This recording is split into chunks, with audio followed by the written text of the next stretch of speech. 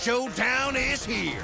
8 Francos, 2 sides. Ready your hooks. Well, the rules? Real simple. Hook 'em over, then bash 'em. Or hook 'em back and stash 'em. Remember, kills will make you stronger. More kills, bigger targets, so swing those hooks. More kills, better hook, so wipe off their looks. Crabs in the river, hook 'em. Reel 'em in for new skills. Stun. Magnet. Reflect. Chests in the cave, hook 'em. Reel 'em in for new skills. Team heal. Team super hook. Crazy ults, total chaos. Triple hook, recall hook, trick hook. No equipment to buy. Auto upgrades for all. Take one down, get your hook back. Hook, kill, reset, repeat. Hook till you can't hook no more. Remember these words. Hook, kill, reset, repeat. Hook till you can't hook no more. Hooks ready? Let's go!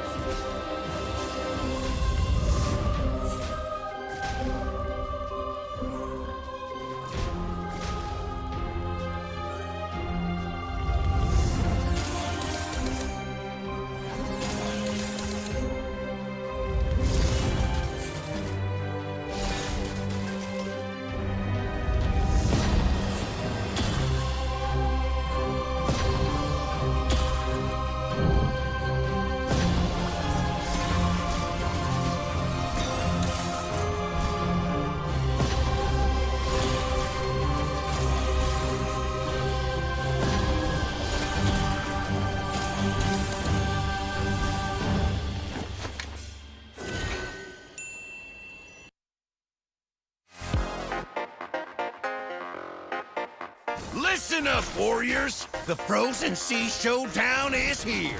8 Francos, 2 sides. Ready your hooks. Well, the rules? Real simple.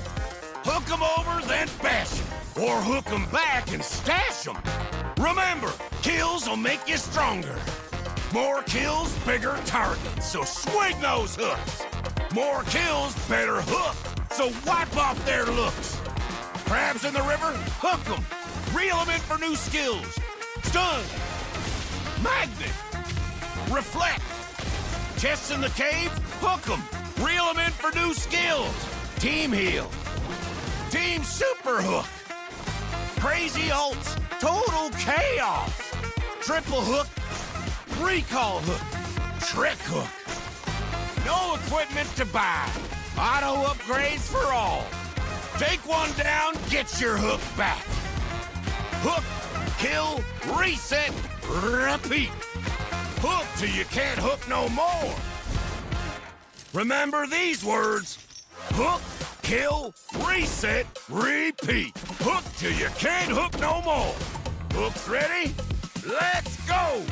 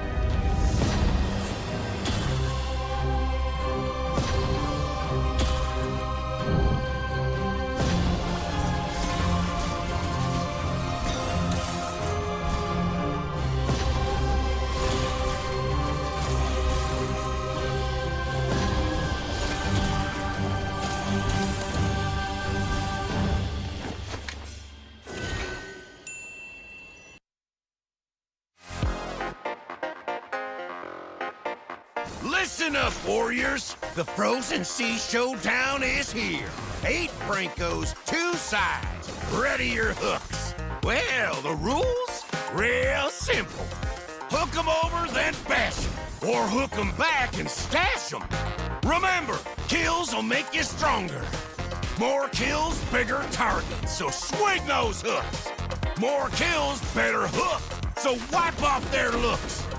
Crabs in the river? Hook 'em. Reel 'em in for new skills. Stun. Magnet. Reflect. Chests in the cave? Hook 'em. Reel 'em in for new skills. Team heal. Team super hook. Crazy ults. Total chaos. Triple hook. Recall hook. Trick hook. No equipment to buy. Auto upgrades for all. Take one down, get your hook back. Hook, kill, reset, repeat. Hook till you can't hook no more. Remember these words. Hook, kill, reset, repeat. Hook till you can't hook no more. Hooks ready? Let's go!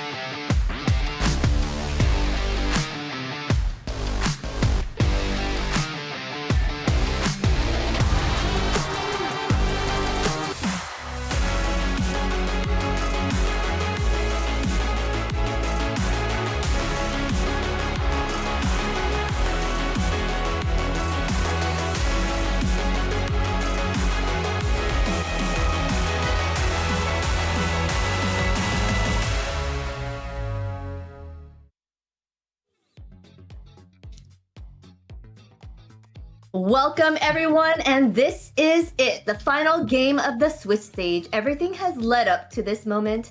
One last match could close it out, and one last chance could make a statement, and the one final opportunity to lock in momentum heading into the next phase. The pressure is at its peak, and the stakes are clear, and you know both teams are bringing everything they've got. It all comes down to this. Let's get into the final game of the Swiss stage. This is AMER South, MCT AMER South. We've got our boisterous casters, Private Dancer, and Rico to liven it up. How are you guys doing today? I'm doing great here. I know we only have one series of best of 5, but it promises to be a banger as both of these teams fighting to kind of make that final statement before we edge our way into the playoffs. Yeah, it's not only for playoffs, here it's for the honor, it's for proving themselves that they can do and they can reach the top. So hi Zina, hi Private. Once again, welcome everybody to the MCT AMER South. One match today, one best of 5, but it promises a lot. Yes, it does. We are excited today. It's going to be one match, one best of 5 for sure, and it's going to be against Infinity and DreamHack. Yeah, two teams that we know very well here moving into the South. One position will be for 4th place, one will be for 5th place. So one of them will be opening up the playoffs in that first round. One of them will be earning them a little bit of a break, hopefully, into that second round, a little bit of breathing room, a little time to study the prospective opponents that they will be getting. Yeah, more than that, we saw these teams yesterday, like DreamHack lost versus Octa Gaming, and Infinity won versus Titan Esports at 3-0 here, with Fanboy bringing some surprises out of the box once again. So I'm really excited to see what is going on today. Yes, and if you're just joining us, the Swiss stage is all about progression. Teams climb the standings with every win, and every match shapes the road ahead. So we're going to take a quick look again at what the Swiss stage format is. Welcome to AMER 2026, the official league for Mobile Legends Bang Bang in the Americas. In this video, we'll walk you through the format of the competition. The league is divided into 2 regions, North America and South America. Each region features 8 teams, for a total of 16 teams competing in the ecosystem. The regions compete separately during the season before meeting in the Americas finals. Each region begins with the Swiss stage. All 8 teams compete across multiple rounds. Teams are matched against opponents with the same win-loss record, ensuring balanced competition.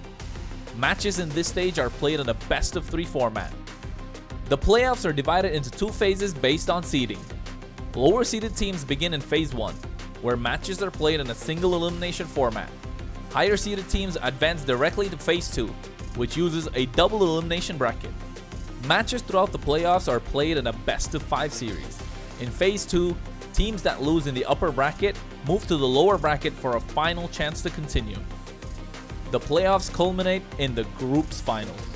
The final match is played in a best-of-5 series to determine the group champion. The champions from North America and South America advance to the Americas finals. Here, they compete to determine the best team in the Americas in a best-of-7. Everything leads here. AMER 2026 starts now.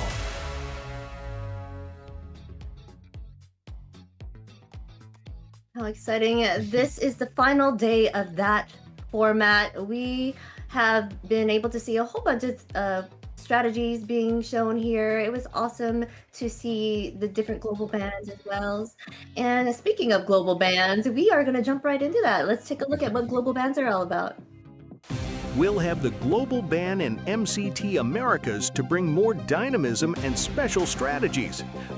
Under global ban rules, each hero can only be selected once by each team. After every match, the 5 heroes used are banned for the remainder of the series. The pick ban applies only to the team that used the hero. The opponent may pick it next game.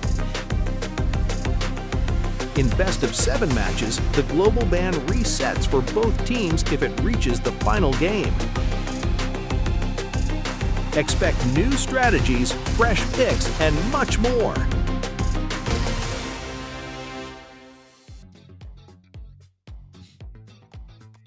I really love those global bans, don't you, Private?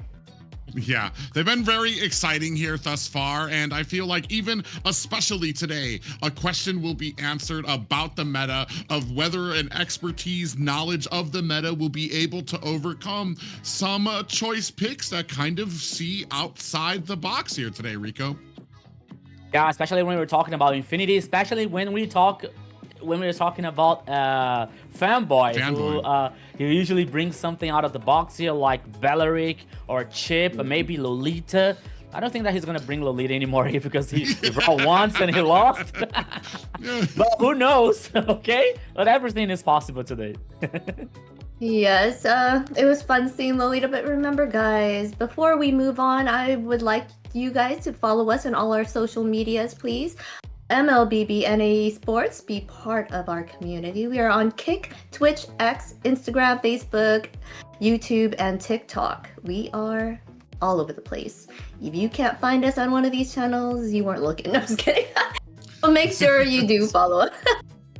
We're everywhere. If you guys miss any of the action throughout the week, north or south, you can find all the catch-up materials, even the schedules for what's going to be happening with the playoffs and where the seeding is going to be taking us, including standings on those social medias as well. So look them up.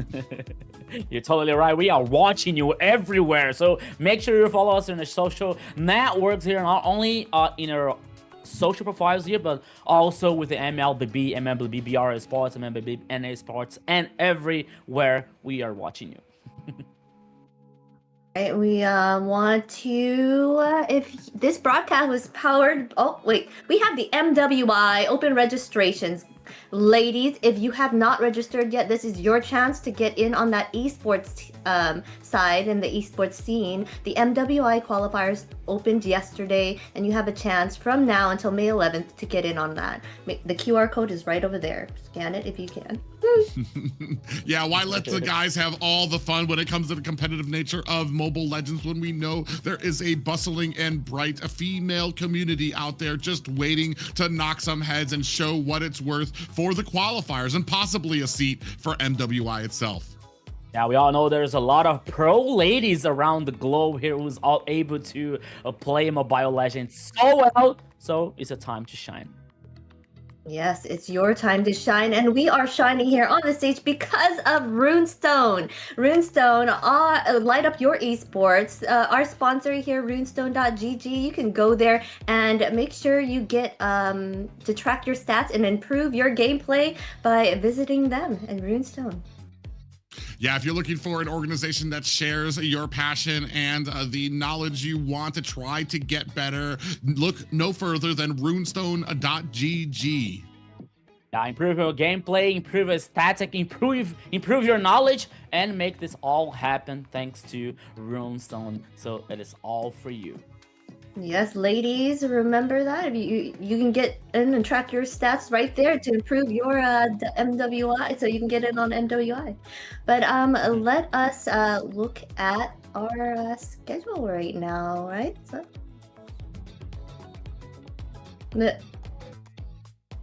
all right. Well, on the Swiss stage here, we get who we're having up next. Right here, we can see the seeded number 1 spot is Entity 7. Seeded for 8 is Black Sentence. Sorry.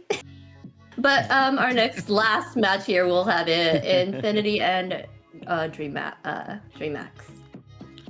Yeah, as we said, Infinity and DreamHack fighting for that 4th and 5th seed. One of those will be the 5th seed, which will compete in the opening round of the playoffs. The 4th seed actually get to sit aside to go ahead and wait until round 2, so a little bit of a chance for them to see the competition.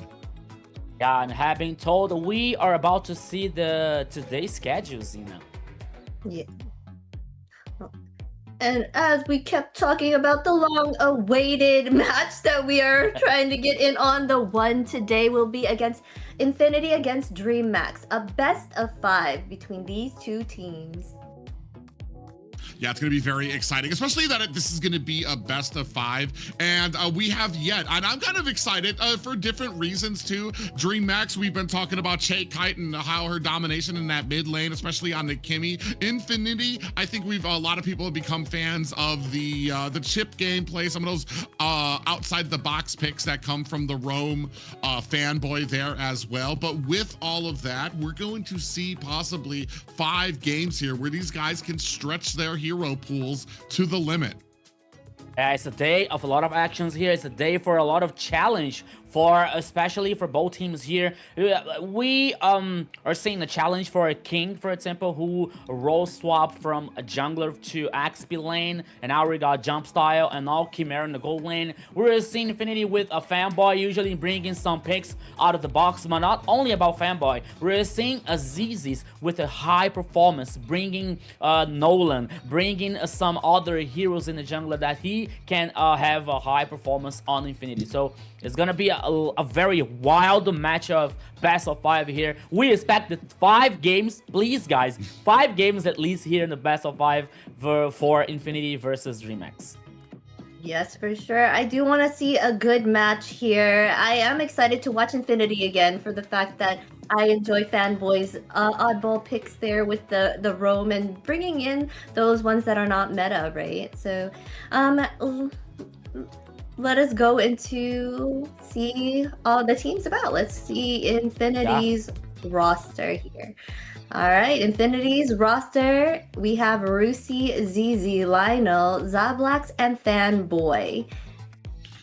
Yeah, like we were talking about yesterday, and as Rico just said a little bit earlier, it's not just about some of those ones that have been getting a lot of the credit there, especially with Fanboy. Zablax has been making a big impact in that gold lane, and a lot of these teams, they just all come together very well, especially when we're at a point where like teams are banning almost all of ZZ's heroes. All right, for DreamHack here, we have King, Jumpstyle, Shy Kite, Chimera, and Blink. I knew you were saying Shy Kite was pretty fun to watch, right? She's been very doing well in her lane here. So her bringing out that Kimmy was a really good job. Yeah. Actually, it's gonna be very interesting here to watch Akai once again. But more than that, we're seeing like King getting adapted to the new role here as XP lane.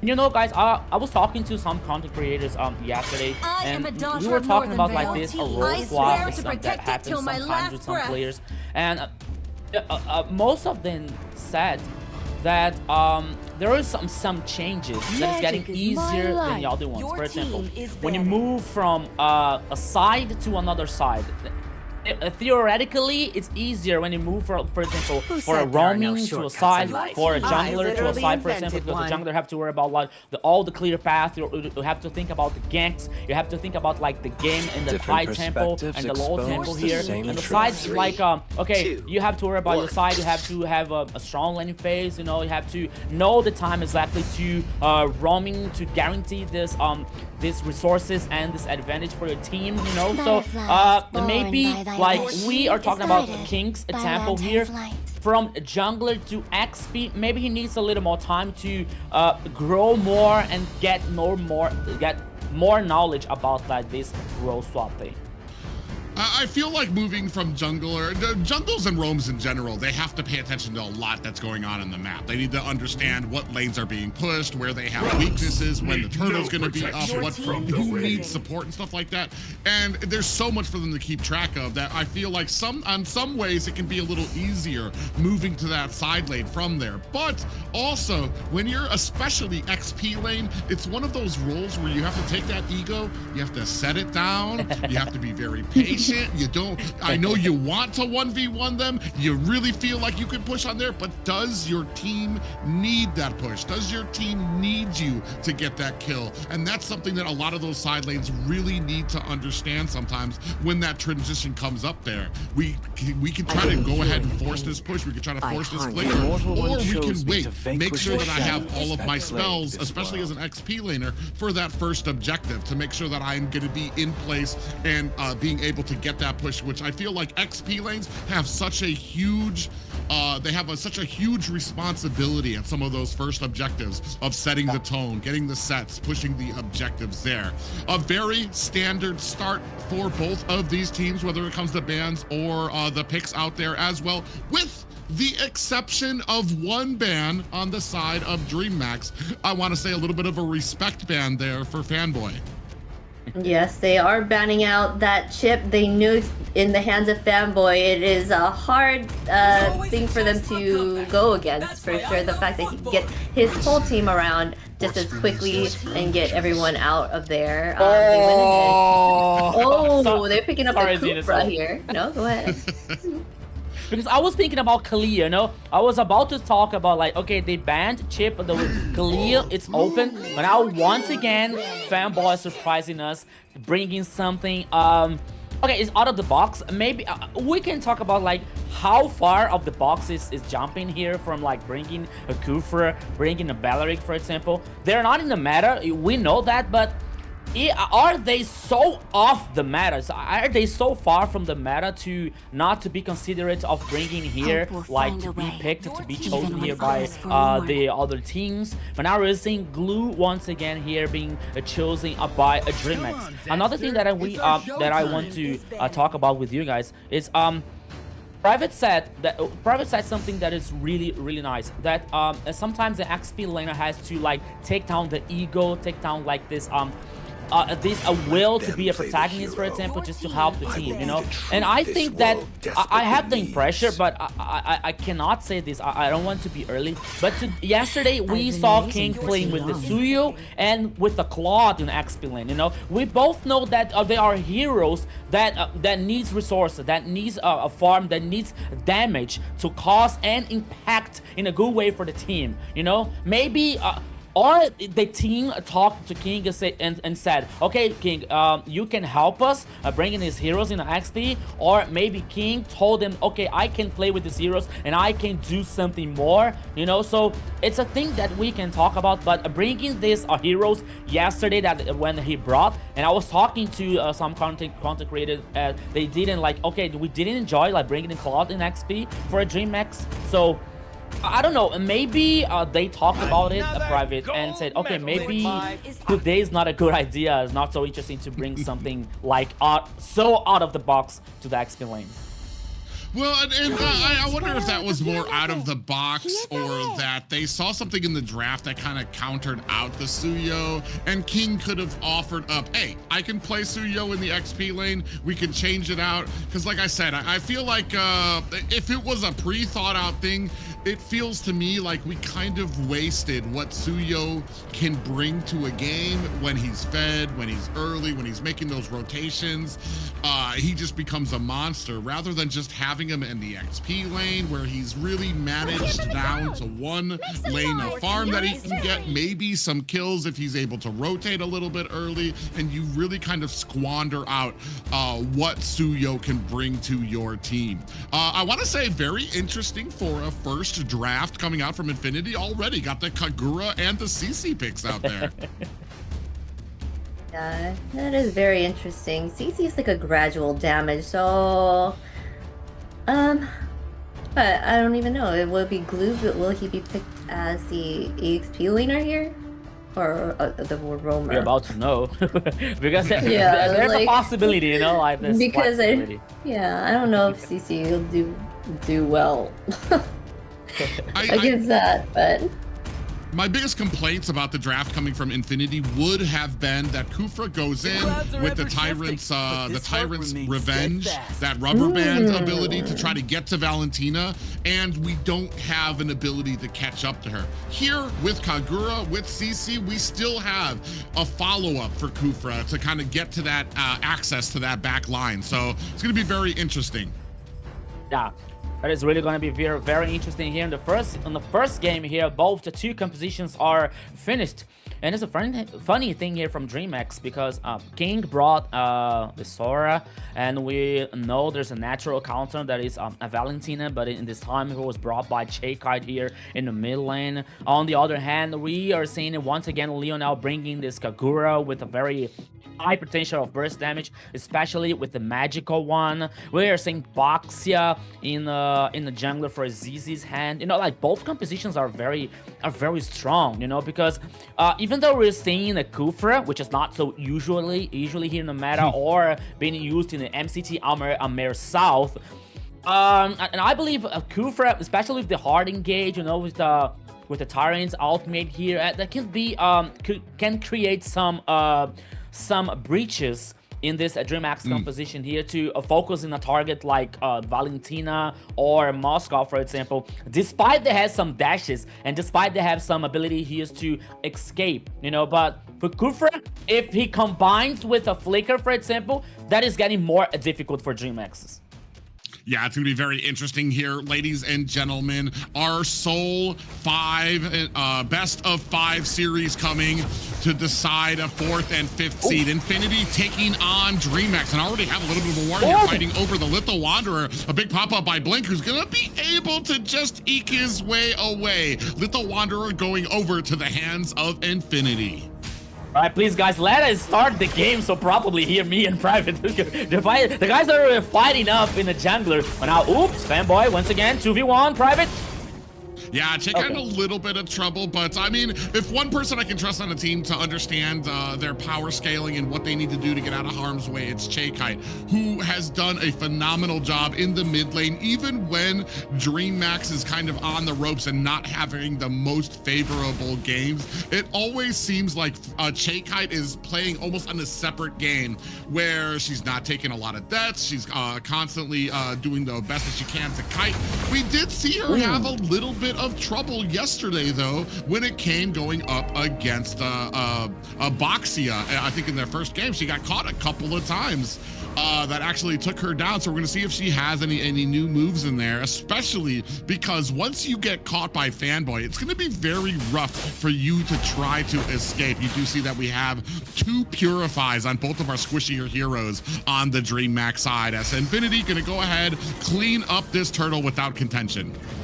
Yeah, we can talk about like this powerful trinity here coming from Infinity with Kagura, Boxer, and Kufra. You know, the first, oops, Zablax. All right, okay. Yeah, it was able to took a little bit of damage there. Okay, so because in the first minute we saw like they fighting, playing aggressive, and then we saw like they are forcing Blink to use the Flicker. And then it became a breach, an opportunity for Infinity to guarantee a turtle. And now on the top side, the 2v1 versus King. Once again, King being trouble, but he's able to survive. You know, so the turtle guaranteed by Infinity, especially for this powerful trinity coming from Infinity Esports. Yeah, see, King actually takes a decent amount of damage. Rusi's doing a great job of swallowing up all of these minions and refusing their farm. Speaking of which, Shake got in trouble. ZZ misses the jump, but Fanboy is right there to collect. And unfortunate for DreamHack's, unable to reply. So that's going to be a first blood going over to Infinity. And you know what? Could be worse for DreamHack's because the kill went for Fanboy. It didn't go to Leonel, for example, or ZZ. That could be better. But now here we're seeing a dive.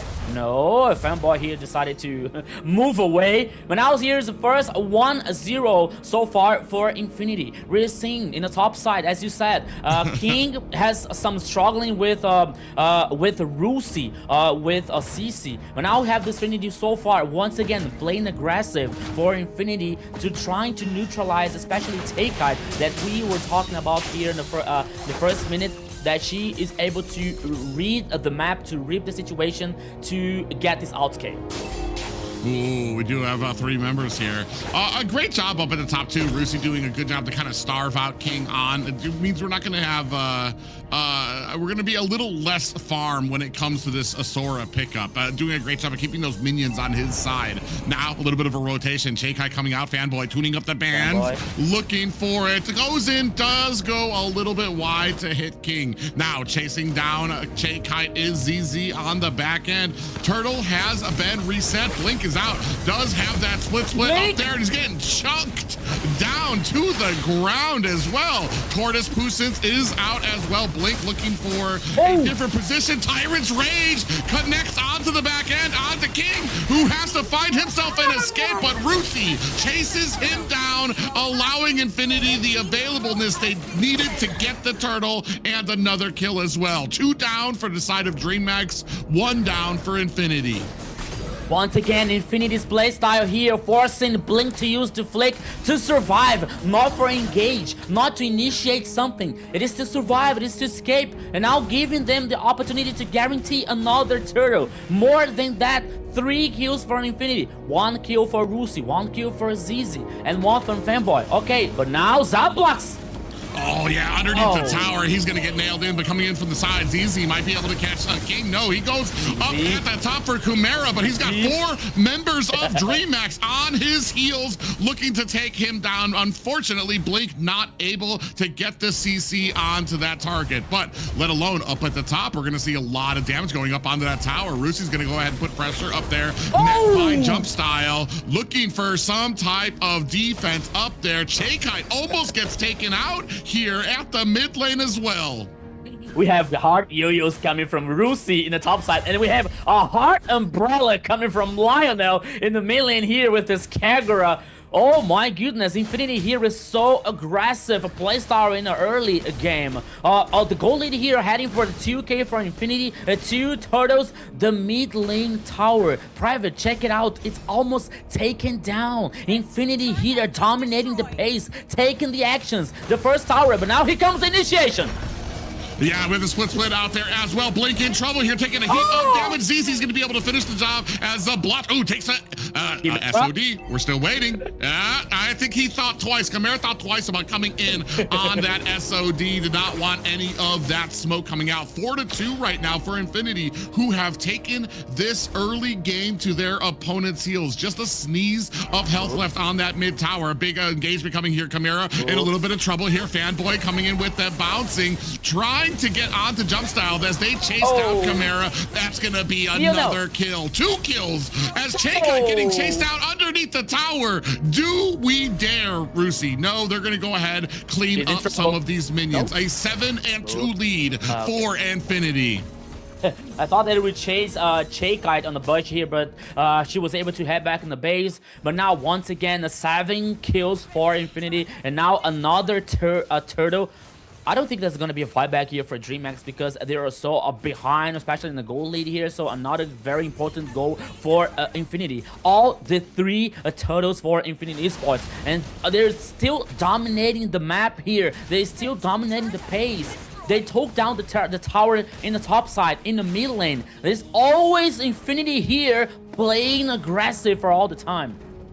Yeah, and I mean, I was a little questionable if the Kufra pick was going to work. We still are. Oh my God, Gem Style actually it does allure ZZ into the middle of 3 members of DreamHack. But as I was saying, I was a little questionable about whether the Kufra was going to be able to work here. But this composition definitely supports it. You've got this immense amount of burst damage so that every single time Kufra lands a jump, you've got all of this damage coming in. Ooh, we have a big flicker there coming in with those shifting skies as well. Fanboy gets a lot of damage onto him. Here comes the cavalry from Infinity on the back end. A big Tyrant's Rage lands on the jump style, who goes down. 8-2 right now. DreamHack have to look to the safety of their tier 2 mid tower.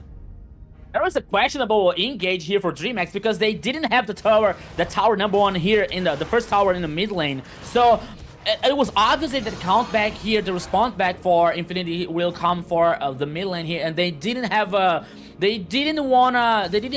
they weren't, I'm sorry, afraid to respond that, to engage with Kufra especially. And once again, DreamHack trying to do something, it didn't work, and Infinity here responded very well. But now the focus is the tower number 2 here in the top side. That is going to be a down more advantage for Infinity. Yeah, and one thing too that I didn't even notice until now that we're getting into it, if you're looking at the Valentina pickup for DreamMax, Infinity, if you look at the ultimates that they provide her, there's really not much that the Valentina can go off of. She can grab maybe the Tortoise Puissance, maybe she can grab the ultimate, the Tyrant's Rage from the Kufra, but there's nothing really like, I feel like that flips this game on its side that she's able to take from them, which is like just a great draft coming out from Infinity. Not just that, but I feel like they are just getting their value out of this Kufra pick. Wow.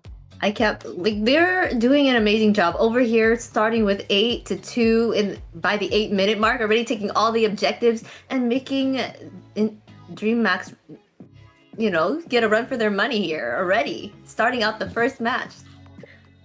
We're seeing here DreamMax a situation. It's not so unusual for DreamMax, especially for Blink, who likes to play forward, to play aggressive here. But with Glue, we saw at least twice that he was using the flick to escape, using flick to survive, not to get initiation for a DreamMax here. So we're seeing Infinity dominating so far for the very first minute here. So getting the three turtles, getting the first line of the towers, and now the second one in the top lane here. So with Kufra, that is fit so well here in that composition because of the following damage coming from the burst from Kagura, or even from Rusi with the CC, for example, in the XP lane. It is being very interesting. And one thing that I was realizing here, that they knew how to, especially they knew what they have to do. They know what they have to do, especially to neutralize a J-Kite powerful here. So J-Kite is not be able to do much here in this game. Okay, she has a Valentina, she has the ability to copy some ultimate here, but okay, if she copies Kufra's ultimate, what she can do, what the rest of the team can do here. With Suyo, it's weak, it's still weak. Moskov, it is still weak, needs some items here to get this damage situation, so the clock is ticking against DreamMax here, and Infinity knows that and always playing forward, always playing aggressive here. And now the first Lord is on the river in the upper side immediately. Private is started by Infinity. Yeah, and to add to that too, I feel like the biggest targets on DreamMax's side were going to be J-Kite and Blink, with how aggressive that they've been here. We do have an SOD. He dares not come in. Just gonna give his team a little bit of vision there, let him know what's going on there.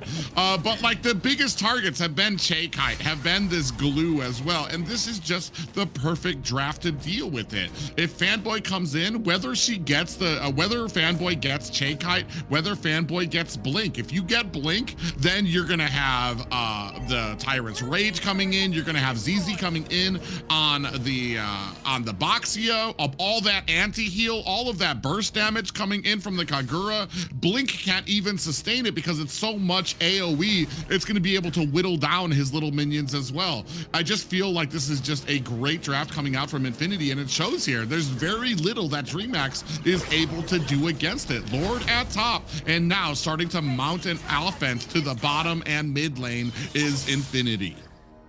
They're only now the second tower here in the mid lane is standing for DreamMax. Oops, Zablox. You have to take care. Initiations over Zablox here. No, yeah, they actually went deep on the Zablox, who went a little too far forward. Fanboy on the side there. We do see that Glue kind of latching on to ZZ, but he activates that Tortoise Puissance immediately. Zablox is going to be taken down a bit here. I feel like this gives DreamMax a little bit of breathing room to come and so you don't lose any more towers, possibly this mid one, but a decent defense put up by DreamMax. Yeah, it gives a hope for DreamMax here, but I don't think that that will be a big hope. Okay, let's see. In the mid lane here, that's a possible situation. Oh yeah, they came from all different directions, but Fanboy is a thick and tanky boy, so he was able to withstand it. And I agree with you. I as much as it's not going to turn the tables in the favor of DreamMax just yet, but it gives them at least a little bit of breathing room for this first defense on their side, where they don't have to worry about the Lord crashing in. They don't have to worry about possibly losing some high ground towers and the threat of those overpowered minions coming through those lanes. Yeah, I agree with you here. So even though that DreamX got that kill, so there was no Lord, there was no some opportunity for them. Even the minion waves were so hard for Infinity Demon, but now here comes. Ooh, yeah, big engagement coming in here. Fanboy getting stuck on by all members as King gets blown up. Jump style able to return to favor to Fanboy. Blink in trouble. Zablotch is throwing meteors at a Dream Max right now. I can't even remember if we were able to see, did he have the Trinity build already? Ooh, ZZ coming in from the backside. He's going to zone out the rest of a Dream Max as we are left to only the high ground tower. ZZ sees a little bit up at the top, but he is not going to be able to catch jump style. Yeah. He didn't wait to the bush to trying to find jump style heading back in the base, so it was okay for a jump style, but it is not okay for a Dream Max so far here, Private, because only the high ground now for a Dream Max. You know, after 13 minutes here in the game, the goal lead here heading for a 6k, basically another Lord, but now we're seeing a jump style over Rusi. Oh my goodness, Rusi was able to survive, and it was enough to Infinity guarantee another Lord. Yeah, and a little bit of a push down at the bottom. So DreamMax is trying to kind of create pressure around here. They know that these objectives are not going to be able to go into their hands. They're too far behind. I think we're looking at about a 4-5k gold lead for the side of Infinity. So at least Chimera is doing his job. He's trying to get those split pushes in, especially as a Moskov. That is where you shine, which is trying to create this pressure up at those side lanes. Hopefully, if your team is able to come up and get a good fight in their hands, or maybe create some type of pressure, you can come in with that spear of destruction, but no need for it just yet. Another Lord looming up at the top lane for Infinity. ZZ, okay, he was in the front line here, just getting some info. Now here comes Fanboy. Oh no, just a bait here, but now here comes. Ooh, Chaikai takes 50% damage just from one hit coming out there. Now, pressure mounting at the mid and a bottom lane. Top lane being taken by the Lord as the rest of a DreamMax is going to need to answer. You start seeing the minions coming in here as this Lord's going to touch in at the top. We're going to see the pressure mount at mid and a bottom. Oh, we have, Tyrant's Revenge just goes wide. And the top, and the Lord makes short work of the top lane and the mid. Rusi able to take down Blink. That's going to be 4 members left for DreamMax as we continue on the pressure. Another one down for the side of DreamMax, and look at Chimera laying on the damage, but immediately Fanboy closes the distance on him, and that is another DreamMax member down. Infinity looking to close this game up, but they have no minions. Mid lane's about to come in here. It's up to Jump Style and Chaikai alone to try to fend off this. You see the auto attacks going on to it, ladies and gentlemen. Game 1 going to Infinity. Infinity Esports here goes for the first victory, and my question is, guys, is Fanboy roaming or AD carry?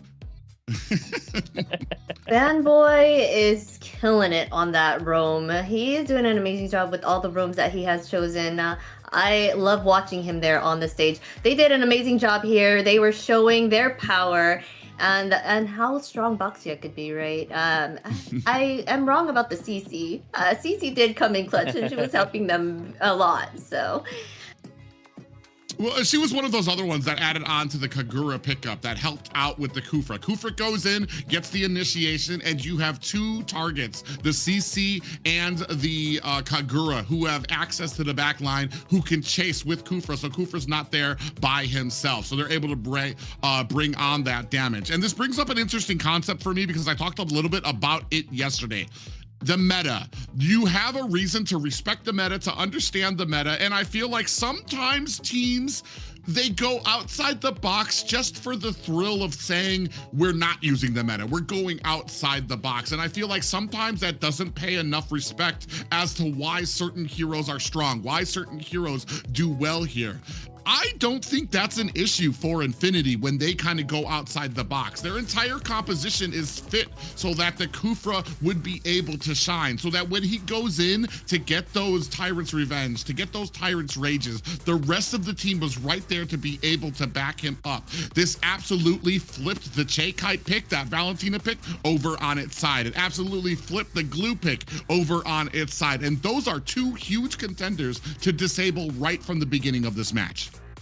Yeah, and then it comes the old and classic say, like, we don't follow the meta, we make the meta. From all the, we don't follow right from all the regions, for example. But now we see Infinity dominating for the very first minute here, as we saw. We're seeing now with Rusi with 62% of the team participation. Fanboy 318. 85% here. I'm not a psychic. I can't read the future. I have a feeling who's going to be the MVP of the first game here. But jokes aside, we're seeing the highlights here that we saw Infinity every time. There was a situation here that I talked to Private during the game that twice or three times we're seeing Blink using the flick not to initiate, not to be the in-gate situation, but only to survive, only to escape. And when we see something like that, we can feel and we can talk that something is wrong. You know, something is not like nothing into according to the plan. So a DreamHack here falls some struggling versus Infinity, especially because of that situation. Because we're seeing, okay, Glue is a very strong pick, maybe from the XP lane of the roaming, not so many, because this crowd control is not. It's not that one, you know, it's not the hard engage. It's not the crowd control, you know. It has some situations that can work with a Glue. You know, we're all seeing here Fanboy with the Tyrant's Fury plus the Tyrant's Wrath, you know, so always guarantee this advantage to Infinity in the first game. So when it comes to the burst damage following up from Lionel, for example, and ZZ plays so comfortable with the Boxer that we all know that is very strong in the meta here. So Infinity taking advantage of that situation too. So they had the tools, they didn't have the ingredients, you know, to make this recipe for the first victory here to Infinity Esports. It's kind of funny to me because as we were looking at this, Rusi from the XP lane, Lionel from the mid, and Fanboy just had the highest team engagements while everybody else was still farming there as well. Yes, and they found the opening, they capitalized instantly and never let go. Your MVP is Fanboy. We nailed it. We totally didn't know this, but 318 KDA, 20.5k total damage, and 583 gold per minute. Fanboy was a terror out there for the side of DreamHack. Yeah, I was thinking here, I was about to talk to the production if the MVP goes to another player, to be honest. No, I'm just kidding about that. But Fanboy deserves it so much, you know, because not only for like the KDA, but also for all the opportunities and all the breaches that he found in that in this game with Kufra. And even more than that, because he answered our questions from the beginning that we were talking about, like, oh, okay, how is Kufra is going to work in that composition, in that idea of execution. So he showed us how to work with that Kufra. So it's another satisfying thing here that he brought another hero that's not in the meta, and it worked so well here for Infinity's composition. Because guys, we can talk about, okay, at this point of the tournament, at this point of the MCTAMER South, maybe bringing some something different could not be the best idea just to guarantee the victory. But Infinity here is showing a very strong personality, bringing these heroes, you know, and even more than that, better than that, they are winning. So it shows a very satisfying situation. It's just funny to me to as I look back over the draft of how it happened, where we had DreamHack ban out the chip, and then you just have Fanboy just moo ha ha ha, you fools, you banned my chip, that was the only thing saving you from my Kufra pick, and he goes in there and the entire team just dominates with it. Like I said, this is not as much as credits as I want to give to Fanboy. He had a great pick. He's able to use use a wide variety of different roams, but it's also whoever's drafting for them is doing a superb job making sure that his picks actually shine, and the rest of the team is kind of coming around and getting picks that mash up well with it. This has been my #1 complaint right now when it comes to those Marcel drafts, and seeing Marcel kind of picked out there because they think that Marcel can just provide he can fit into any type of composition, any type of picks that you have out there. And I feel like there is a very specific draft, a very specific thing you're looking for if you want to make picks like that successful. Right now, Infinity seems to have figured that out with a lot of these roam picks. Yes, I like the fact that Fanboy does have a wide variety. His hero pool, we keep seeing new ones. I wonder what else he's going to pull out of his belt, right? And you were saying about Marcel. Marcel, he can be... right now, no one really knows how to play him correctly, or with the team, or how to utilize him. I feel like he would, like I was saying before when we were talking, if he was to target their backline, that would probably be the only use if they don't have the correct lineup, like the Guinevere or the Terizla with him. Well, we know that combo works. We've seen it happen, right? So, yeah. There is an interesting fact here that I was trying to look out for it. The people in the chat were saying that Suyo he made a Sky Pierce. I'm trying to figure out if it was the first item here for a Jump Style, and for me it's like I'm trying to find the answer, because at DreamHack they were behind in the early game, for doing the Sky Pierce as the first item that he needs the snowball, he needs the kill to stack this item. I don't think that it was the best of the ideas.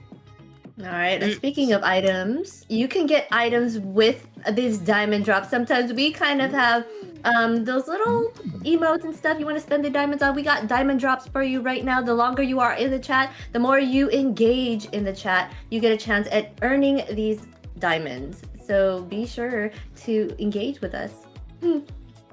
Guys, production, I need to change my name, please. Give me diamonds. He's gonna need a couple of name cards thrown out there. Just thank you. Just gonna throw that out there for you guys. But yeah, I definitely have to agree with Rico when it comes to some of these picks and some of the item swapping. I know I have been a big proponent of not liking Sky Piercer as like a first item, because sometimes I feel like the winds can change and your team's gonna start rolling back really hard and getting pushed back, and the Sky Piercer, you're not gonna have any stacks on it. That was until yesterday. For people like Chaekite, the way she plays the Kimmy, because like I said, she's always kind of on doing her own thing in the format that if her team is losing, she's still being very successful. She's still getting a lot of those kiting. She's still able to not die as much, where that Sky Piercer gets its value from her still as a first item on that Kimmy. But yeah, when it comes to like a Suyo, when you're behind, when you're taking a lot of deaths, a lot of people, they just don't juggle around those builds to where Sky Piercer, it's got no stacks, you're not helping out the team, and you're actually kind of, I feel like there could have been some better items that you could have gone with. Here, I don't know that Sky Piercer, or that, I mean, I'm trying to think of a scenario where, okay, we don't get Sky Piercer. Is there another item there that helps Suyo turn this around? I don't think so. I think that this was a very well thought out game for Infinity, and I don't really think that there was much that they could have done to kind of turn this around. But it's definitely something to bring up. Those little min-max options, those little mistakes that you make, especially at this level, they begin to add up, and teams are going to be able to take advantage of that. Here, DreamHack, they still, I mean, this is a big shout out to the how well Fanboy has been. They're just going to continue. It's like, okay, we don't care. Chip is not going to make it out here. You're not going to do to us what you have done to the rest of these teams in this tournament thus far. Right. Yeah, they're basically saying that that last match was lucky. We know you can tip this time around, and we're not gonna give it to you. They find him as a threat, and that's a good thing, right? He's doing what he needs to do as a roam to be able to get his picks banned out. They're going ahead and banning out the carry and the Marcel here as well. In my head, it only comes to something like that. Who's the target? Ooh, fanboy. Okay, so the target is fanboy, so you have to track in it to especially banning Chip here to neutralize his performance. But even though, regardless, focusing on a fanboy, banning Chip, he's about to bring something different, something out of the box here, and more than that, be able to guarantee the victory for Infinity. But now here the situation is Marcel being banned and Zushin for Infinity, and the first pick here for DreamHack is Baxia, a strong one. 100% heading on the jungle here for DreamHack. Yeah, so they got Suyo. Harley has been one that I almost want to say he's kind of snuck up on us, but I think anybody who's been paying attention to the patch notes that came out, was it this week or was it last week? I think it was earlier last week that Harley got some changes that a lot of people were looking to take advantage of. There was even talks about Harley making a return to the jungle because of how strong that they were going to, how strong it was going to be. I don't think he's gone quite that far, but definitely has made his presence known in the gold lane as just such a dominating force there. Couple that with the changes a while ago that happened to the magic items where a lot of stuff is a lot cheaper. You've got a Harith that can get his items a lot faster, get that power spike he needs, and is basically dashing through your forces with a Zaman force right from the opening get-go. So very strong pick when it comes to that gold lane, and very strong picks overall too to take on Abaxia, which I want to say Infinity went ahead and left open. Yes, and it looks like they're target banning all the mages out here. They're like, no mage is safe for sure. But also I see on the side of Infinity, they're basically telling DreamHack, we'll show you how to use Suyu and Glue together. They went ahead and picked that out as right now. So at the moment, I really do not know what mages can be. Oh, they go ahead and pick out the other. I'm telling you guys, I'm telling you, fanboy is something. Fanboy is something. But now, this is smart. Yeah, with Atlas here, I mean, I was once again, I was thinking about Kalia being open once again here for probably for Infinity's pickup here, but now they come with Atlas. You know, like a very high mobility here with ultimate that can like pick everyone in DreamHack's composition.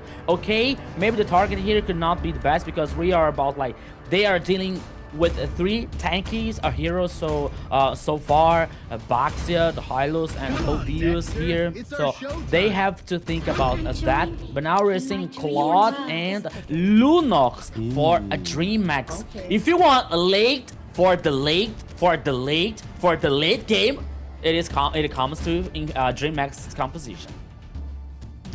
Very interesting. I do like the Lunox pickup here too. It does do very well against the glue. The only problem is we don't really have an initiating factor to be able to allow Lunox to kind of get there. So she's going to need to kind of put herself into harm's way to really be able to get that onto the glue.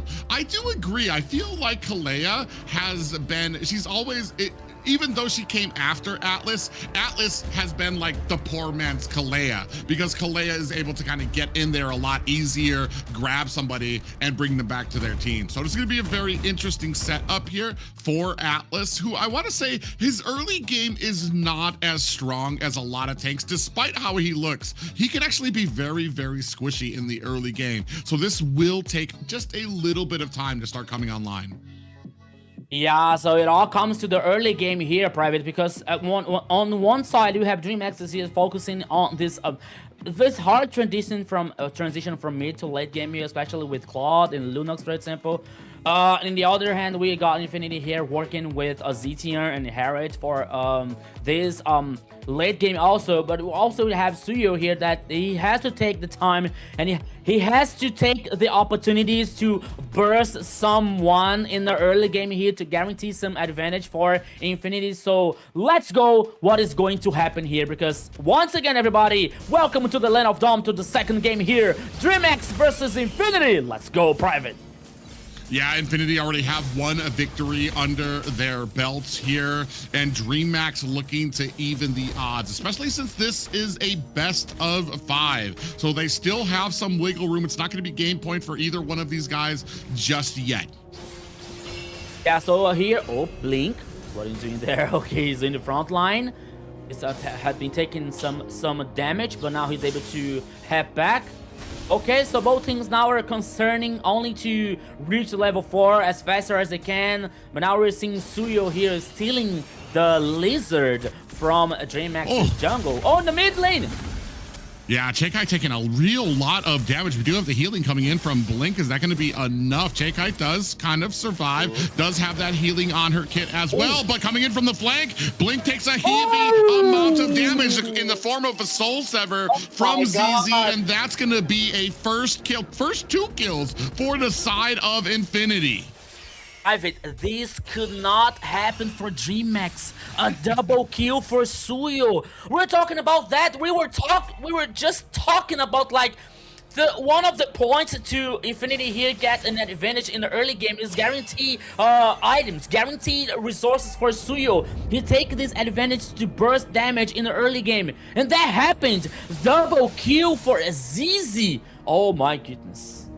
Yeah, and that's just kind of the value, because ZZ on a Suyo, or Suyo in general, he doesn't have an ult. Fanboy, you see Fanboy in a little bit of trouble here, gets caught. It's trying to get away on that Atlas, is going to be able to create that distance, and that has to be disheartening as ZZ comes in, finds Cheikai, Blink looking for an escape.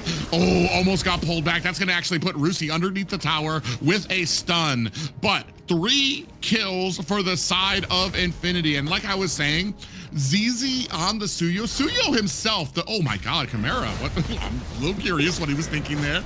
Dashing into Zablach, who still had the Zaman Force laid down.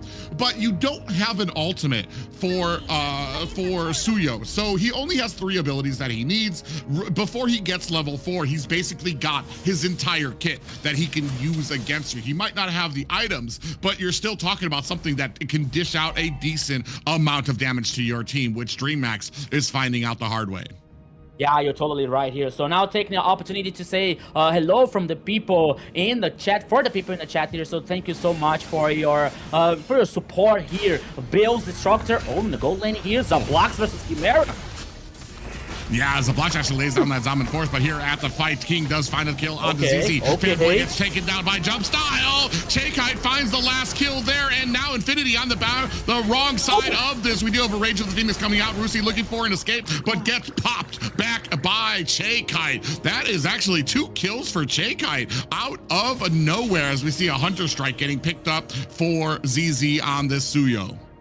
If we talked about like Suyo situation here with the 2 kills, now with 3, we can talk about Cheikai situation here with the Lunox with a very strong late game here, like with 2 damage also. So things are going to be even now for DreamX. It was not the end of the world that like the first minute for DreamX. They got the first turtle also here. So this game it's getting very even for both sides.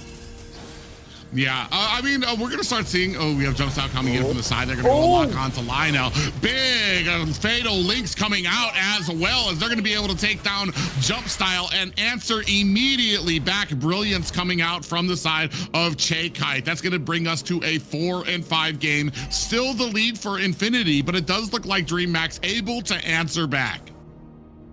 Yeah, but now here, Fanboy, I don't think that Fanboy is gonna have a good life. It's gonna have an easy situation here because, okay, he has the ultimate here that can, ZZ, Yeah, he got caught there. He's going to have to use that dash to get away. Rage of the Phoenix comes out there to latch onto 3 members. Now trying to chase out their zoning. They do have a good idea of where everybody is onto the back line as they start on this turtle. Brought down to about 50%. We do have the glorious pathway laid down for the side of DreamHack. Trying to chase down Infinity onto the backside. Rusi comes in with that split. ZZ able to find the turtle. Down goes the blotch as Rusi is able to answer back to Blink. 1 and 1 apiece, but Infinity in the form of ZZ able to get the retribution on the turtle.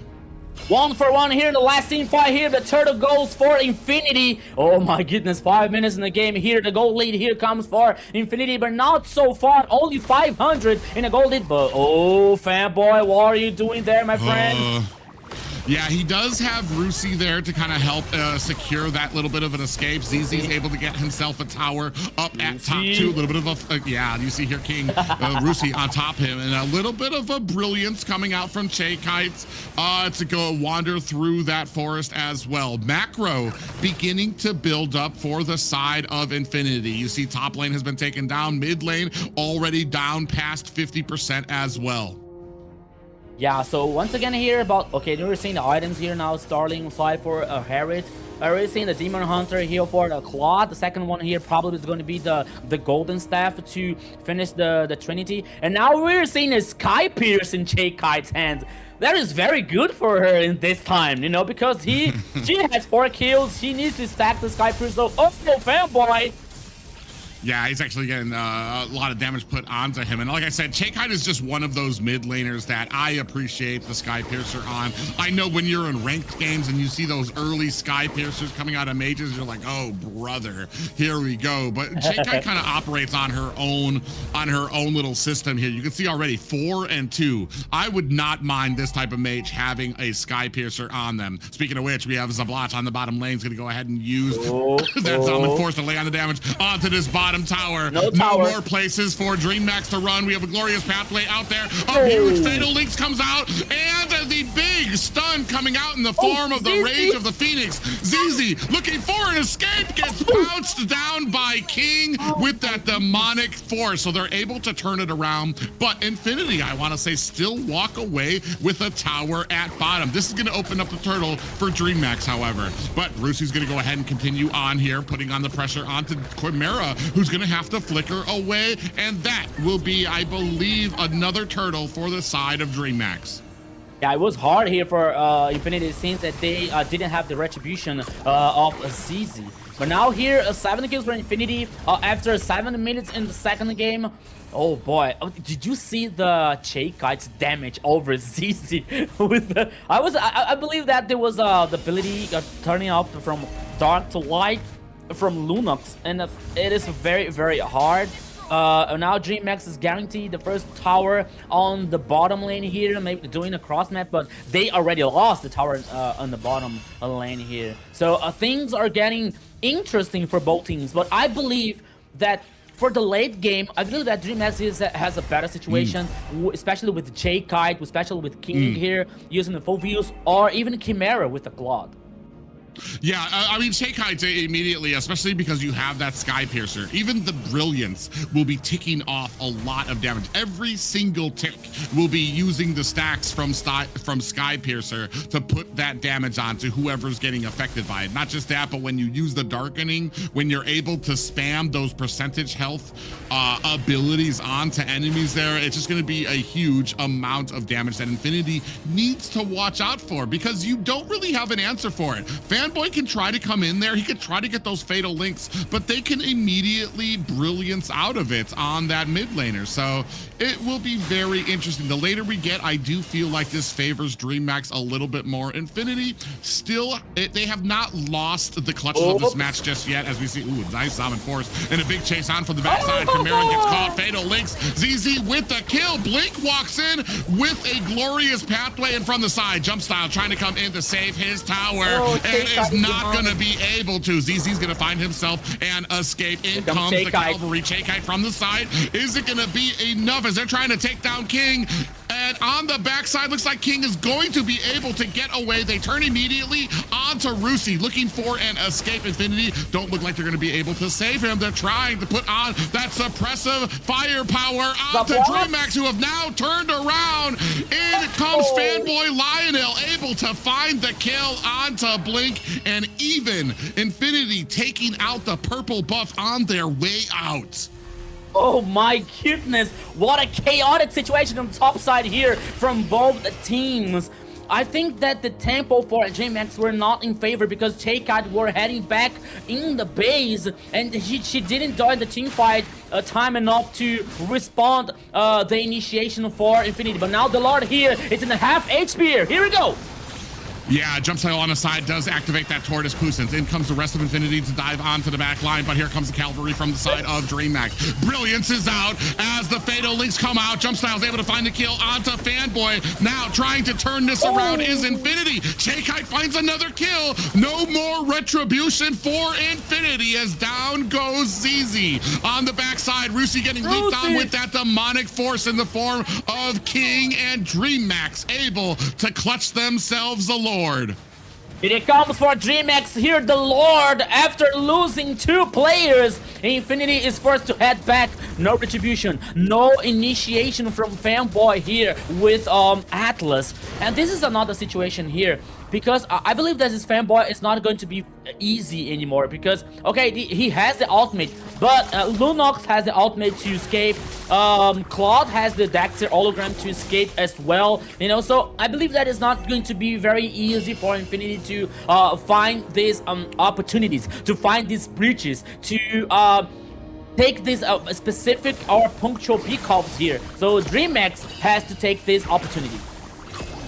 Yeah, and it's very interesting here too. I mean, Fanboy is doing the best he can, but this is, like I said, I feel like Atlas can sometimes, for the way his kit is shaped, that he has to get right in between the enemy, has to drag them all the way back to your line as well. I feel like Atlas is pretty squishy for what his kit delegates is a good game for him. And you're gonna start finding that out more and more as J-Kite starts getting more of these items, is gonna be able to just ult and burst down Fanboy every single time he tries to go in and get those Fatal Links. You see him here looking for an opportunity. Glorious Pathway on the backside, followed up by the stun coming out with the Rage of the Phoenix from Lionel. ZZ gets taken out by Chimera on the backside. Blink in a little bit of trouble, getting chased away by Infinity, but they came in, they saw, and they were able to take down the jungler, so they don't need to prove anything else here. As you see, Chimera is going to go ahead and make short work of this mid tower.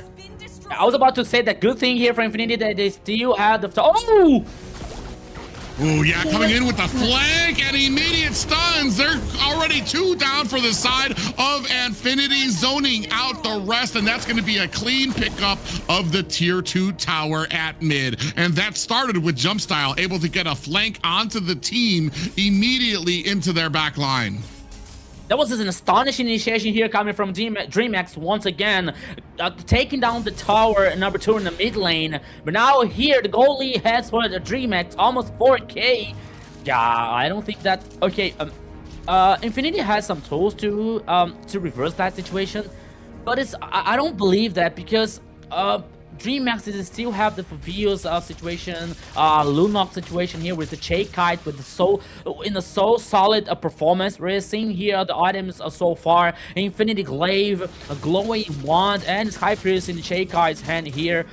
Going Meteor now for Claude. Regardless, we have Harriet here with the Magic Crystal once again, probably heading for the Infinity Glaive now.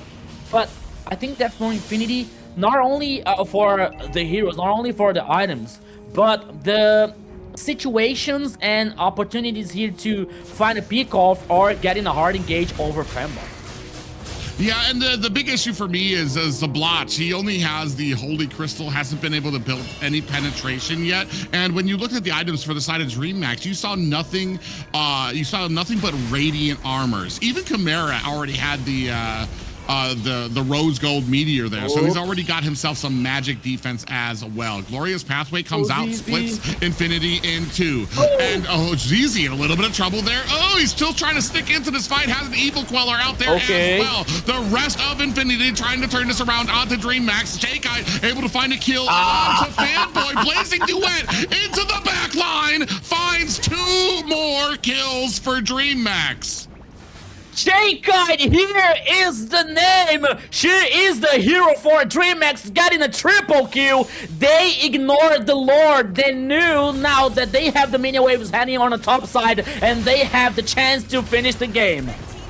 Oh, ZZ might be in a little bit of trouble here. It's just him to try to protect this tower. He's gonna try to take out this minion. If he can, he does. So they don't have any more minions. ZZ even able to find himself a kill. And now trying to get chased out of the base as well. So a decent defense for ZZ, focused on exactly, there comes the Fury of the Phoenix to stop them when they were trying to teleport back. But a great little defense there for ZZ, focuses on the minion to make sure that once the minion is gone, they're not going to be able to close out this game.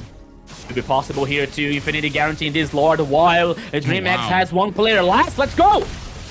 Yeah, jump style on the backside. They're trying to zone him out. He comes back in. He's going to be able to get the retribution. And ZZ goes down again. J-Kite on the backside, able to facilitate that kill for her team. Sitting at 9, 2, and 5. Somebody stop her.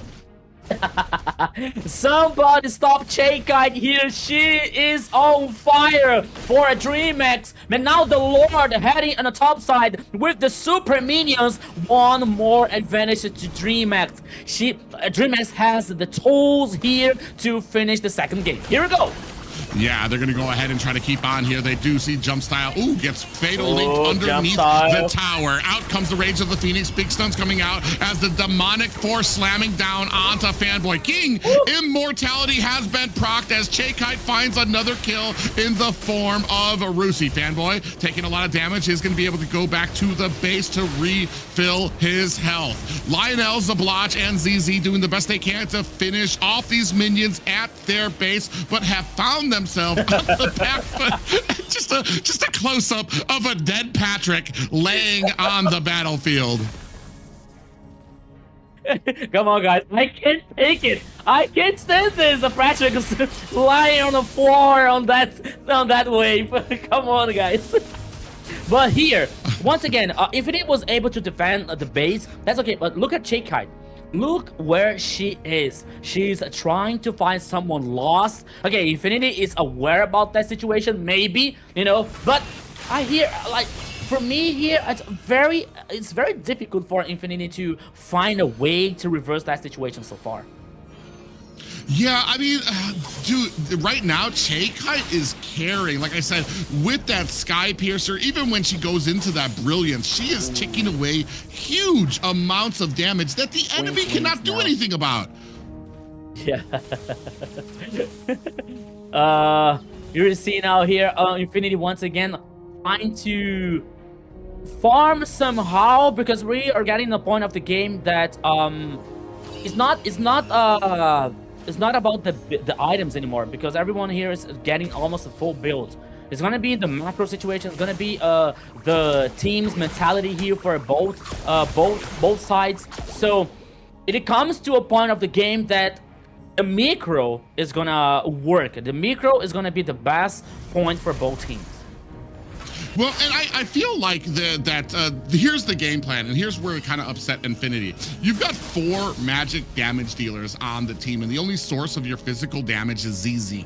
In each one of these fights, it feels like ZZ take down, or DreamMax, they take down the biggest threat. They got Radiant Armor for all the rest of the magic damage, so the biggest threat is ZZ, and he's basically their first target every single time they go in for these objectives. So then you take down the only source of damage that is actually a threat to your team, because you've got the Radiant Armors, you've got the Chastised Pauldrons as well. But here, DreamHack starting on an 18-minute Lord. Oh, Zablotch takes a huge amount of damage, but they are able to return the favor in kind. Chaikai goes down early. A big dash on the side as Blink on the back lines of Infinity. ZZ takes a pop-up and a demonic force is able to find himself a dash out of the way. Fanboy in a little bit of trouble here is going to be able to use his dash to get himself out of harm's way. Ooh, Blink almost got caught up inside of that bush. Infinity can smell blood in the waters, beginning to chase down the rest of a DreamHack. You see Blink looking for a teleport home, but nobody in a position yet to be able to take down this Lord. Yeah, Infinity here found a Chaikai here, lost in the jungle. There was a very good pick off here, but not enough to get this Lord easier. But now both teams are dancing around this objective. Almost 20 minutes in the second game. Let's go once again, Private, but Blink! Oh yeah, Blink is gonna get caught there. Immortality has been procced. Summon Force laid onto the ground. And ZZ with the killing blow onto Blink on the backside. King looking for that demonic force. Is he gonna be able to find it? Immortality on the backside. That's almost two down for the side of DreamHack. Infinity have to go back to base. They're looking at a split push right now as Chimera looking to finish in the base gets caught by Infinity. Oh my goodness! But now here, DreamHack has 3 players down, and we are gonna see what Infinity is about to do. Maybe the Lord? Maybe they're heading for the Lord? No, they're heading for the mid lane here to take down the tower number 2 and maybe the tower number 3 because they have this advantage on the numbers. But now we're seeing Zablocks and Fanboy, but okay, jump style! Oh yeah, they're gonna come into that jump styles in a little bit of trouble here, trying to create some time for his team. Immortality has been procced. Now in comes Blink with a glorious pathway, trying to slow down the team. From the backside, Chaikai comes in, putting the damage onto Fanboy. Down goes one. Now coming in has the brilliance as well, sitting next to Blink. She does get out of the way of Lionel on Zablotch, but unfortunate for Infinity, they do have to answer the base and the minions beginning to crowd around their core. What is going on in this second game here, Private? When it all comes to, when it all appeared, when it all seemed that it's gonna be the end for Infinity, then all of a sudden they find some opportunities, they find some pickups here, but now DreamHack, I believe that they are in the better position to get the Lord maybe, but now with not Jumpstar here heading back in the game. Now okay, he's back again. Retribution from both sides. 10 more seconds to Fanboy get back in the game, sorry. But now the Lord here is the main target. Yeah, you can see a little bit of a skirmish down at the bottom lane as Zablotch is waiting for Chimera to try to push into his lane. Now Zablotch is going to have to show himself up at here, which is going to tell Chimera to get into this fight to try to join him. Actually, no, he's still going to stick into the split push territory for his team, which means that Infinity are kind of on a little bit of a time limit. They see the pressure coming in on this side lane. Chimera's going to stick there to try to take down all of these minions on the backside. Chaikai is able to chase down Lionel. That's a huge amount of damage. That's a huge amount of CC. That signals to DreamHack to continue on this push. ZZ with an evil queller on the backside, gonna create some distance between him and DreamHack. But now with the minions on their core, they do lose sight of this Lord. King right there to try to be that front wall while the rest of his team down Lord at about 10%. They turn around. ZZ able to find a kill onto King, trying to create that distance, have the dash out there, jump style trying to chase them. Are they going to be able to turn it around? Infinity laying on the damage onto the side of DreamHack. Fanboy goes down. Chaikai with another kill, her 15th of the game. Another one onto Rusi. That's going to be 16, and it is just ZZ and Zablotch alone to protect their core, and DreamHack wisely turn their attention to the Lord. Chaikai here with the 16 kills, but now with the Genius wand to nerf the magic resistance coming from the other side, they decide to play safe. They decide to head for the Lord. ZZ, ZZ, you are taking... Chaikai goes in! Immortality. Oh, he does have the freeze out there as well. ZZ able to find a kill onto Chimera, but Shakite replies in kind. Jump style on the backside, putting the damage onto Lionel. Oh, we do have a little bit of a winter crown out there as well, but they're turning around. Shakite and jump style, they want to close this one out. They have the minions. Lionel unable to reply. And ladies and gentlemen, this is a tie series. This is the best of 5 of the day of the year here. Infinity versus DreamHack. Now it's even 1-on-1. Xena, what a match. Uh-oh. Oh. It was so emotional that Xena froze, you know. Yeah, she just has no more emotion to spill out right now. But man, a huge game for them right there as well. Very intense there, but man, Enable. I kind of saw it when I saw that first pick coming out from Shakite with that Lunox pickup, the damage that you're going to be able to do. And then especially with that, she loves to pick up that early game Sky Piercer as well, was just absolutely dishing out huge amounts of damage. What a match. Shakite was doing an amazing job at bringing that back for her team. ZZ was starting off strong, but Shakite over here taking it all onto her hands and dominating that. That was amazing. Any thoughts on who's going to be the MVP on the second match? I have no clue. I'm just kidding.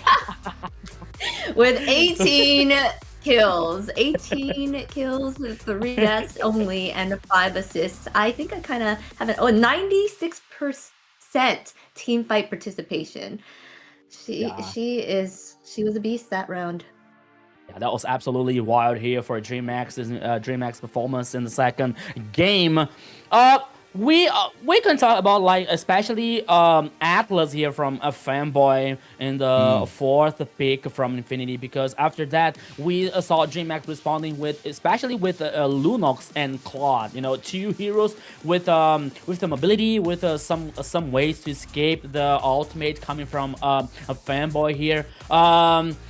Okay, maybe we're not the only reason that why DreamHack won. We got Shakite on fire with 18 kills here with this Lunox, for example.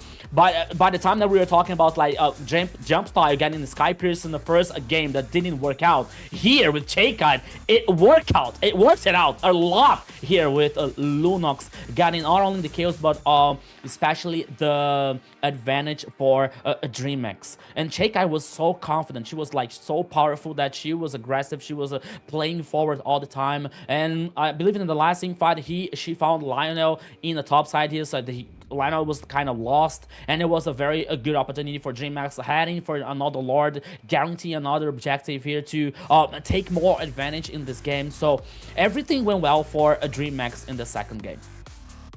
Yeah, and I feel like one of the biggest reasons that people maybe don't understand about the Atlas pickup not being as popular these days is because technically when you're, like, getting those fatal links, you're grabbing the entire enemy team and you're dragging it back to your team. So you essentially, if you're not going to be able to kill them in those opening seconds of that fatal link, you are dealing with an entire enemy team death ball that is heading for your team. Whereas Kalea pickup, she can isolate one target that she wants, bring them back, your team bursts them down, whether they can do AoE or single target damage to them, and you don't have to deal with the entire team on your back lines. Not just that, but here, Shakite really took the reins of this game, headed the head of the spear, so to speak, for DreamHack in a lot of these engagements. Her positioning, which I don't think I've stopped talking about as a mage.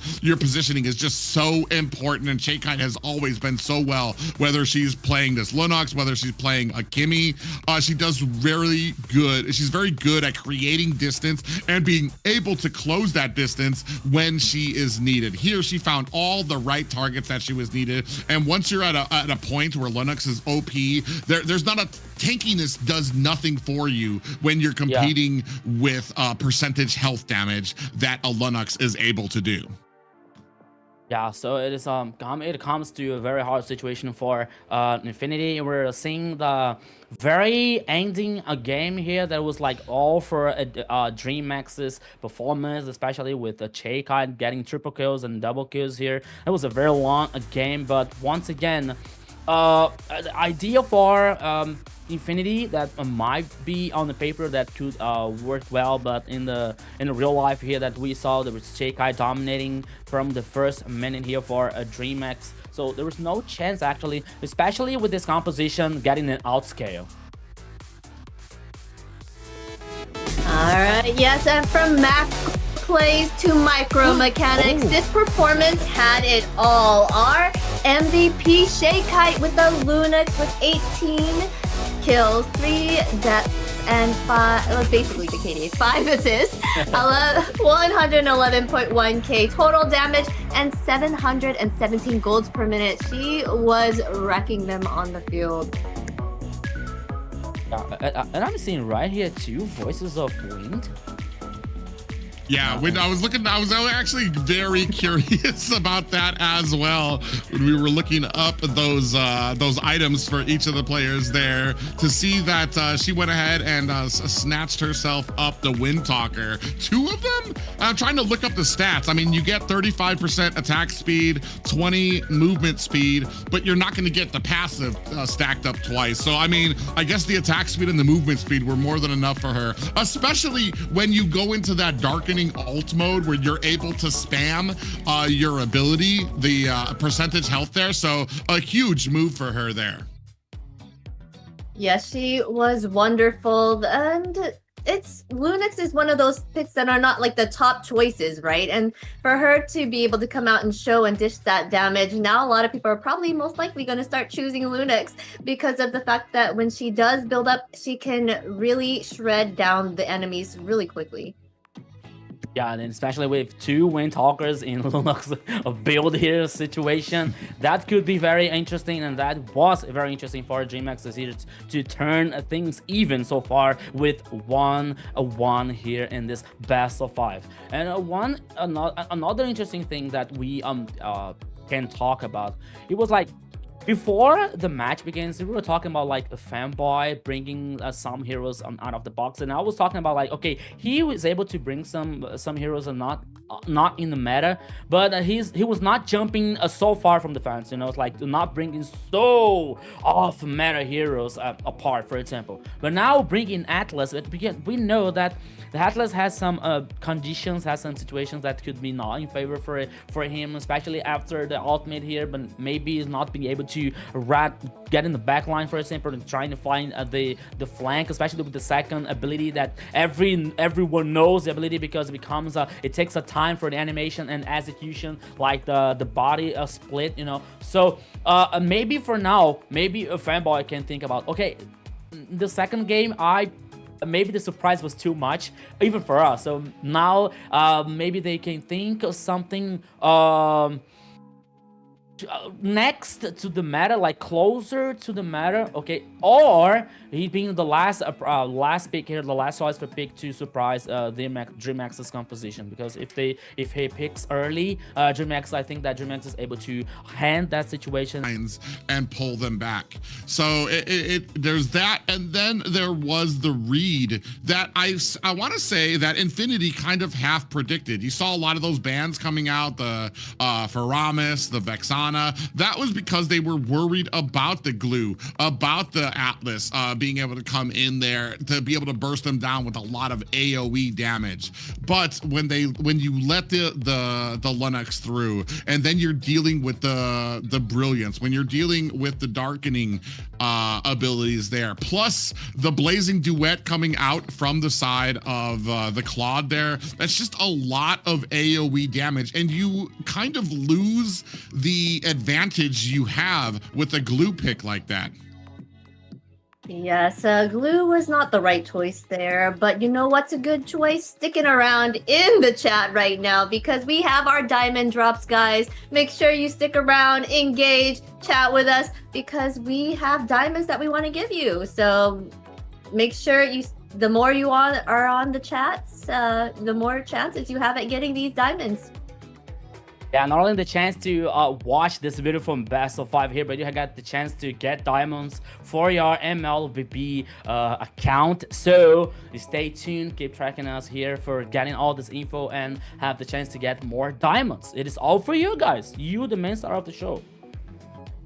Yeah, especially there's only one series here today, but we're gonna go ahead and try to make it worth it for you, especially here with this back and forth from both of these teams here. Neither one of these guys, I know it's the game before playoffs start, but both of these teams here fighting like it's for their survival or they'll get kicked out of the playoffs. So just a great effort being put in by both DreamMax and Infinity here. Yes, they are making sure you guys are getting a show today. Hopefully this does take it and we can see the whole full best of 5. I do like to see this, you know. We come here to kind of see these matches and their what these teams have, and they are showing it to us today.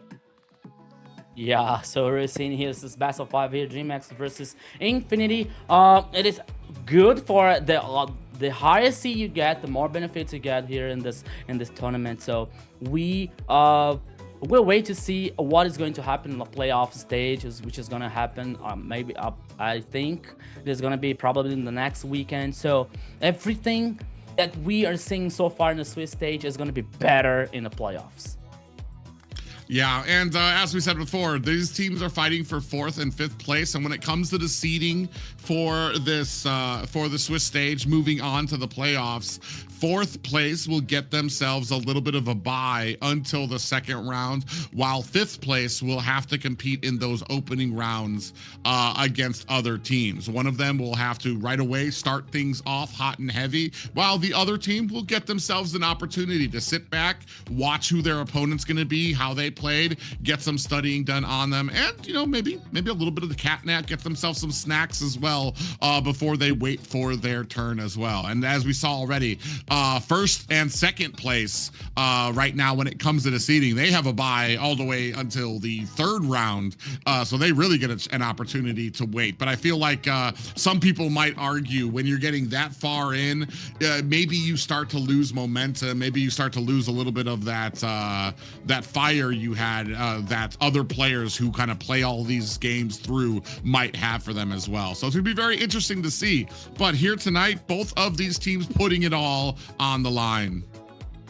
Yes, they are all putting it on the line and causing so much chaos. So we're gonna take a quick break here so we can make sure that they're hot and ready for it. All right, so we'll take a 5-minute break and we'll see you guys in a bit.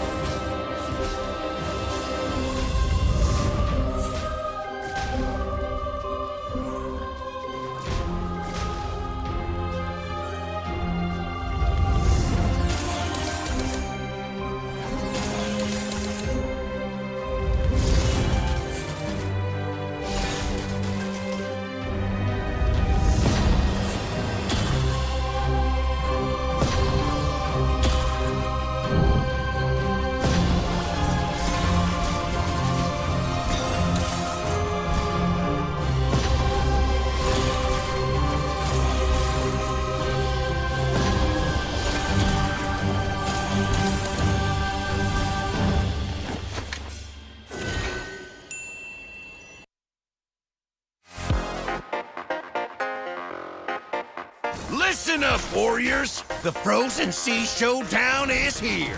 8 Brancos, 2 sides. Ready your hooks. Well, the rules? Real simple. Hook 'em over, then bash 'em. Or hook 'em back and stash 'em. Remember, kills will make you stronger. More kills, bigger targets, so swing those hooks. More kills, better hook, so wipe off their looks. Crabs in the river? Hook 'em. Reel them in for new skills.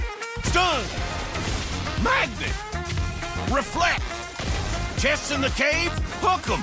Reel them in for new skills. Team heal. Team super hook.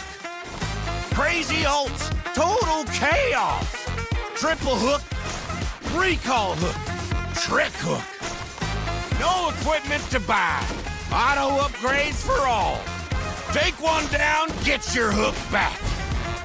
Hook, kill, reset, repeat.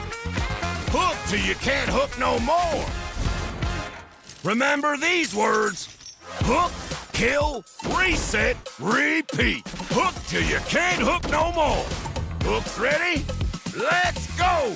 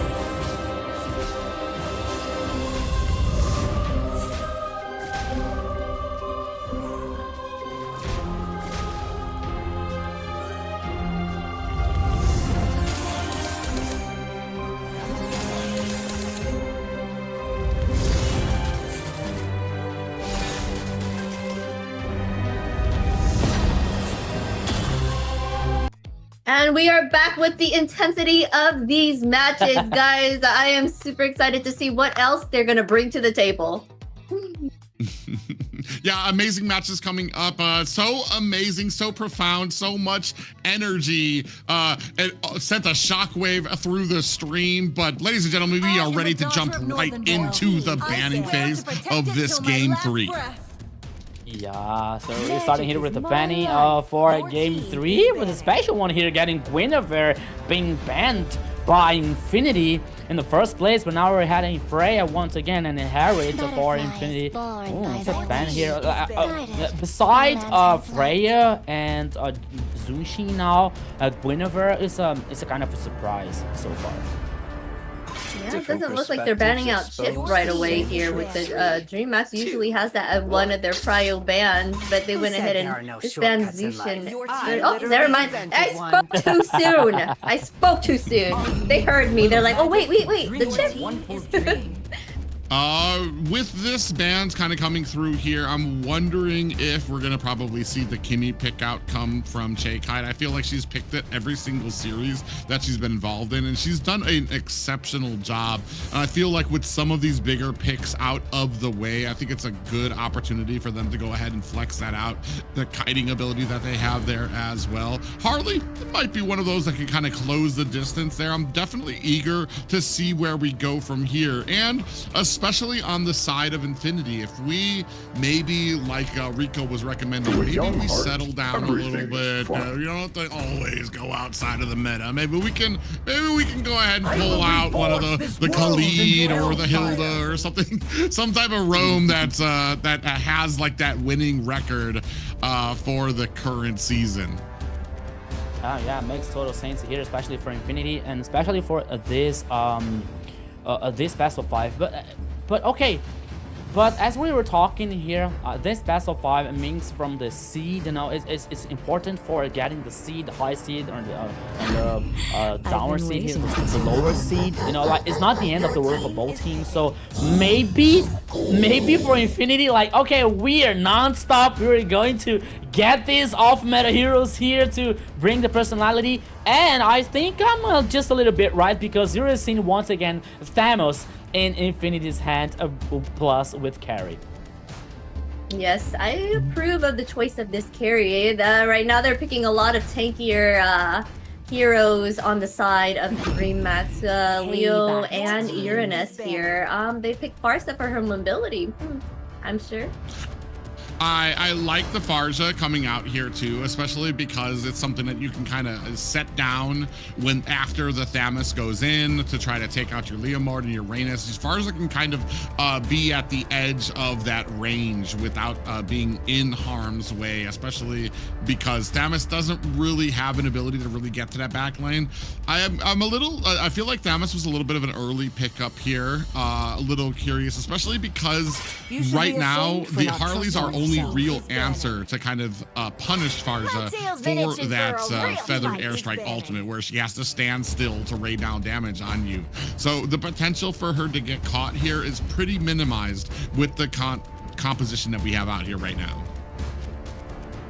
And then we got a clever camp here coming from DreamHack with this Eldora, because if you combine her with Harley here with this follow-up, especially to burst the damage in the magical one, could be a trouble for DreamHack. But now once again, there is so much respect over Fanboy here coming from DreamHack, because now the last band comes in the Minotaur, so 2 heroes only for Fanboy. He is a kind of popular on DreamHack's mentality here so far, but now Infinity comes with the banning from Khalid and Kalia, both K heroes, Khalid and Kalia, not going so far in this third game. But now let's see what is DreamHack, come about. Yeah, I kind of want to see what Fanboy will be choosing here. I think, well, he's played Belric. He showed the Atlas, but yeah, that one didn't do very well. But right now, we seeing that Belric, he's chosen Belric to play, and he did a wonderful job, and even got MVP last time with it. So maybe that might be the choice here for him. There it is. This is super interesting, only for the pure fact that I feel like we have the same problem that I was talking about earlier. We don't really have any backline access. Granger's going to be able to kind of dash his way back to safety while providing a decent amount of suppressive fire with an escape. Same thing for Farja. We don't really have anything that can close the distance unless Belric can like catch them with his taunt. But that's a huge thing, because you see this huge tree running for you, you're going to know, all right, something here is up. I'm gonna go ahead and try to get out of here, either with those wings by wings or the dash that Granger can do out there as well. The only real hope that we have, I feel like, is if we can get into that, once we get that actuation from Belric, from Thamos going in onto those pits, that we can immediately blow them up. Leomord and Uranus, can we get them bursted down to where the feathered airstrike doesn't do as much damage to our people? Yeah, so both teams here with the final composition, with especially with Carry, and now Hilda comes from DreamHack is here to finish that composition. Once again, we're talking about this roaming here. One, it causes pressure in the jungle with the situation from domination, causing slower. Okay, but another one, we got crowd control. We got this engage situation coming out from Infinity here. Now, in other hand, we're seeing the Thamos here that has a high potential of damage versus Uranus. Okay, Zeranos, he has a high sustainability here to get a 1v1 XP lane, but over Thamos, I think that is gonna struggle, gonna have some struggling here so far. ZZ is gonna to work here very in a completely synergy with Leonel, especially to burst that damage to get this early game in favor for Infinity, especially coming from Harley and Leonel. But ladies and gentlemen, guys, welcome once again to the Land of Dawn. This is the third game. Infinity Esports versus DreamHack is the MCTAMER South. Let's go, my friend Private. Yeah, both of these teams are sitting at 1 game apiece here. So we are basically guaranteed a game 4 right now, which will start testing the limits of a lot of some of these hero pools coming out from them. With the pick of the Hilda, we've got a little bit of harassment, especially in the early game that can really go on to ZZ and Lionel. I'm trying to remember the last time we saw Rusi on the Stamus was yesterday. And I think I had some of the same complaints when they drafted it, is I feel like Damas is very immobile, not able to really do a lot of protection when it comes into that turtle pit. He's one of those that once he has a fight, he's in that fight until his ultimate is gone. But I feel like what we saw from Rusi yesterday was he didn't just jump in the middle of the turtle pit. He went to zone out the enemy. And that is going to be super dependent on if Infinity can get to that turtle right away before DreamHack can. And then you use Thamits. Then you use Rusi to start zoning out the rest of the enemy. Yeah, that formation for coming from Infinity, especially with Lilia, Thamos, Bellaric, and the jungler Harley, they could be very strong, especially for guarantee these objectives. Heading for this on the river, heading for the pit here, guarantee turtles, even Lord, but the most important is even the turtles here in the early game comes from Infinity, because I don't see King doing too much with this Uranus in this roaming situation with this landing phase here to trying to help DreamHack's friends, DreamHack's composition to get these objectives, or at least if they get some pick off, if they get some elimination before getting this turtle, so it's going to be very easy for them. But so far I believe that this at least the Trinity, Lilia, Harley, and Bellaric, I think that is they have just a little advantage over DreamHack's. Yeah, I kind of feel like they do have an advantage. And also, you said Hilda usually into a tanky hero is bad, but this one said Hilda into a Harley, which is a good choice. Yeah, it'll be very interesting to see how they go as we continue back into the opening minutes of game 3. 1 kill for the side of DreamHack. They were actually able to get down Lionel, so that is something going in DreamHack's favor. Yeah, now taking the opportunity here to say hello for the people in the chat. Hello from people from PH, MPL PH watching us, MPL Indonesia. Also, hello to Deadpool, Pinoy, GM Kilua on the chat. You're the main star of the show. It all for you guys. So thanks so much for your support. And now we are here, 2 minutes of the third game. The first turret heading on the downside of the river immediately is started by DreamHack. Will we have a fight back? Oh!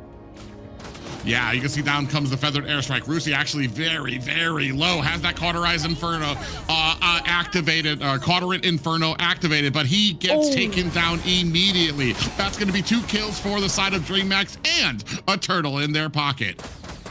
Yeah, the first turtle goes for DreamHack here, plus 2 kills. 1 kill for Chai Kite and another one for King. Once again here, Private, it's a very good early game coming from DreamHack, especially with the kills here over the carry ones. Yeah, that's going to be very interesting here. I mean, right now, 2 kills on the board. We're not able to get any real pushing in just yet. No real threats coming out. Oh, as I say, that feathered airstrike onto Rusi is going to add that to a 3-0 game. Yeah, so we're talking about the Trinity coming from Infinity, which has the power to guarantees some kind of objective or the aggression early game, but we're seeing DreamHack doing that situation, doing this, getting the engage situations, playing forward, playing aggressive, guarantee the kills, the objective one, so playing the macro. So that's a very good early game here. So I think that Infinity has to think how they are handle that situation for the last minutes, for the over a minute after the game. Yeah, I mean, we're gonna need to see a little bit more forward offense. Ooh, ZZ's gonna come in here, not able to get that deadly magic onto Chimera, and that's gonna be a very interesting target for ZZ to try to go onto, especially with all the escaping abilities that you're gonna have as a Granger, with the flicker, with his dashing ability out there as well. That I don't really know of a good target besides Kite that you're gonna be able to get that deadly magic on for the early through the mid game as well. Only 8 seconds left for this next turtle. Yeah, the next turtle now heading on the upper side here on the river, and now DreamHack is trying to get this info, trying to dominate here the jungle, trying to dominate the river. At least Lionel and Fanboy are trying to do something, but Rusi is on the bush. He's trying to do something, but DreamHack has the advantage. Yeah, oh, you want to say 5 members of DreamHack sitting very pretty. Out comes the Phantom Steed, and that's going to make short work of this Lord. Now turning their attention onto the rest of Infinity, trying to chase them. Out comes the Wrath of the Dryad. You can see Kite comes in with the Feathered Airstrike. The rest of the team try to surround her, but a great job by DreamHack and a blink there to go ahead and provide that safety for Kite and protect her. 4-0 right now. It is DreamHack's early game lead.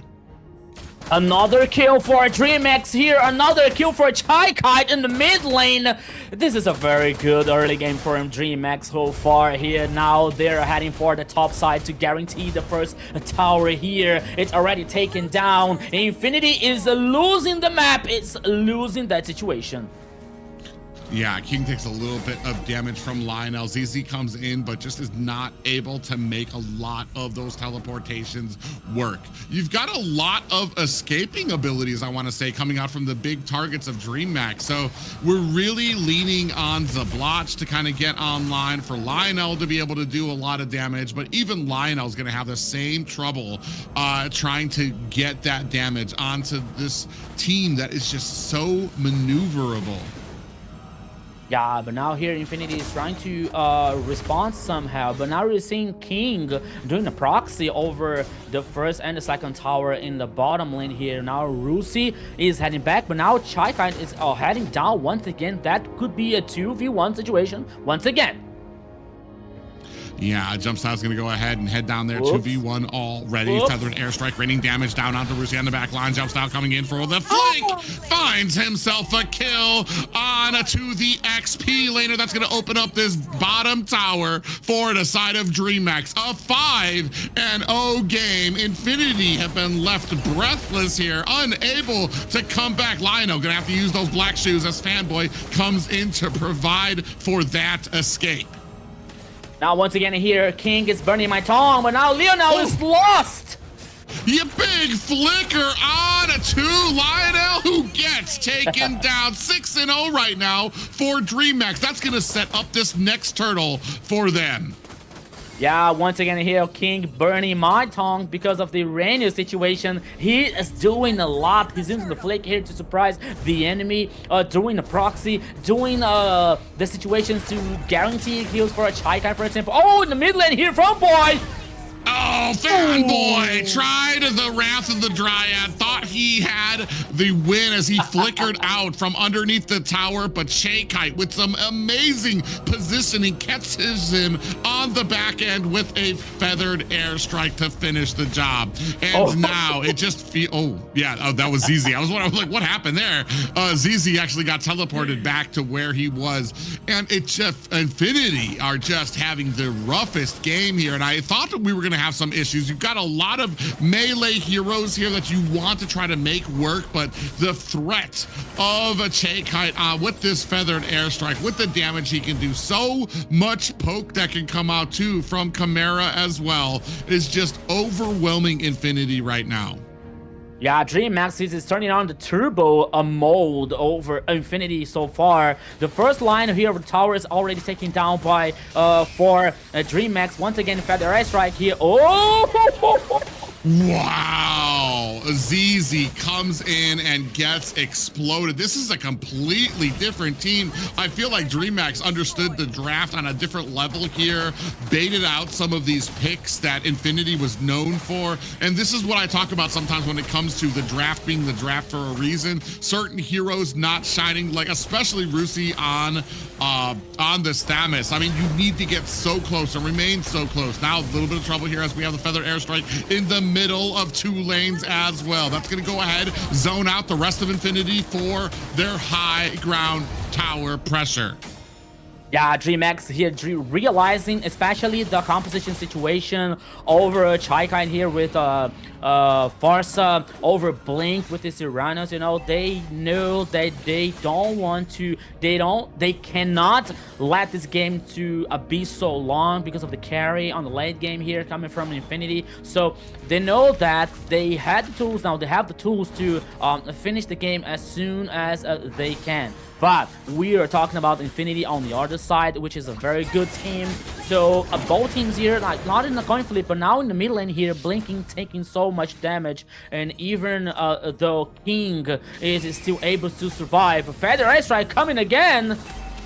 Yeah, still renting on that damage. We're already going to have to use the black shoes defensively to get away from the damage coming on from the Feathered Airstrike. Good pressure mounting from Infinity. They're able to go ahead and push that bottom tower. They got themselves a free tower, so now have the top and a bottom as Lord making its way through mid. Yeah, so I was talking about like DreamHack not having this hard engage situation, or like comparing to Balearic, for example, but they have this following up a very interesting one with the Phantom's team from Jump Style, with the Feather Airstrike here coming from Chaikite, for example, and Chimera with the skill shot. Oh! Yeah, we have the Phantom Steam coming out through mid. Big pressure mounting on the high ground up at mid. Chimera is able to find a kill onto Fanboy. The rest of Infinity trying to find an escape, trying to find a defense here as King underneath the tower, taking a lot of damage on the backside. Blink latches onto Rusi, who's going to activate that vengeance and actually turn this around for Infinity. They find themselves the kill, and DreamHack are still able to find that mid tower. Feathered Airstrike down to zone out the rest of Infinity. Top high ground tower is down. It is just the 2 towers at bottom lane, but that means we're gonna have a big boy minions coming from the mid and top lane. As they say, the greed took down the golem here. Blink was too greedy trying to get the kill. He was taken down, but who cares? Because now this is the high ground no more for Infinity. Only the last one in the bottom lane here. Super minions in the mid lane for DreamHack. Super minions in the top lane for the Dragon Boys. Oh my goodness. This game here, it is so good for DreamHack to finish so far. Yeah, I mean, this is a pretty dominant game. We're only, I mean, there's about an 8K gold lead here at the 11-minute mark here. So they just need to sync up lanes, continue on with putting on this pressure, or they could just do it safe, continue pushing the lanes, and then just wait for the next Lord. Right now, you're at a point where Infinity cannot win a fight unless they get lucky. You see that little bit of a teleport coming out from ZZ, but he does not find the target he wants. Chaikite, Chimera doing a great job with their spacing, with their positioning, making sure that they're not in harm's way, except when it is to rain down some damage with that Feathered Airstrike. You see them already chunked down to 50% immediately. Damage coming out on the King. Wrath of Dryad coming out, as you see from the flank. ZZ gonna have to find a disengage, but this already setting it up for a clean Lord pickup by DreamHack. 5 seconds left for that Lord. Yeah, King here being the king of XP lane so far in this game for DreamHack with his Uranus. Once again with the Feather Airstrike here from Chaikite, just to zoom out the players and let the DreamHack guarantee another Lord for the Dragon Boys. But now, okay, only Blink and King here with the playing forward, playing aggressive to try to get this info for a DreamHack. The Lord is guaranteed by DreamHack, immediately heading down in the mid lane for the Dragon Boys. Yeah, Check on the back end is going to be looking for that good positioning to lay out a feathered airstrike. Zablochin fanboy lying in wait, seeing if they can kind of bait out some of those abilities. Rusi at the bottom. Oh, they come in from the flank. Oh, and they miss the Wrath of Dryad. Checkite able to get that distance and lay down the suppressive fire in the form of that feathered airstrike. That is unfortunate as DreamHack has turned this around. Rusi is down. Pressure starting to mount at the core. All towers down for the side of Infinity as 5 members from DreamHack thinking that maybe they can put some pressure on to this core, mounting and waiting for that mid lane to push coming in. Feathered airstrike raining down, damage coming out from the rest of Infinity, trying to defend on the backside. Blink goes in, looking for the damage. Blink actually activates, gets taken down, but it is more than enough time for DreamHack to find the game-winning punch. A completely stop here coming out from DreamHack in this third game. My goodness, DreamHack didn't recognize here Infinity and guarantee the second win. Yeah, DreamHack was making their presence known that time around, taking 2 turtles and like a 4-kill lead by the 5-minute mark. Then after that, they just continued their reign and they conquered that map and took all the objectives and ended up with that 10-1 in favor of DreamHack. That was amazing. They probably got more kills there, but that's what the last thing I saw. It was too quick. Yeah, there was just that. I mean, I understood maybe what they thought they could accomplish with the Thamus. If they were able to get to these objectives first, you could use Thamus to maybe zone out the rest of the enemy. The only problem here was it just felt like DreamHack was quicker to the punch. Once you're already situated, Thamus is going to have a very hard time closing the distance on any one of these lethal damage dealers out there, especially Chimera, Checkite, who both have dashes, both have wing by wings to be able to get away, and then you're talking about a decent amount of peeling ability for them as well. A great game here as DreamHack seemingly able to shut down Infinity. Yeah, especially here neutralizing Rusi's performance, even in the very first minute here in the game, as Private was saying, like especially with this wall, the resistant wall coming from King, a Gemstar, for example, and also a Blink. You know, despite that they didn't have some kind of engage here in that DreamHack composition, but they still dominated the map, dominated this pressure here to guarantee the turtles, and it was becoming hard and harder for Infinity to do something over the past minutes here, because they are Rusi. I think that after the first turtle, Rusi got like a very hard life situation here with this Thanos, because he was not able to do much after that. He was neutralizing every time. We were able to see many times like King doing a proxy, walking through the jungle, you know, using the flick to surprise the enemy in the top side here. So he was really solid with this Uranus here to guarantee this advantage for DreamHack so far. And Checkite with this feather airstrike, oh my god, so causing so much pressure and so much damage with this range situation coming up to DreamHack with the Granger of Chimera, with this Farsa from Checkite. So it worked very well here, that draft and that composition for DreamHack. And right, we have to see our MVP control, confidence, and perfect execution. Everything you want to see in our MVP. Of course, it is Checkite. She has been a force those last 2 games, and she is still going with the 406 KDA, 57.4k total damage, and 594 golds per minute. She has been a player that has stuck out to me since the first week, even though her team, DreamHack, hasn't had the greatest win rate. Every single game that she is a part of, I want to say at least 90% of them, even when her team is losing, she's able to separate herself to do what her job is. I want to say even with the losses, when you look at the stats, you can tell that Checkite, it was never on Checkite for a lot of these losses. she's still doing what she needs to, getting those kills, not dying during a lot of these engagements. And then when it comes to the victories, the great placement that she has, especially in a Farza, for somebody who I want to say is very fearful of getting caught of a lot of these abilities, did such a great job of being able to angle herself and make sure that she could find these opportunities to rain down those artillery strikes in the feathered airstrike. Yeah.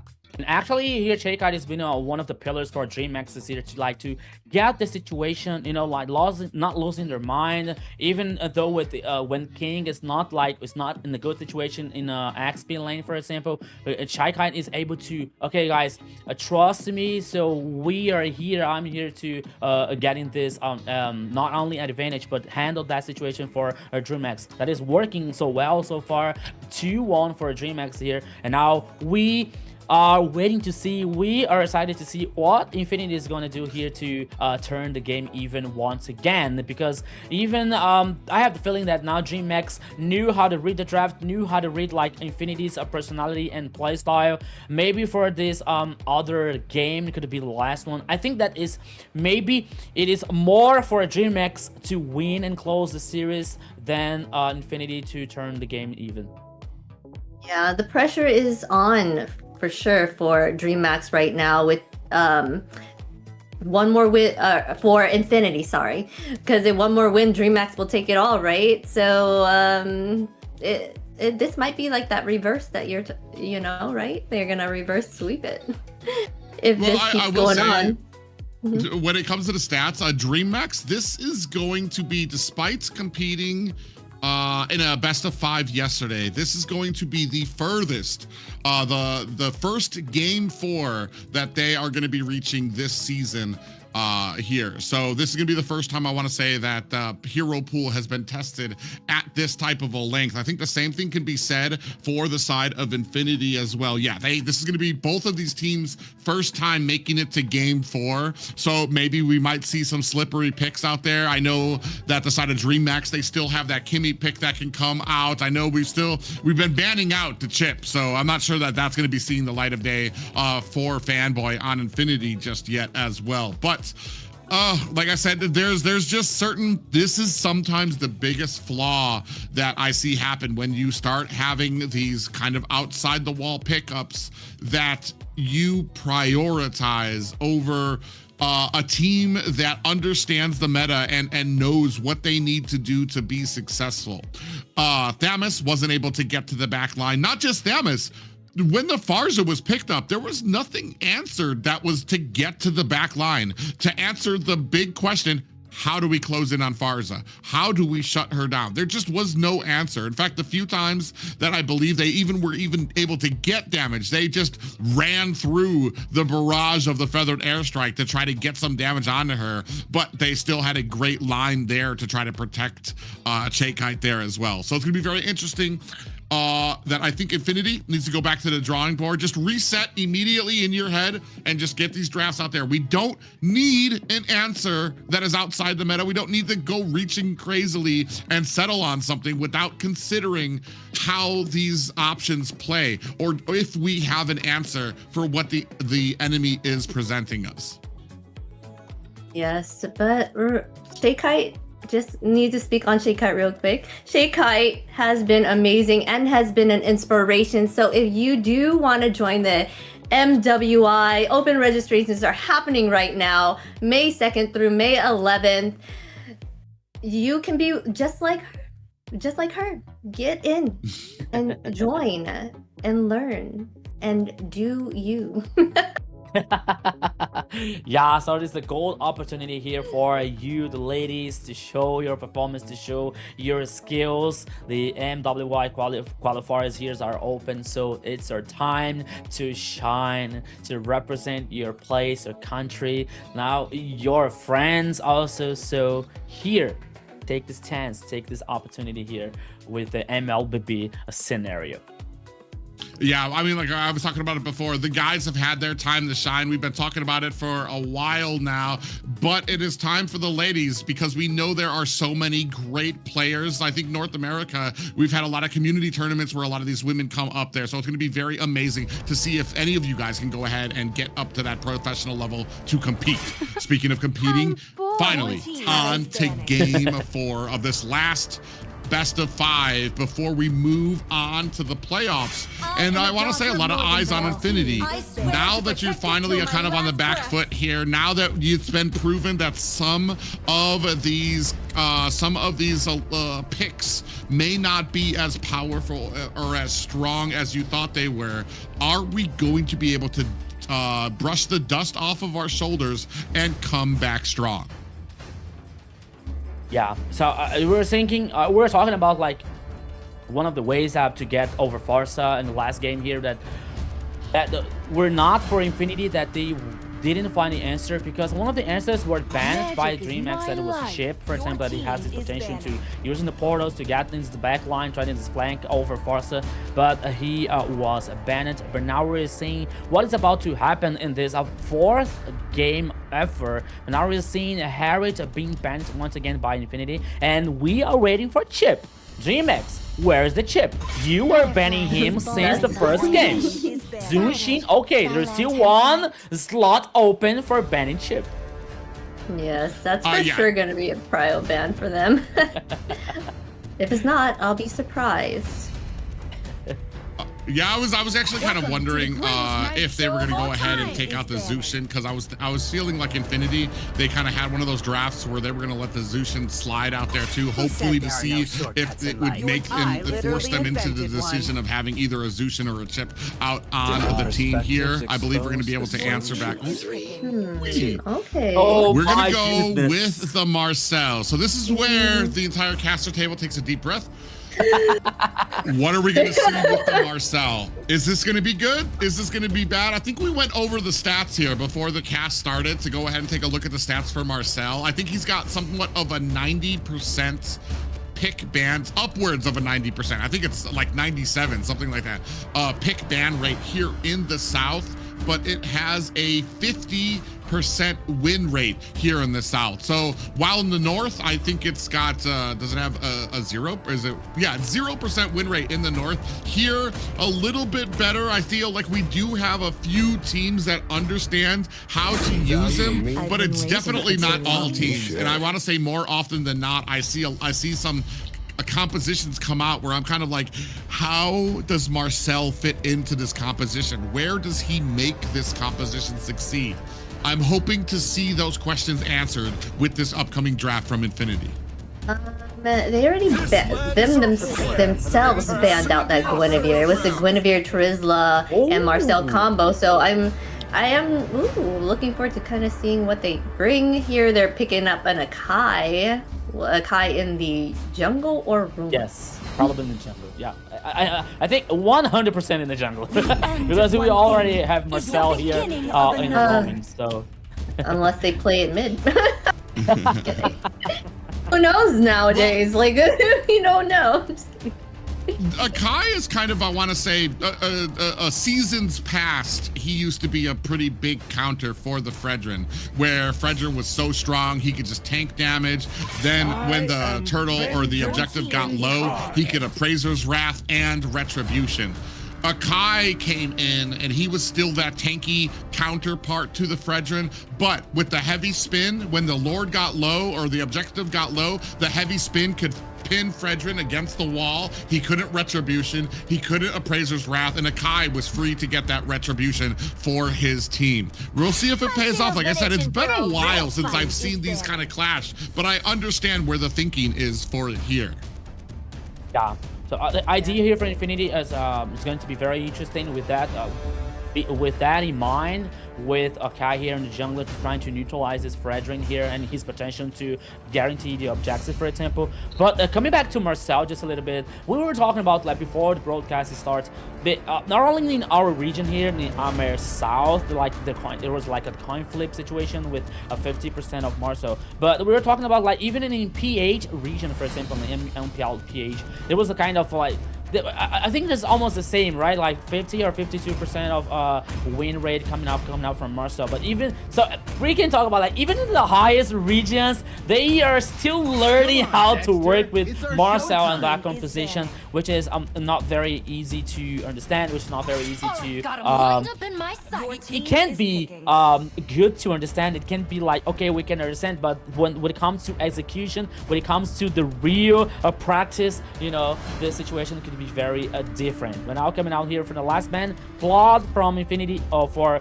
DreamHack, sorry, and Imi and Kalia from Infinity. Yeah, it looks like they're taking out that Kimmy, right, for Shy Kite, because you were saying that Shy Kite does a really great job with that Kimmy with them, but I wonder what mid they will be choosing this time around. Yeah, I do like that they took it out there. I feel like this would have been a perfect opportunity for, I want to say, one of Chaekite's signature heroes there. She just, she melds very well, like I said. When you've got somebody who can do well as a mid lane, separated from your team, who doesn't need the team to do well for her to do well, she melds well with a lot of those mages who can get that early game Sky Piercer, and Kimmy is one of those heroes that comes online very fast. They do get the Khalid here. I believe that Valentina is still an option for them that could give them a lot. That can help against the Marcel. You possibly have an ultimate against Akai as well that you can steal from him too, and you get the bursty early game damage against the Khalid and or with the Khalid on your team to possibly surprise that mid lane.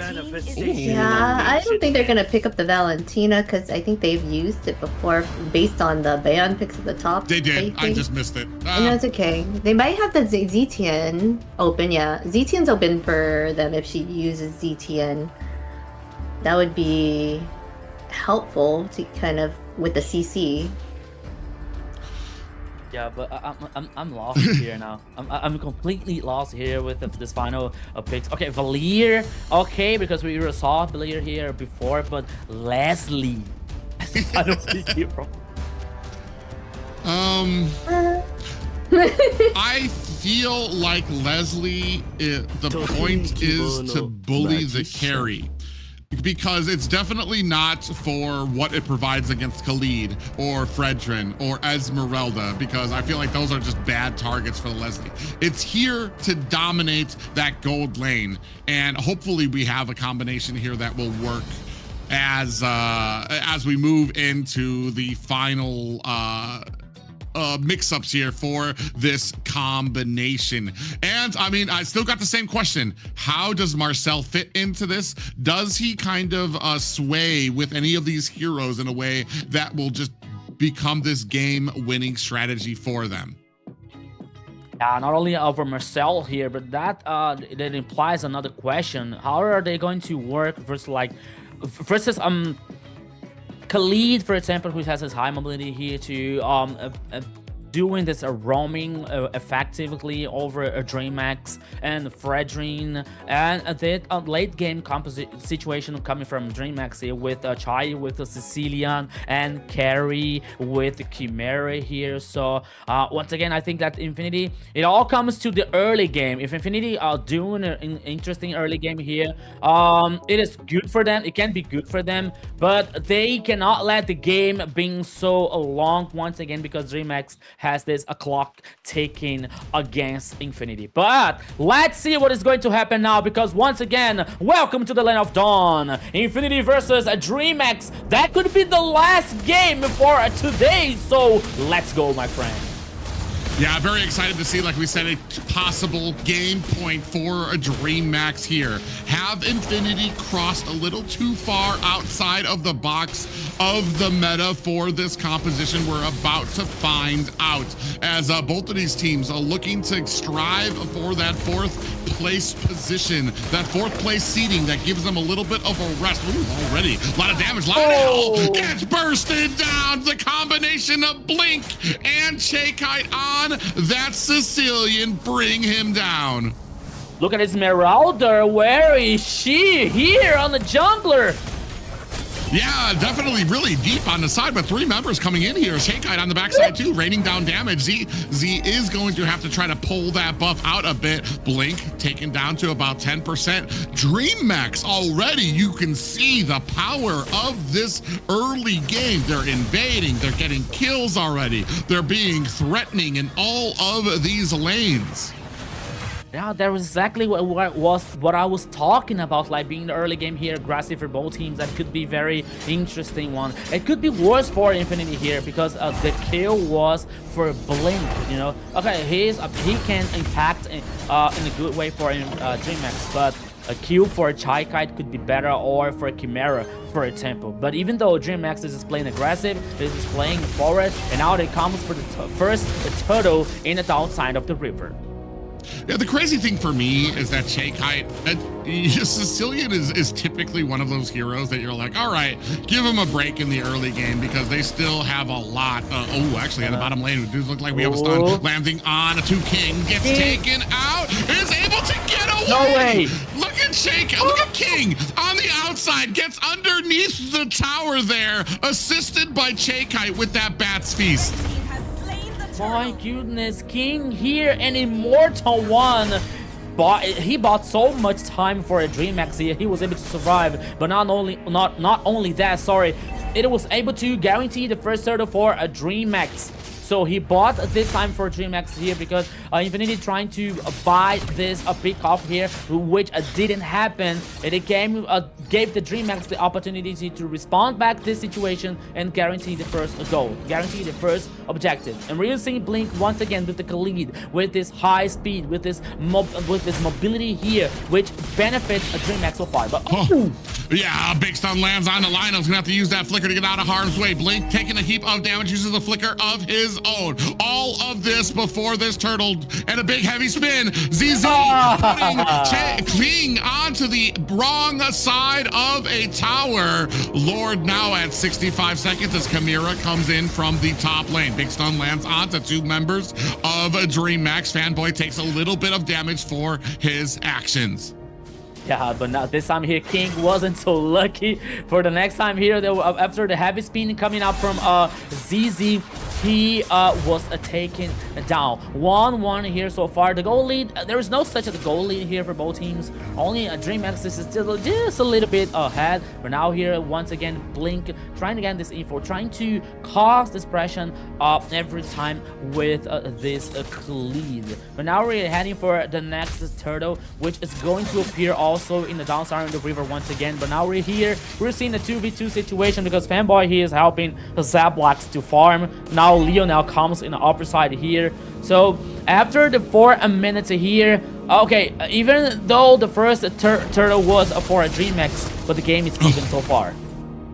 Yeah, and Shakeite's just doing such a great job. Even though doesn't have the stacks, this is usually the time where a Sicilian is going to have the worst point in the game, but it's just doing, you can see Sanguine Claws coming out, really punishing Lionel every single time he comes to that L bush at the mid lane. It's easy on the bottom side here, looking for a way to get in against this turtle.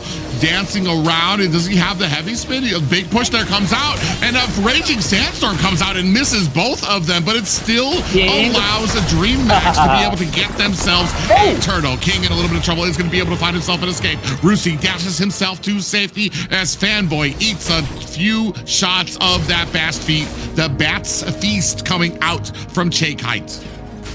Now here's Zapblocks could be in danger. Chimera comes up. Okay, so he was able to play back. He was able to play under the tower here, but yeah, you see the Sanguine Claws come out to trap out Zapblocks, who takes a heap of damage now. I mean, we're already at a point. Shakeite is just, even without the damage, making moves and becoming a nuisance to the enemy team with those Sanguine Claws. Blink actually might be in a little bit of trouble, surrounded by Zapblocks and ZZ, while pressure beginning to mount at this top tower as Chimera going to make short work of these minions. Heavy Spin does have Jump Style pinned against the wall, but that might be the wrong member against the wall, as Infinity just does not have the damage yet to follow up. 1-1 apiece.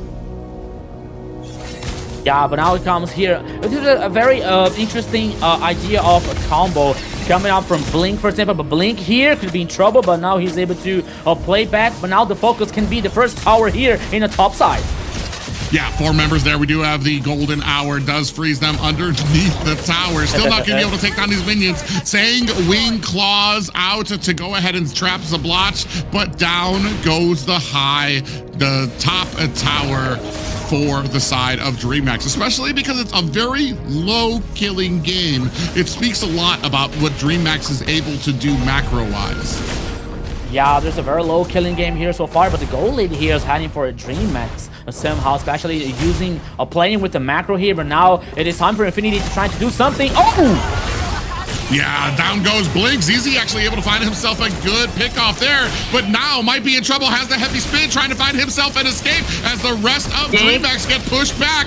Mid coming in there. You see King coming in, trying to put on the damage as Fanboy and Lionel looking for an escape. Lionel still trying to push out the damage, pushes King away from the towers of Blotch. Oh man, the Leslie, I mean, the shots, he takes those little pot shots. We're just not at a position right now where Zablotch is doing enough damage. I think I talked about this before off screen when I was talking with Xena about the usefulness of Leslie. Either you're coming in, you're getting those pot shots and you're making the enemy afraid of the damage that you're dishing out, or you're not and you're tickling them and they just turn and try to take you out. Yeah, but don't worry, my friend. After 8 items here, I definitely Leslie is gonna cause damage. Don't worry, don't worry. There will come. There comes a time. But now, once again, here on the top side. Oh, here comes DreamHack. Oh yeah, we're gonna be able to take out the top tower. We do have a Raging Sandstorm that comes onto ZZ, who does use the heavy spin to get himself out of harm's way. Jumps out on the backside, is looking for the flank. We do have a good golden hour coming out to try to execute this escape for Infinity, and they are able to get away. I think you brought this up before, Rico, as well. There are 2 types of people here in the South that execute with Marcel. One of those is the ones that have a complete composition for Marcel to be able to be very aggressive, use his ultimate offensively to get those setting potential. And then there's the other half of the teams that use Marcel as an escape tactic. I'm not a huge fan of the escape tactic because I feel like it puts you on your back foot, and that's his only real usefulness, is when you guys are trying to escape. However, here it is working out for Infinity. Yeah, no, I agree with you. And even though, oops, once again here DreamHack versus Infinity, it's a 4v3 player situation, but now they head back. And I think that when you use Marcel here in a disengaged situation so far, I think that it loses you the time and an opportunity to play aggressive, you know, to play forward, to have an interesting early game, for example. Okay, you can have a composition that works better in the late game, for example, with a Sicilian or in carry, for example, for a DreamHack. But even though here, when you use a Marcel only for a disengage, only to buy time to escape from some initiation, I don't think that this could be the best idea ever, as we are used to see in the AMER South region, with the teams always like trying to play forward, always trying to play aggressive. Yeah, we did see a little bit of a cut lane coming out there from King, but it does look like Rusi's actually going to be able to get to this turtle fight early. Now you're going to see big push out coming out from Fanboy there in the form of the Sanguine Claws from Chakite. I don't know how many. I wish we had a way to be able to understand how many. Ooh, Chakite on the big form onto the back line. ZZ tries to go in there, is not able to take out Chakite, but is going to Chakite. Oh, Blink actually a little bit of trouble here. I was going to say Chakite looked like they were going to go home, but they turn around immediately. Big stun comes on to Chimera, looking for the kill on to the marksman laner, but they do not find it. 1 and 1 apiece. Both XP laners or actually we have a roam down for the side of DreamHack and an XP laner down for the side of Infinity. Neither team look like they're in a great position to be able to take out this Lord just yet. Yeah, 1 by 1 here in the last team fight here for both teams. Infinity here trying to get more kill, but King trying to buy time. Why the Lord here is started by DreamHack. Oh, King! Oh, yeah, look at the damage coming out from the Valier. Lionel doing a good job of trying to follow up on a 2 King there. Lord has been taken down to about a third of health. Jump Styles trying to keep in there. Does reset the Lord. You can tell DreamHack are very thirsty for a fight here against Infinity, who now have to turn their attention to try to clear out these lanes. You immediately see from DreamHack, Blink immediately going up to the top to try to clear out those minions so that there's something for the side of Infinity to have to answer. Minions now still coming as, oh, in comes King trying to put the damage onto Lionel, who does get the push and a little bit of CC for his team. The rest of DreamHack's gonna go ahead, start up on this Lord, about a quarter of health taken down. King roaming around through the minion path here, looking for an angle to get access to the back line. Taken down to about 25%, now down to 10%. We do have a sniper coming out as Jump Style able to find himself a Lord, but immediately taken down by Rusi. With that, Kite able to answer back with a kill of their own, and down goes Chimera. Blink in trouble here as Lionel trying to put on the damage and is able to find a kill, but immediately after answered back by King. 2 left for Infinity, 2 left for Dream, but a Lord coming in on the side of DreamHack. Yeah, oh, once again here, Kite. Ooh, but the kill was for King over Marcel here. Yeah, Kite sitting at 2-0 and 4. And I said already from the beginning of this game, making huge use out of this Sicilian pickup. And now we're starting to get to a point, I want to say around like 150 high to or 200s. You're going to start actually really feeling the effect you're having on these games. You're going to be able to spam out those abilities here. And I feel like at the 12-minute mark, Kite should definitely be there. Definitely able to rain down this damage. Definitely able to use those Sanguine Claws as well. Lord pressuring up at top as ZZ and Zablotch doing the best they can to take it down. Meanwhile, the rest of DreamHack very wisely clearing a path through Infinity Jungle. Yeah, just one more situation here for Infinity that they have to pay attention, but oh, once again here in the orange buff, King doing the front line. Yeah, King actually in a little bit of trouble here. Gets taken down by Zablotch. Finally, must have that the 5th or 7 items on the Leslie to be able to chunk down King. Is going to be able to start doing some damage. Only 2K, a little under 2K behind is Infinity. It is a lead of 6 to 7 right now for the side of Infinity, but I do feel like Infinity's still on their back foot. Yeah, even though here another thing that we can talk about here is for DreamHack is another point in favor for DreamHack here, because we're talking about like a late game situation for Carry, for example, and Cecilia. Okay, Carry has a late game in before because of the true damage, because of her buff for a melting tankies, for example. Another situation here is Sicilian, not only for the items that he got the late game, but also with the stacks with the bad impact here. So the more stacks that he gets, the more damage he causes. So the clock is ticking against Infinity here because of the 2 situation heroes, Carry and Sicilian, to get a very strong late game. Yeah, it's really going to come down to some of that late game scaling. I feel like Lionel can start falling off. Zablotch is going to scale, I guess, pretty well into the late game, but is it going to be able to scale as much as the Chimera, as much as Kite? Oh, and speaking of which, Zablotch gets smushed underneath the damage coming out from Kite. That's going to go ahead and start this Lord. Pop-up comes on to 3 members of DreamHack. Are the rest of Infinity in a position to contest this? 10% left up on the turtle. Are they going to be able to come in Jump Style, able to get the retribution? Now the rest of DreamHack trying to put the boots on to the rest of Infinity. Lionel coming in from the side, looking for the damage. Lionel might actually be caught here. Is going to be able to find himself a teleport to get himself out of harm's way. And now another Lord coming up at the top lane of Infinity. I didn't understand here why ZZ took so long to use the heavy spin, and not only to fight back for a Lord, for example. Maybe because they were with 1 player less. I think I can think about that.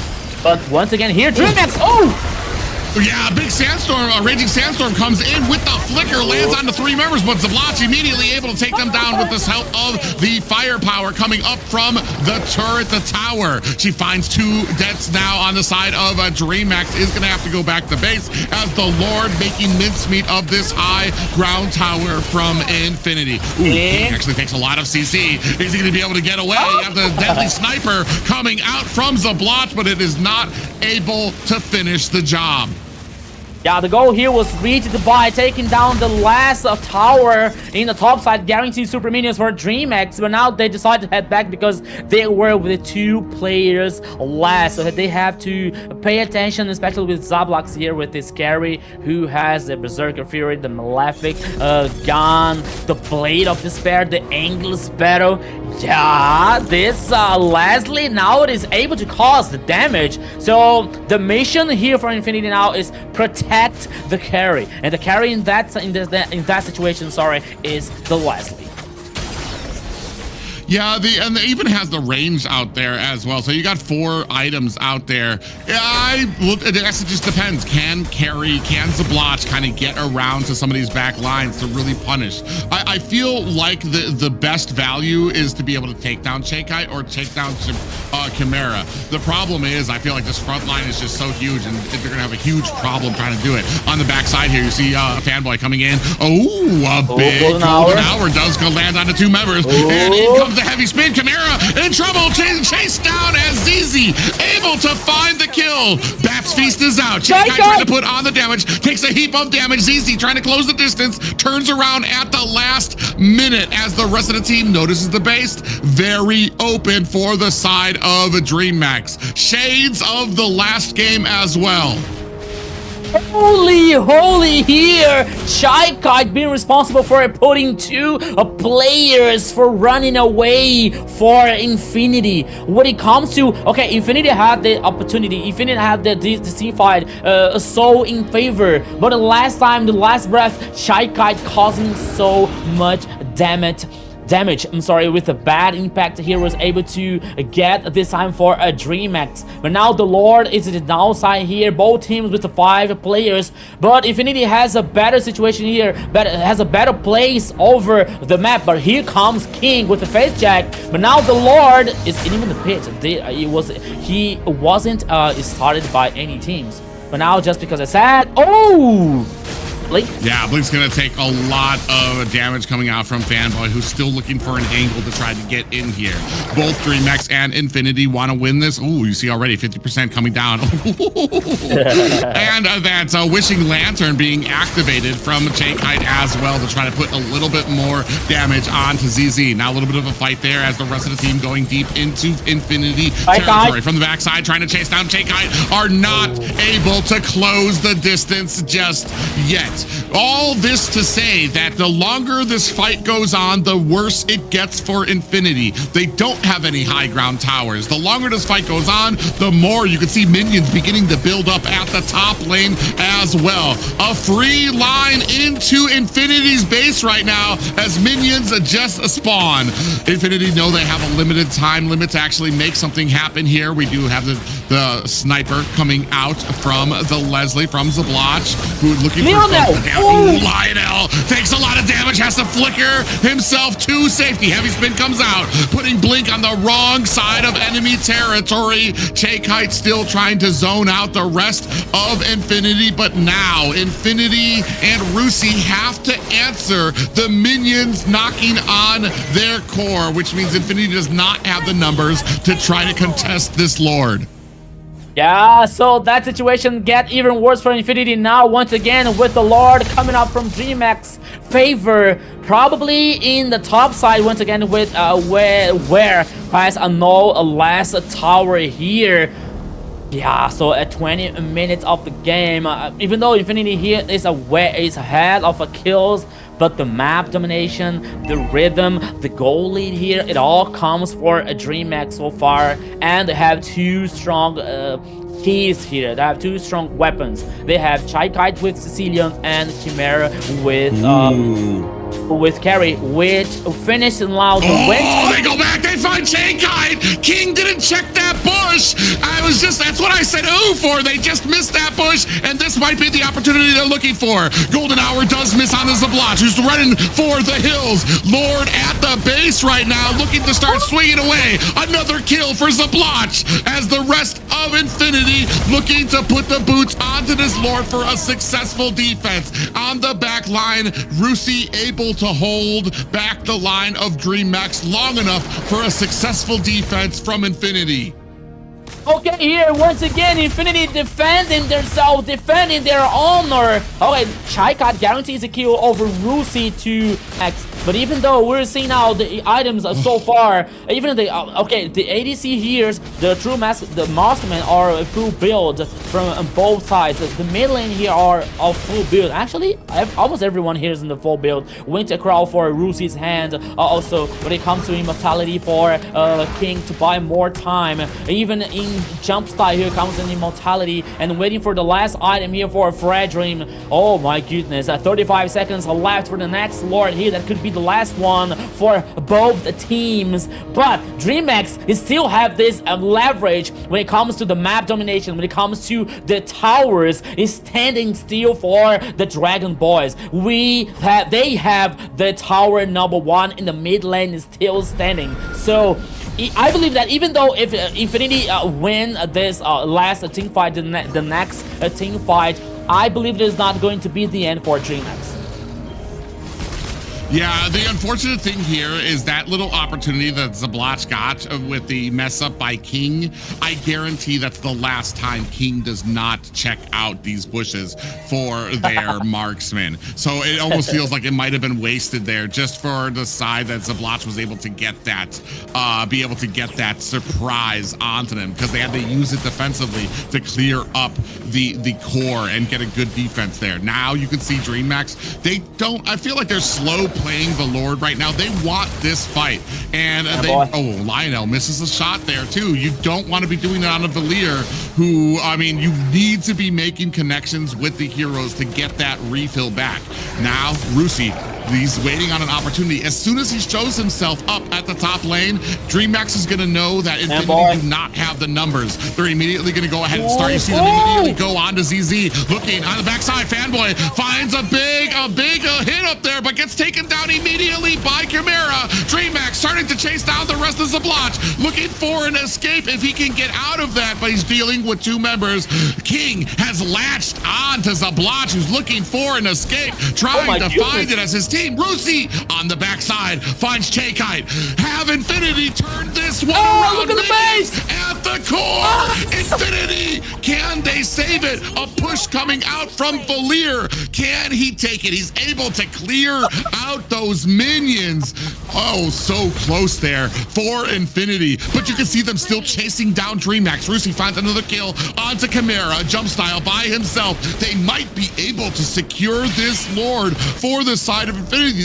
We might be looking at a game 5 here.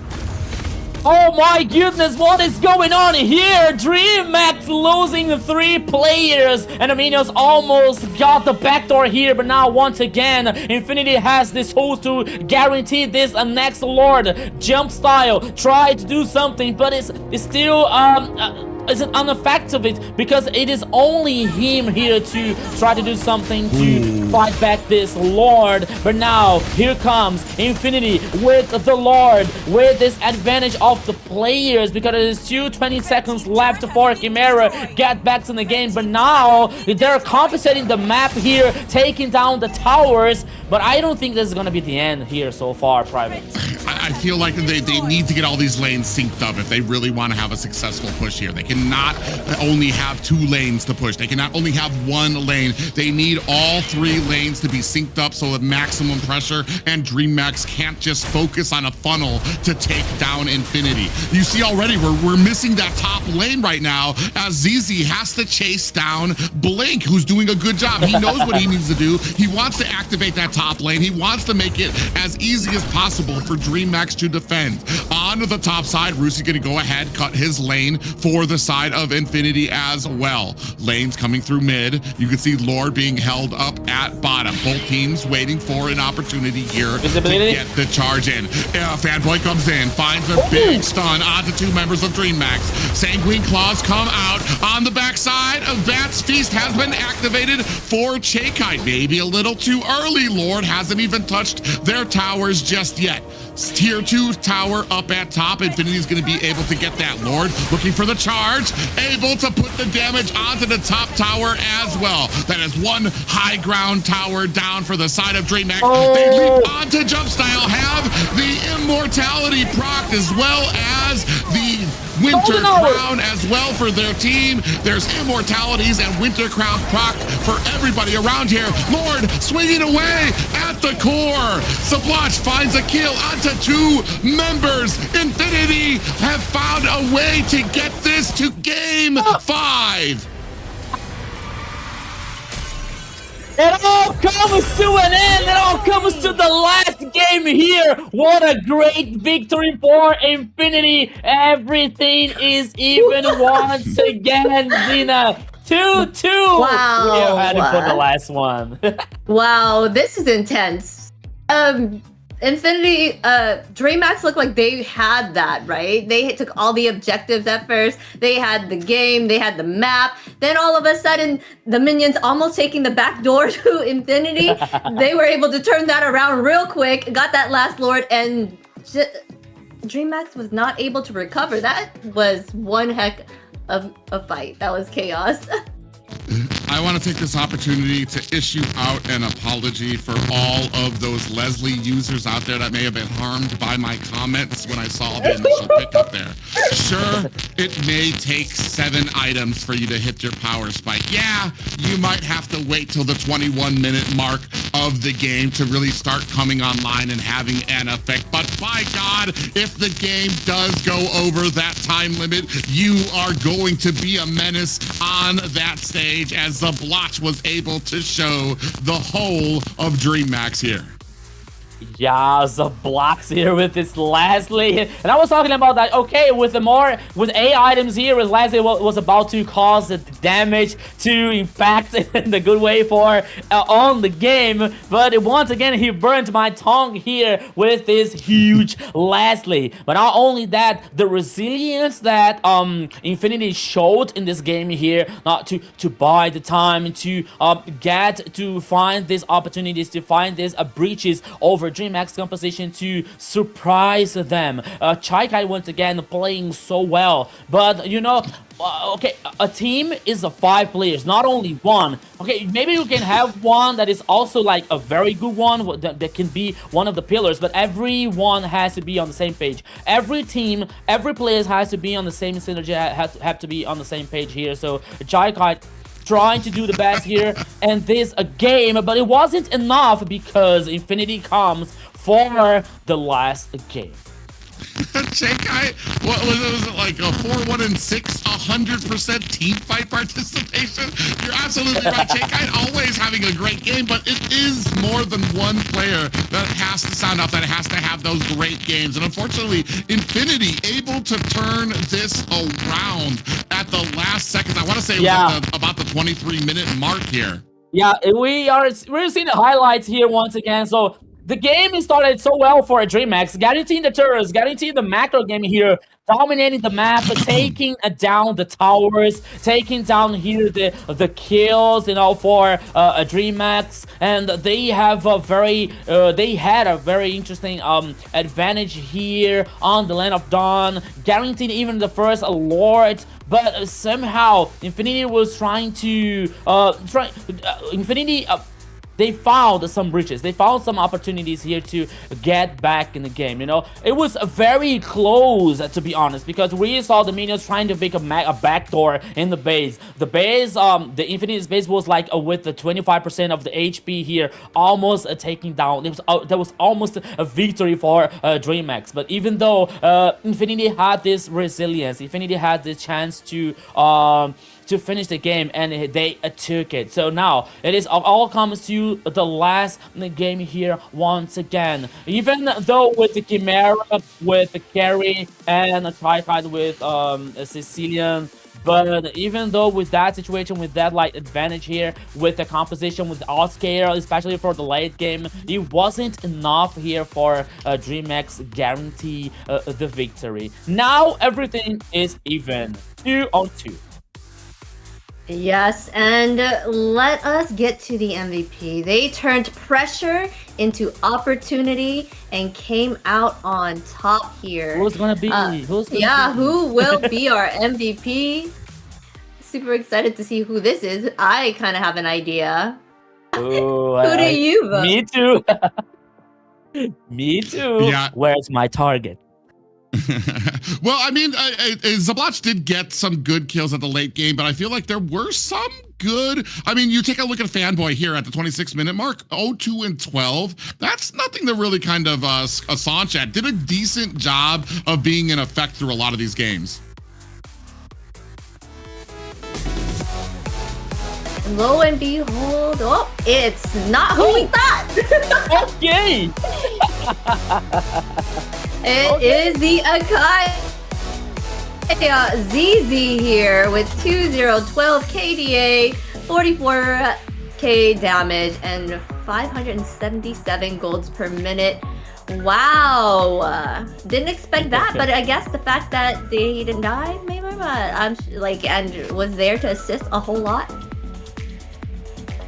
Yeah, I gotta be honest here. I didn't expect like ZZ getting the MVP. Okay, he was very important. He didn't die in this game with 12 assistants here with the Akai so far. But at sometimes I didn't understand like why he was not able to use the heavy spin here to try to fight back, especially the first objectives, the first turtles and the first lords here. But even though it was very good for Infinity here, especially with the ZZ getting this solid performance, getting this solid with the Akai, not be able to die, not be able to take down, for example, especially to defend the base, to defend the towers. It was very important. But I expected here at Zablox with Leslie over the KDA and over that situation that he was able to find. It's almost like he kind of came in like almost as a secret there. Like we didn't see very many plays that he was like going out of his way to kind of get kills or push himself on there. He was just looking for opportunities, and unfortunately he himself felt like he didn't have such great opportunities to just dive in, get the heavy spin. And then what happens? You get the heavy spin, maybe you do get the Lord, but then you get immediately killed because the rest of your team can't dive in there with you as well. Played a very, very patient game here. And like we said, it's not like he wasn't doing anything. 12 assists there. So definitely a mark and a pillar for why his team was successful. And maybe just kind of sulking into the shadows to where the team didn't realize that that was the major threat that was kind of that was really being an effect on them. They had to worry about the damage coming out from Zabloch. They had to worry about the Marcel and everything like that. So it's very interesting here and a good game, a very well executed game here by Infinity. Yes, they are.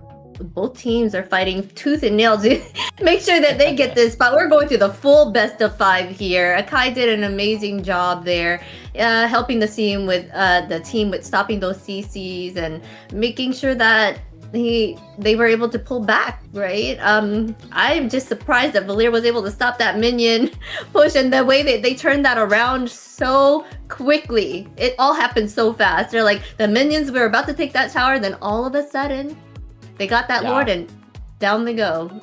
Was able to take control right then and there. Yeah, I was wondering in that situation that the minions were trying to backdoor and saying, okay, maybe he's able to use the Flames of Vengeance to use the ultimate to clean this minion wave as faster as they can to guarantee not only to save the base but to do something else, maybe to follow the teams to fight back from the Lord, for example, and it worked. And it worked well for Infinity here, letting them to the victory, letting them to decide everything in the last game here. The best of 5. So we expected 5 games. We prayed for the 5 games. So here we are, and on the 5th game here in this best of 5.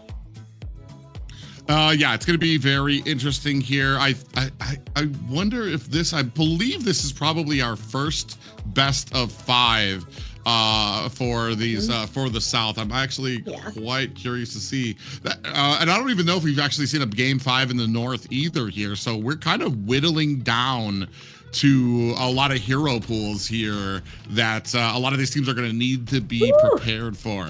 I want to say if I am on either one of these teams, I'm looking for the chip ban. Oh yeah, this is the first time we've seen complete rows of all of these guys of heroes they cannot use any longer. I'm assuming chip is still going to be up there for the bans, and possibly the Kimmy for the side of Infinity as well, to take that away from Chaikai. Who said there are Yeah, it's going to be exciting to see what they pull out of their belts now with all of these bans on the board here. They got rid of that Uranus, the tanky side there, and the, of course, the chip. They didn't want to see that lurking around in the bushes. And then the Freya and the Marcel. Yeah, here now waiting for the last ban here in the first phase for DreamHack and Infinity here. Now DreamHack in the blue side and being able to get the first pick. I'm looking for a Boxia. Yeah, they already used Boxia here in this best of 5, so they're not allowed to use that. Maybe a Harley, for example, for Jumpslide, but I'm not seeing Jumpslide playing with Harley, to be honest here. So we are waiting to see what is going on here, especially for the first pick for DreamHack. Maybe for Chaikai here to prioritize the mid lane, who is actually playing so solid. That's a possibility. One thing I want to say is you either ban the Kimmy or you give or you ban the Zushin. So that's gonna go ahead and allow the Kimmy out for the side of a DreamHack here, so we're going to be able to give that to Chaikai. I was about to say too, Zushin, I was like, we're kind of edging. Are we going to let that thing through there? We're kind of down. I feel like the later we're getting into some of these matches, the more it favors the side of Infinity because of some of those off picks that they have. I mean, they still have Valentina available on their side. They still have a lot of the roams available on their side. So, I mean, this almost, if they can play some of the meta just successfully as they have some of those outside the box picks, I think that DreamHack might be in for a bit of a rude awakening. Yeah, they're not gonna pick up the Kimmy first. They prioritize the Harith here. They are still target banning for Fanboy. He has so many roams under his belt that I really don't know if that was a good choice to kind of like target ban Fanboy. I know roams are very important in the matches and helping the team gain, you know, the map and control of the situation. They went ahead and picked up the Fredrin here and the Yuzong. Yeah, and another thing here when it comes to Infinity, that like this is surprising picks that we used to see here of Valier, of Peleric, of Gufra, and now even Leslie, for example. The question is, will be able to see a media, for example, in that composition for Infinity, who knows? But here, okay, Jump Style playing with Harley. This is a surprise for me here, coming out with the Kalia in the first phase here for picks for a DreamHack. So Romy here, a very strong one with his potential for crowd control. But now here comes a response for Infinity with Lunox. Probably that could be in the mid lane or in the gold lane here. So Lunox has this flexibility for Infinity. So we have to wait to see. Yeah, that's really interesting. I feel like that's going to go ahead. Oh no, they don't. They aren't going to be able to pick the glue pick anyway. So I mean, that's going to probably be able to try to take down some of these tankier ones that will stop Kalia from being able to get the Tsunami Slam onto the Lunox. I feel like the main difference that I've seen here when I watch other regions like PH, Indonesia, and when it comes to AMER, is that I feel like Kalia in AMER has kind of slipped down tiers a little bit here in AMER, where I feel like a lot of our teams aren't as comfortable picking up the Kali, where heck, they'll even go for other ones like Atlas. They'll prioritize over picking up a Kalea, which is really interesting to me here, especially with how prioritized it can be in other regions as a setter for their team, to be able to get that one of their enemies all the way back onto the line, to be able to burst them down as well. Yeah, Kalia is a great pick there. They're going for a full meta lineup right now. Harith, Harley, and Kalia here on that side. They picked the Lunux here on the Infinity side. They saw what the Lunux can do, so I'm kind of excited to kind of see how that goes in the hands of Lionel and see what he can do with the Lunux. Yeah. So here, analyzing the last ban here coming from DreamHack that actually goes for a Hylos. And now here, I think that now this is fanboys a time to pick the Romy one here. So I can expect anything here, but we're seeing the bans here so far. So not Atlas, Minotaur is banned, Chip is banned also. So who's gonna be here in the roaming? I don't believe that is gonna they're gonna use it. I mean, we've got Franco. Yeah, I was like, now we're out there from some of those side pickups that can come out there from some of these guys. It's going to be very interesting. Oh, we still have Claude available. I'm just kidding. I was kind of hoping we would see something crazy here. Where's the Nana pickups? Where's the Cyclopses to start coming in? I think we have to wait for the game 6s before we start seeing some of those pickups coming up from some of these teams. We're still waiting on those final 2 pickups here from DreamHack. Yeah, then they gone ahead and picked up the Claude instead. So Lunux for sure is going to be that mid lane. What are they choosing here for? They need an EXP laner and their mid laner. They already have 2 magic damage on DreamHack's side. Yeah, we can't guess right now what they're going to be choosing with how many global bans there are on the board. Oh, the Yves! We forgot all about that. Even an Arlott here to finish the composition coming out from DreamHack, the XP lane in the King's hands here. Yeah, it's a very interesting one. Okay, Ivy here with the real world manipulation, causing the damage with like this range situation here, and Arlott here can mark someone from the other side to knock off the players. So it's gonna be very interesting situation for DreamHack, but we have to wait. What is a fanboy bringing out in the last choose here? Oh yeah, Tigreal. The only thing I can think of is is something that can be a setting potential, because he seems to really like those tanks that go with setting, the Atlas, the Minotaur, things that can help your teammate get that early access to them. Gatakacha is good, but he is not the initial setting factor. If his ability is too predictable and it allows people to get out, so it's gonna need to be actuated probably by the Black Dragon or by ZZ going in on the Fredrin before he can use that Avatar of the Guardian to come in.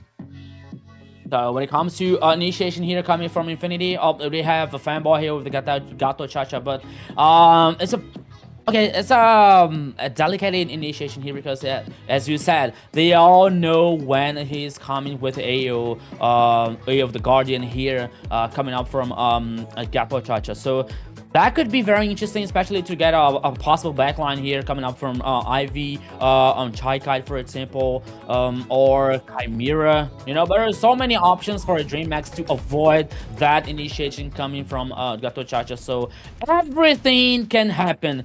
Everything is possible, because here now, ladies and gentlemen, once again, welcome to the Land of Dawn for the last time of today. DreamHack versus Infinity when it comes to the victory, and we have a pause. And no better way to start out the game 5. I want to say the South's first game 5 of the season, as we get ready to start off this final game. Like we said, final game of the Swiss stage, final game before we go into playoffs next week.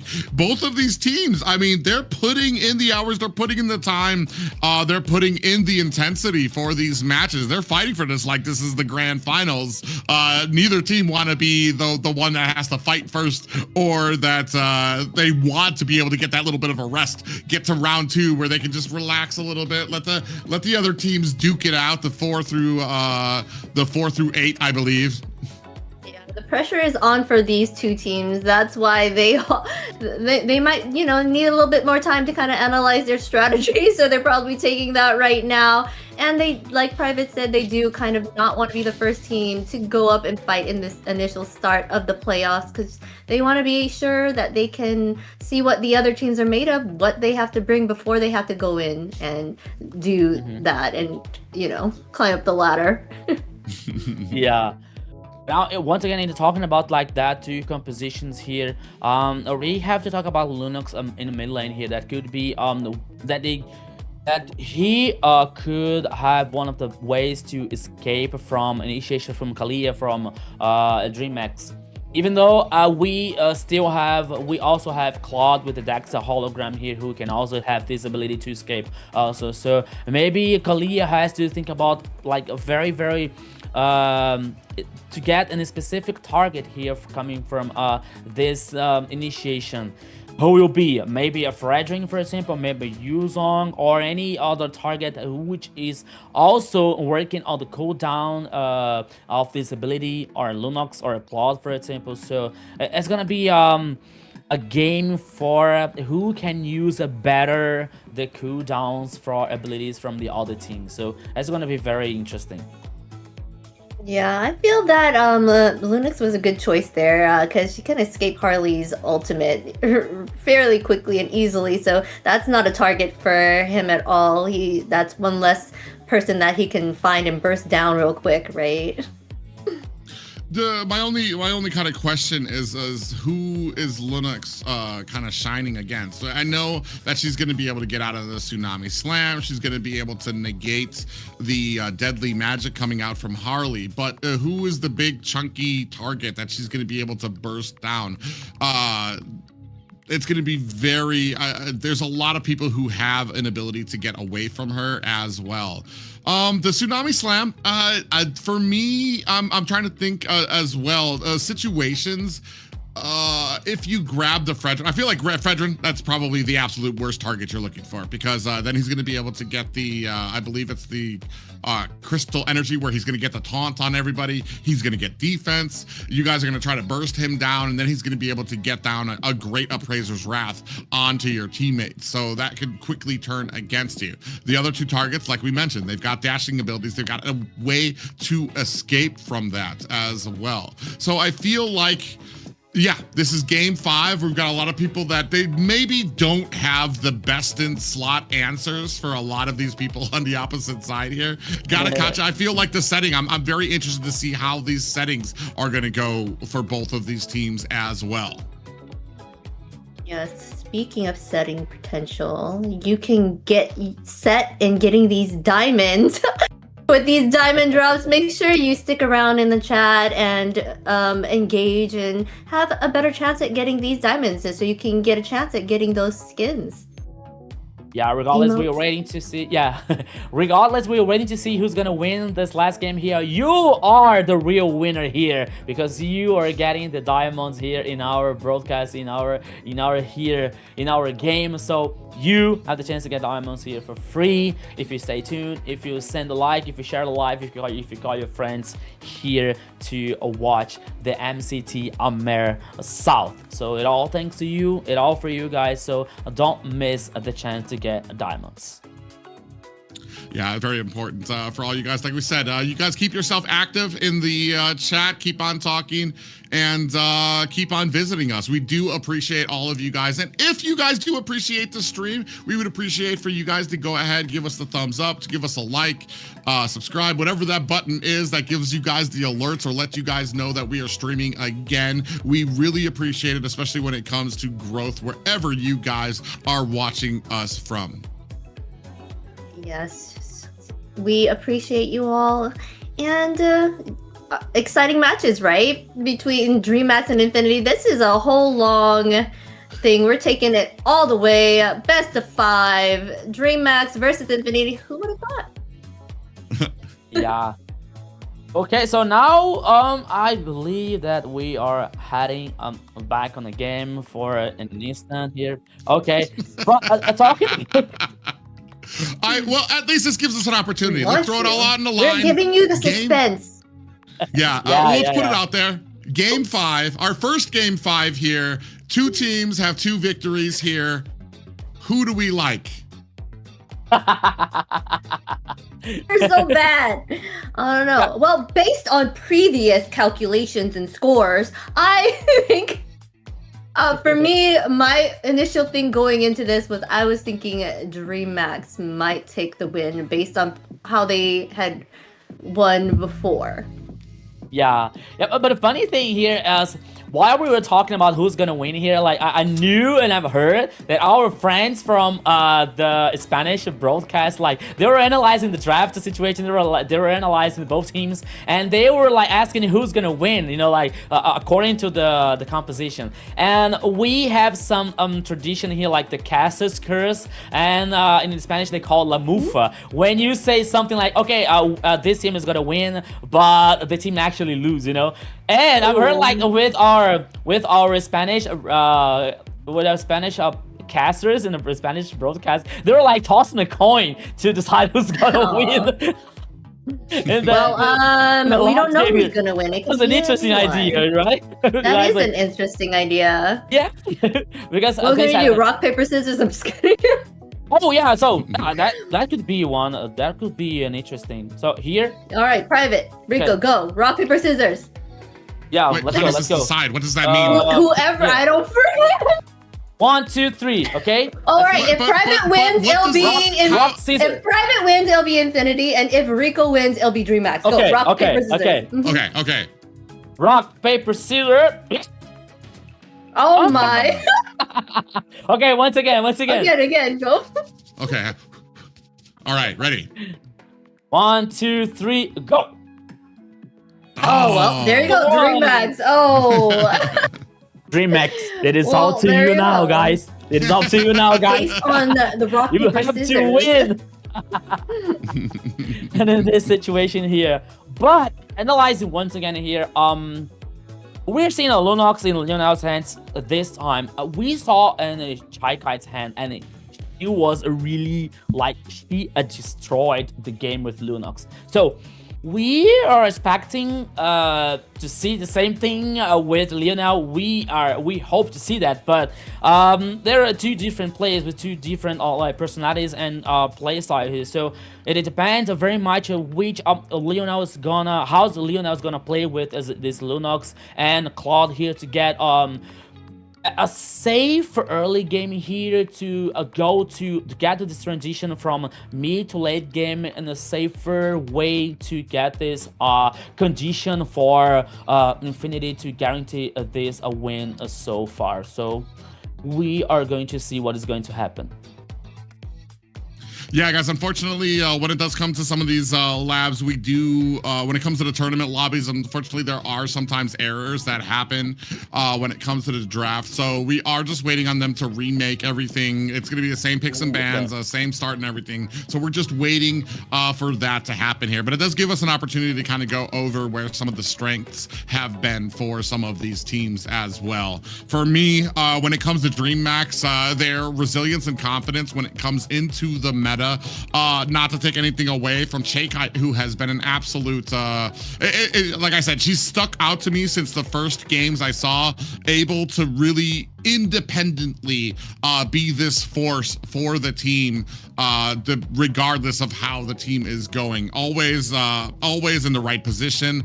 Always, even that last match, I think where we saw them starting to turn it around. Chakai, I think only had like one death or 0. I can't remember how it went, but just still doing an excellent job on the Sicilian as well. So she's been one of those outliers for the team.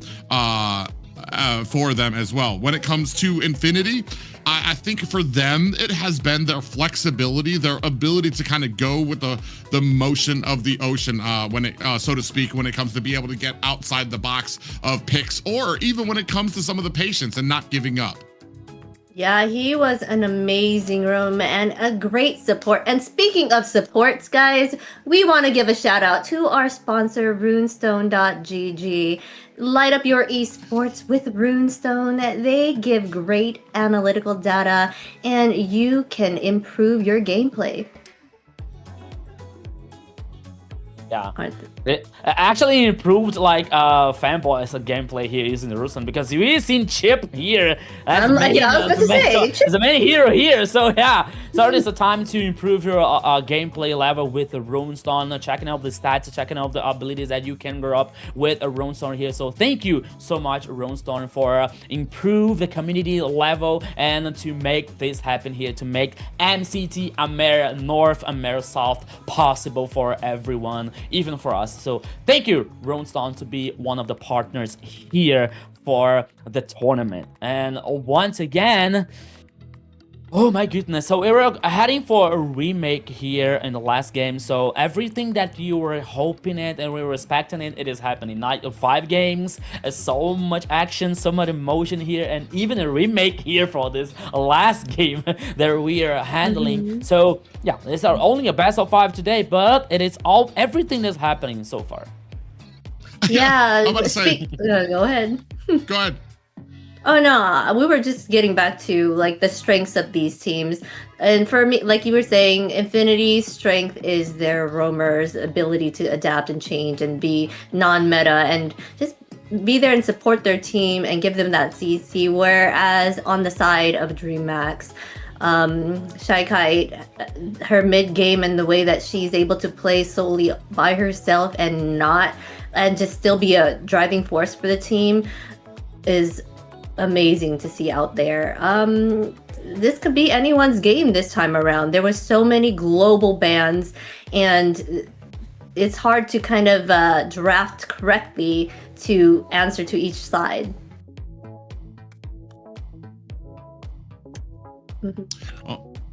Yeah, oh yeah, I mean, yeah, sorry, got lost in my thoughts. I was trying to think ahead when it comes out to the to the draft and things like that. But I believe we have another call out there for you, Xena.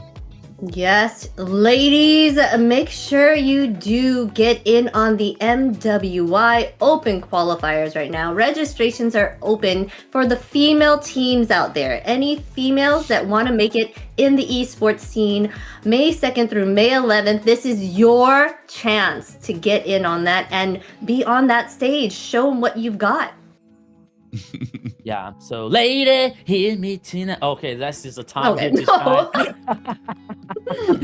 to take the chance, and I'll take the opportunity to participate and join the open qualifier here for the MWY. Here is the chance for the lady to shine. And we all know there is a lot of lady who's a pro in Mobile Legends, a bang. So now take this chance, take this opportunity here. Yeah, take it from Shy Kite. Yeah, I was going to say, if this series has proved anything, it's that there are females in a lot of these regions that do have the skill level to compete at a professional level. I know in North America, we are intimately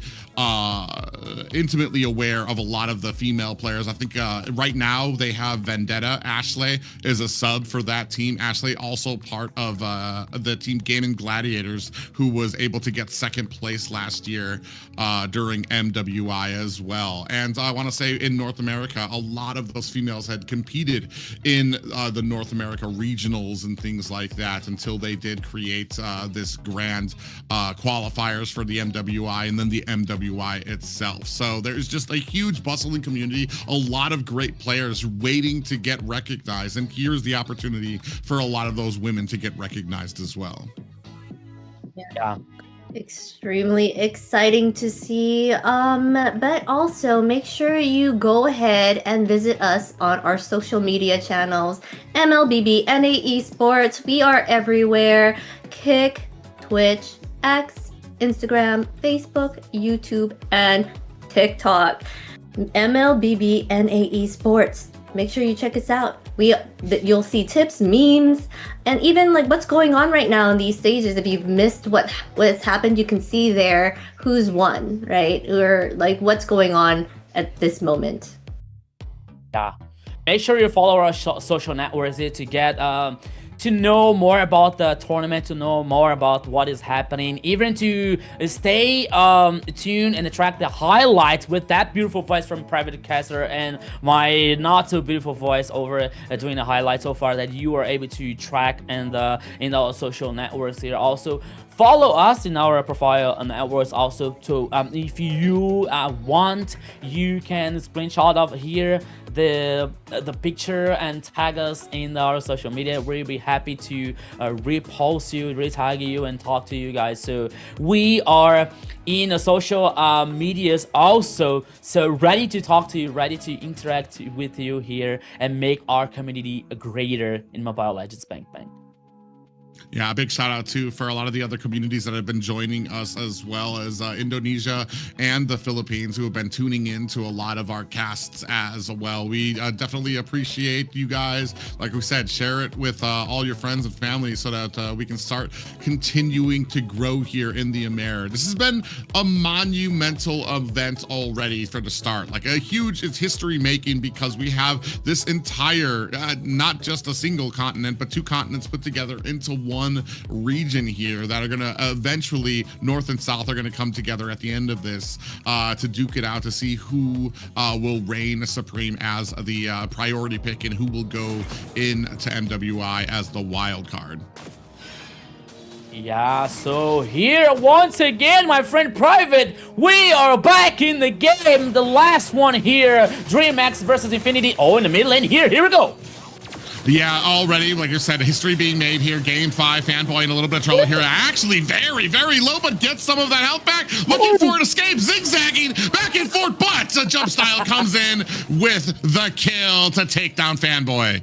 Yeah, first blood here for Shy-Kite. Oh, that could be not even better for DreamHack, but now Lionel here could be in trouble. 1v2, Lionel. Take care, my friend. Okay, he was able to survive.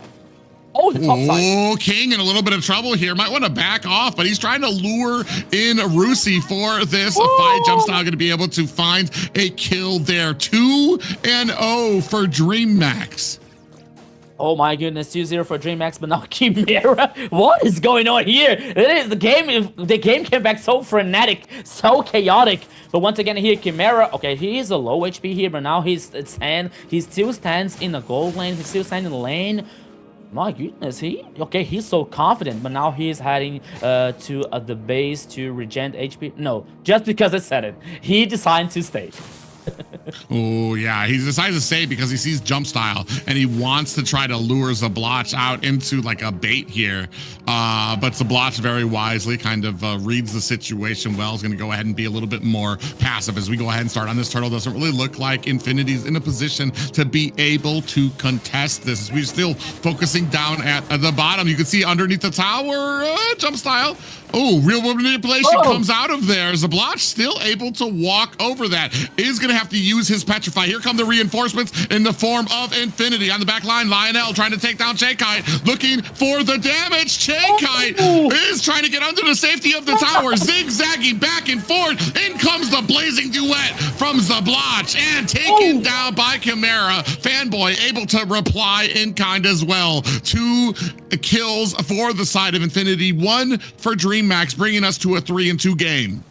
An insane dive here coming out from Infinity in the bottom lane. Guarantee 2 kills for Infinity, 1 for Lionel and 1 for Fanboy. Shy-Kite trying to buy much time for a DreamHack. Meanwhile, Infinity was guaranteed the first total here so far in the early game, so everything is almost even. The goal lead here is even for both teams, but I think that maybe for DreamHack here with 1 kill in Chimera's hand, Shy-Kite hand, and jump style could be better. But now DreamHack is playing aggressive and is trying to steal here the orange buff coming out from Infinity. But now here comes the response. Yeah, Black Dragon is out for the side of Infinity. Big flicker coming out there from onto Blake, who gets taken out. Real world manipulation at the mid lane to help clear out some of those minions. Infinity finally managed to tie things up with DreamHack. Now Rusi here has an opportunity and comes with a kill. Oh, King could be in trouble. Oh my goodness. Yeah, King unfortunately took a decent amount of damage from Rusi. We do have the Blazing Duet coming out there. Chimera immediately throws down the Zaman Forest. Zablot's going to go back to his tower. Jumpstyle goes in underneath. Deadly Magic is going to be able to finish the job. Jumpstyle finds a kill under his belt for his team as well. And Infinity just a few seconds too late for that counter. Fanboy looking for an escape. Going to go ahead and get around. I believe this will be the second turtle of the game. Infinity looking to maybe be able to contest this. Blink comes down, lands down onto the backside, finds himself a Tsunami Slam as well. Gets taken down, but earns his team their second turtle of the game. The chaos here for both teams playing in that situation, but now the Tsunami Slam over an enemy lane here. Oh! Yeah, we do have a blazing or a real world manipulation that comes out, and unfortunately, Lionel had already used that brilliance earlier. So a great paying attention there by Kite to understand what was up and what was down for them. Rusi comes in, Black Dragon is out onto Jumpstyle. Jumpstyle actually might be in a little bit of trouble here. He's gonna have to use that teleport to get out of harm's way. Rusi wisely going underneath the bush to try to help protect his lane. Yeah, meanwhile here Infinity is trying to respond something in the bottom lane here while I have two players from in DreamHack in the top side, but now here comes Rusi once again, 1v2! Yeah, he's able to find Jumpstyle there. Final Slash comes out from King, but you could see that passive feeding into Rusi, giving him all the health that he needed. King in a little bit of trouble here. Out comes the Avatar of the Guardian on the backside. King goes in and gets taken out. 7-5 right now. Both teams essentially standing in the middle of the ring, throwing out haymakers, continuing this fast-paced game. Who will run out of stamina first as we see the first tower of the game go down for the side of DreamHack? No time here for taking a breath for both teams, but now here comes the first tower in favor for Infinity in the top side. Now King has to do with some struggling in the top side here, but now he is heading on the mid lane because okay, maybe the situation could be a little harder for DreamHack. We're seeing the items here so far, glowing wand. Oh, Zablack Zero is able to force back to play safe in the tower, even after their Harley's ultimate. Claude with the Demon Hunter. The chaos here in the Land of Dawn in this last game, my friend Private. Yeah, and you can see there, the only problem here is that the Black Dragon right now is just becoming this huge force right now. 4-0 right now. Rusi gonna go, Avatar of the Guardian comes out, still trying to latch on a Kite, finds the kill deep into the back lines there for Infinity. 5-9 right now. Infinity is on a roll. This is gonna go ahead and open up this turtle for them. A very strong weapon here for Infinity comes from Lionel and the Lunox with 2 kills. Kite was taken down once again for, I believe it was Rusi here with the Black Dragon with the Yuzong. 5 kills for Rusi, the XP laner for Infinity, taking down the players. 9 kills. The goal lead now just a little bit ahead for Infinity now, heading for another turtle. 2 turtles versus only 1 for DreamHack. The game is still even for both teams, but now Infinity has a strong weapon, which is Zablack with the Claw. Okay, he's struggling with this early game, but now Lionel is responding so well with this Lunox with 2 kills. Yeah, I feel like having this XP laner out here in the late. Ooh, Rusi might be looking at a Deadly Magic coming out from Jumpstyle. No, it's just going to be the cards here to try to force him away. But Rusi is having a heck of a game, and I feel like all of our analyzation of the draft of the composition didn't really include the fact that Rusi might actually be able to get about 5 kills here and become like this huge menace during all of these fights. Now they're going to kind of continue here, fighting at the mid. Jumpstyle comes in, trying to find the Deadly Magic. Brilliance comes out immediately from Lionel. The time here from Lionel using the ultimate wasn't enough. Like, okay, the burst damage here coming from Harley wasn't enough to take Lionel down, but you see that the time was not right, you know, the time was not synchronized here to neutralize the ultimate, the damage that it came from ultimate from Harley. But even though Lionel is still in a good situation here, is still comfortable with Lunox now, they're trying to close the mid. Oh! Yeah, they tried to come in with a flicker final slash coming out from King, then the real world manipulation, but Lionel, so quick on the dot, immediately used the brilliance to get out of it. And that's just the skill level that they have on this pick. Jumpstyle in trouble on the back line, gets killed by Zablotch, raising this to a 10-5 game. I'm wondering how long does this Lunox ultimate he takes to come back, because it was so fast to come back once again. Here, Lionel, oh, once again, Tsunami Slam. Yeah, ZZ in a little bit of trouble here. Gets Tsunami slammed underneath the tower. Lionel able to go ahead and pay that back to Blink. Black Dragon is out. Fanboy finds a kill onto Chimera. Black Dragon deep into the backside. Decides against chasing down Jay Kite, especially with King right there. But this is going to open up the first game Lord for the side of Infinity. Yeah, the early game here was a chaos for both teams, but now we're seeing Infinity taking the actions, dominating the pace here so far. Now they were able to take down the first turret for the first tower here in the mid lane, guaranteeing the Lord. Go lead, heading for almost 5k for Infinity. 12 kills. Only one for Zablotch, but Lionel is still on fire. Rusi is destroying this game so far with this user. But Fanboy, what are you doing there, my friend? Oh yeah, he's very low. Just got final slash down to the lower lane. The Zaman Force got laid out. You see that the Eve gonna go lay down that real world manipulation. Zablotch gonna have to use his blazing duet to get himself out of harm's way. All the while this is going on, the Lord is fighting his way through the top lane right now. 28k to 32k. Ooh, a little bit of engagement. Tsunami Slam onto the backside. Blink gonna go ahead and force this fight out. Black Dragon is not enough to save Rusi from Che Kite. Now the fight continues. The brilliance is out. Ooh, a nice little flicker coming out there from Blink. Jump style able to find a kill onto Lionel. That's going to be 2 down for Infinity.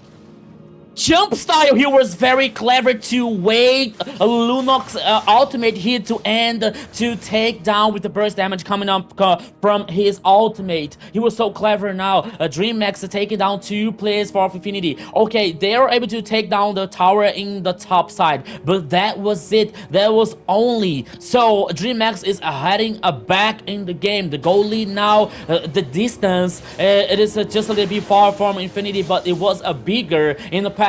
But now Fanboy here is trying to defend. Oh, here comes again. So them is Lump.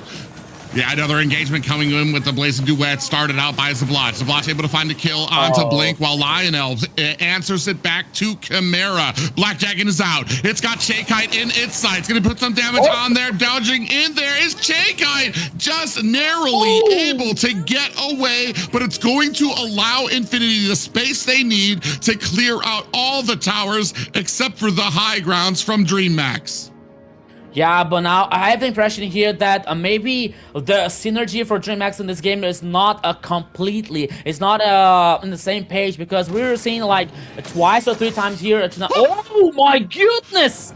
DreamHack might be in trouble. He's going to have to use that teleport to get back. Rusi going to take a face full of deadly magic and cards. Looking for the teleport, and he's going to use that teleport to get away. Fanboy on the side. ZZ coming from the side and the flank, trying to get that damage onto Jumpstyle, but being escorted by the rest of DreamHack to safety.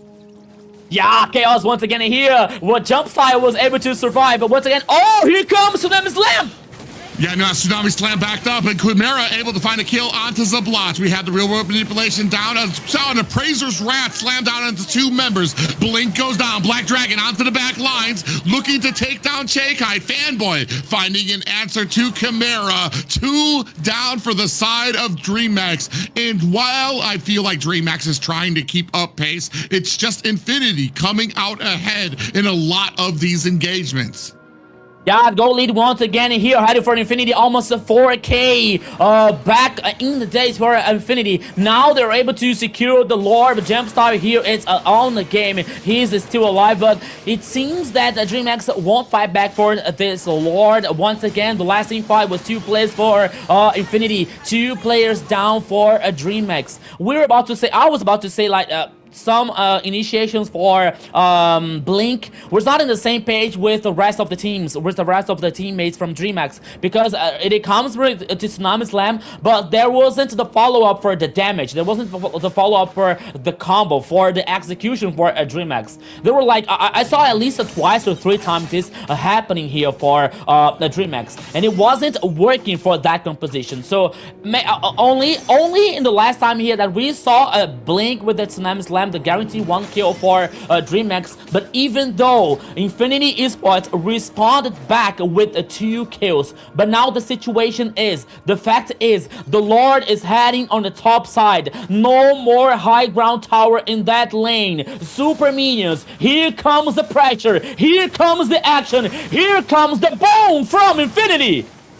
Yeah, Black Dragon is out, searching around, trying to find a good possible contender onto Che Kai. They do find a big Avatar of the Guardian. Fanboy might be going down. Che Kai able to answer back there. Underneath the tower, Infinity might have overstayed their welcome as they get beat back. 1 down in the form of a Fanboy. But I do want to say, I feel like we talked about worst case scenarios for the Tsunami Slam, and twice it's already happened where Blink is only able to grab ZZ, one of the tankiest heroes on Infinity's side. Now you've got ZZ on the back line with your team, and he's going to be able to get all these defense. He's going to be able to get that Appraiser's Wrath onto them. Another Tsunami Slam comes out against Rusi with the deadly magic. Blink might be in trouble, gets taken down immediately by Infinity.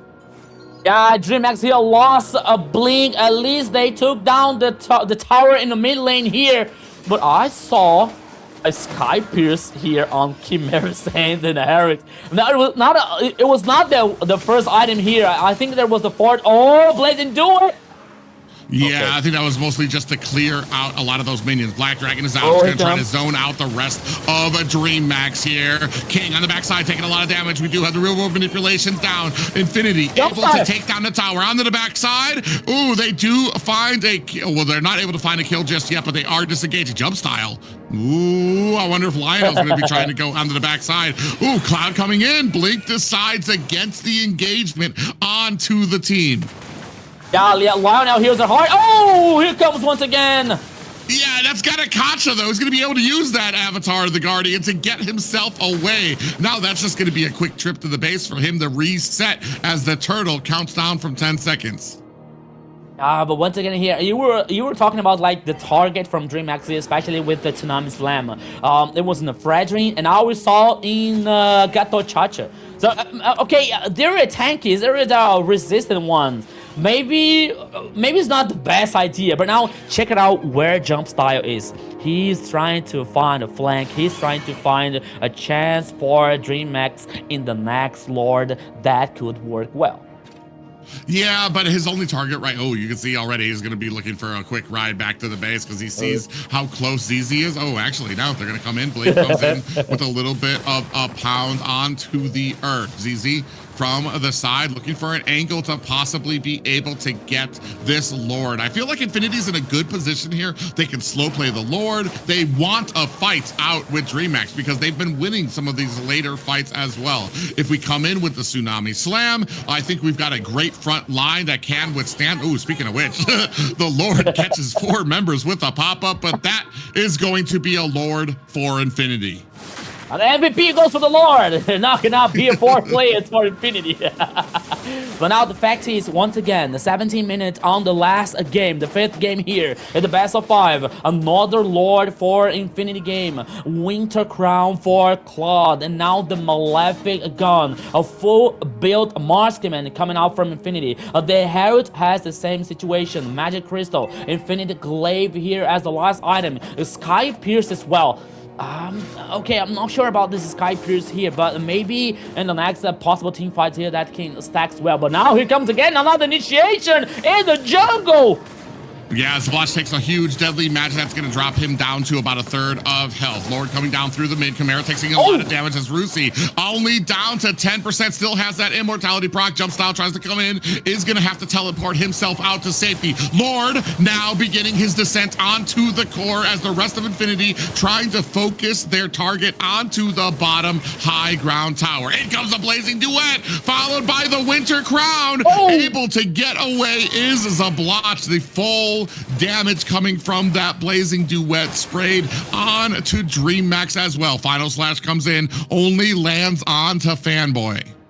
Yeah, I have the impression that I saw Lionel losing the immortality coming out from Lunox, so it's an important spell here, an important item situation for Infinity. Once again, the last tower here in the mid lane was the taking down for Infinity. Only the last one in the bottom lane is still standing for DreamMax. Once again, the items, almost everyone here in the full build. Only Lionel waiting for the last item for Lunox. Even in the ice dominance here, Athena for Gato Chacha.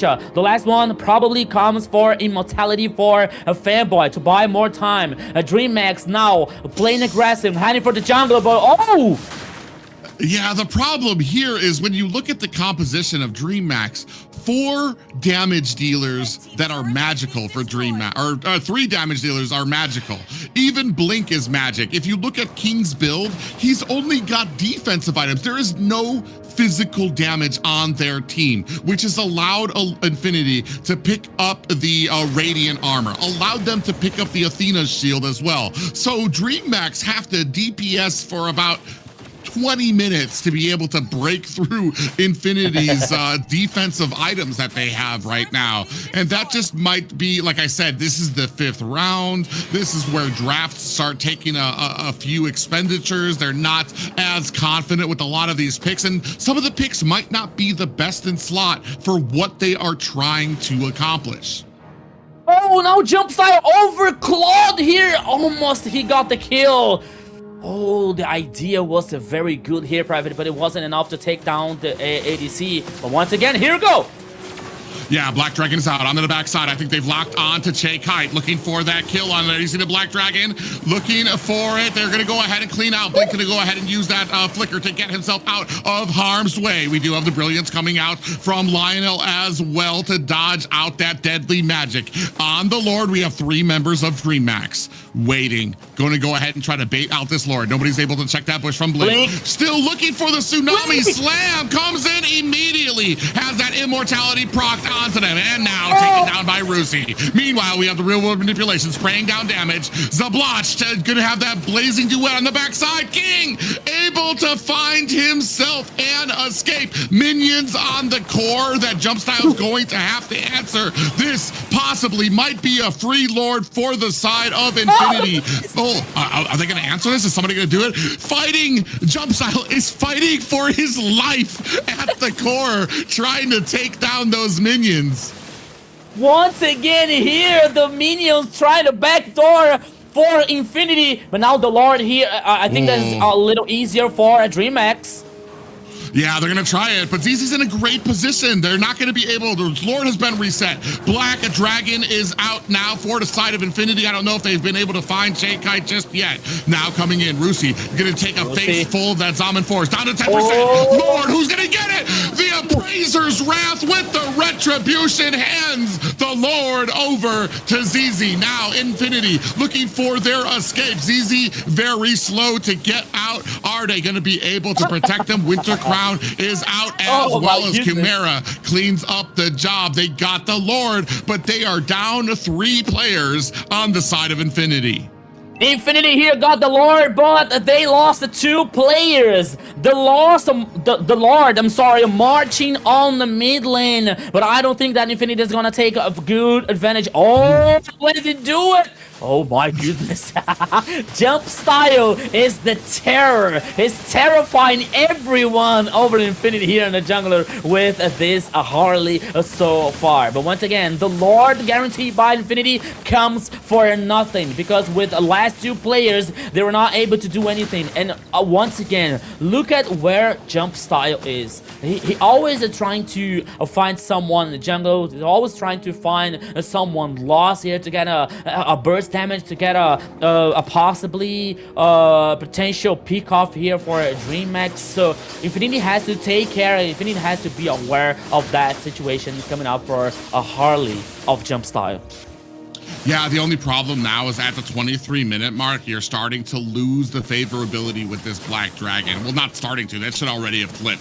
Roosty's going to have a lot of trouble. He can get back there. He can get vision onto Kite, but he can no longer be the solo force that is able to take down Kite in the back line. And unfortunately, they don't have a lot of people besides Fanboy that can join him in that type of fight. Once they join him, you're going to have your back line wide open as well. So it is a very tricky composition to work with now at the 23-minute mark. Ooh, actually, they might have a lock on the Harley. Are they going to be able to find the flank? You see Fanboy going out. Avatar the Guardian comes down, and a Black Dragon. That's a lot of, that's 2 ultimates used here with 23 seconds left on the Lord.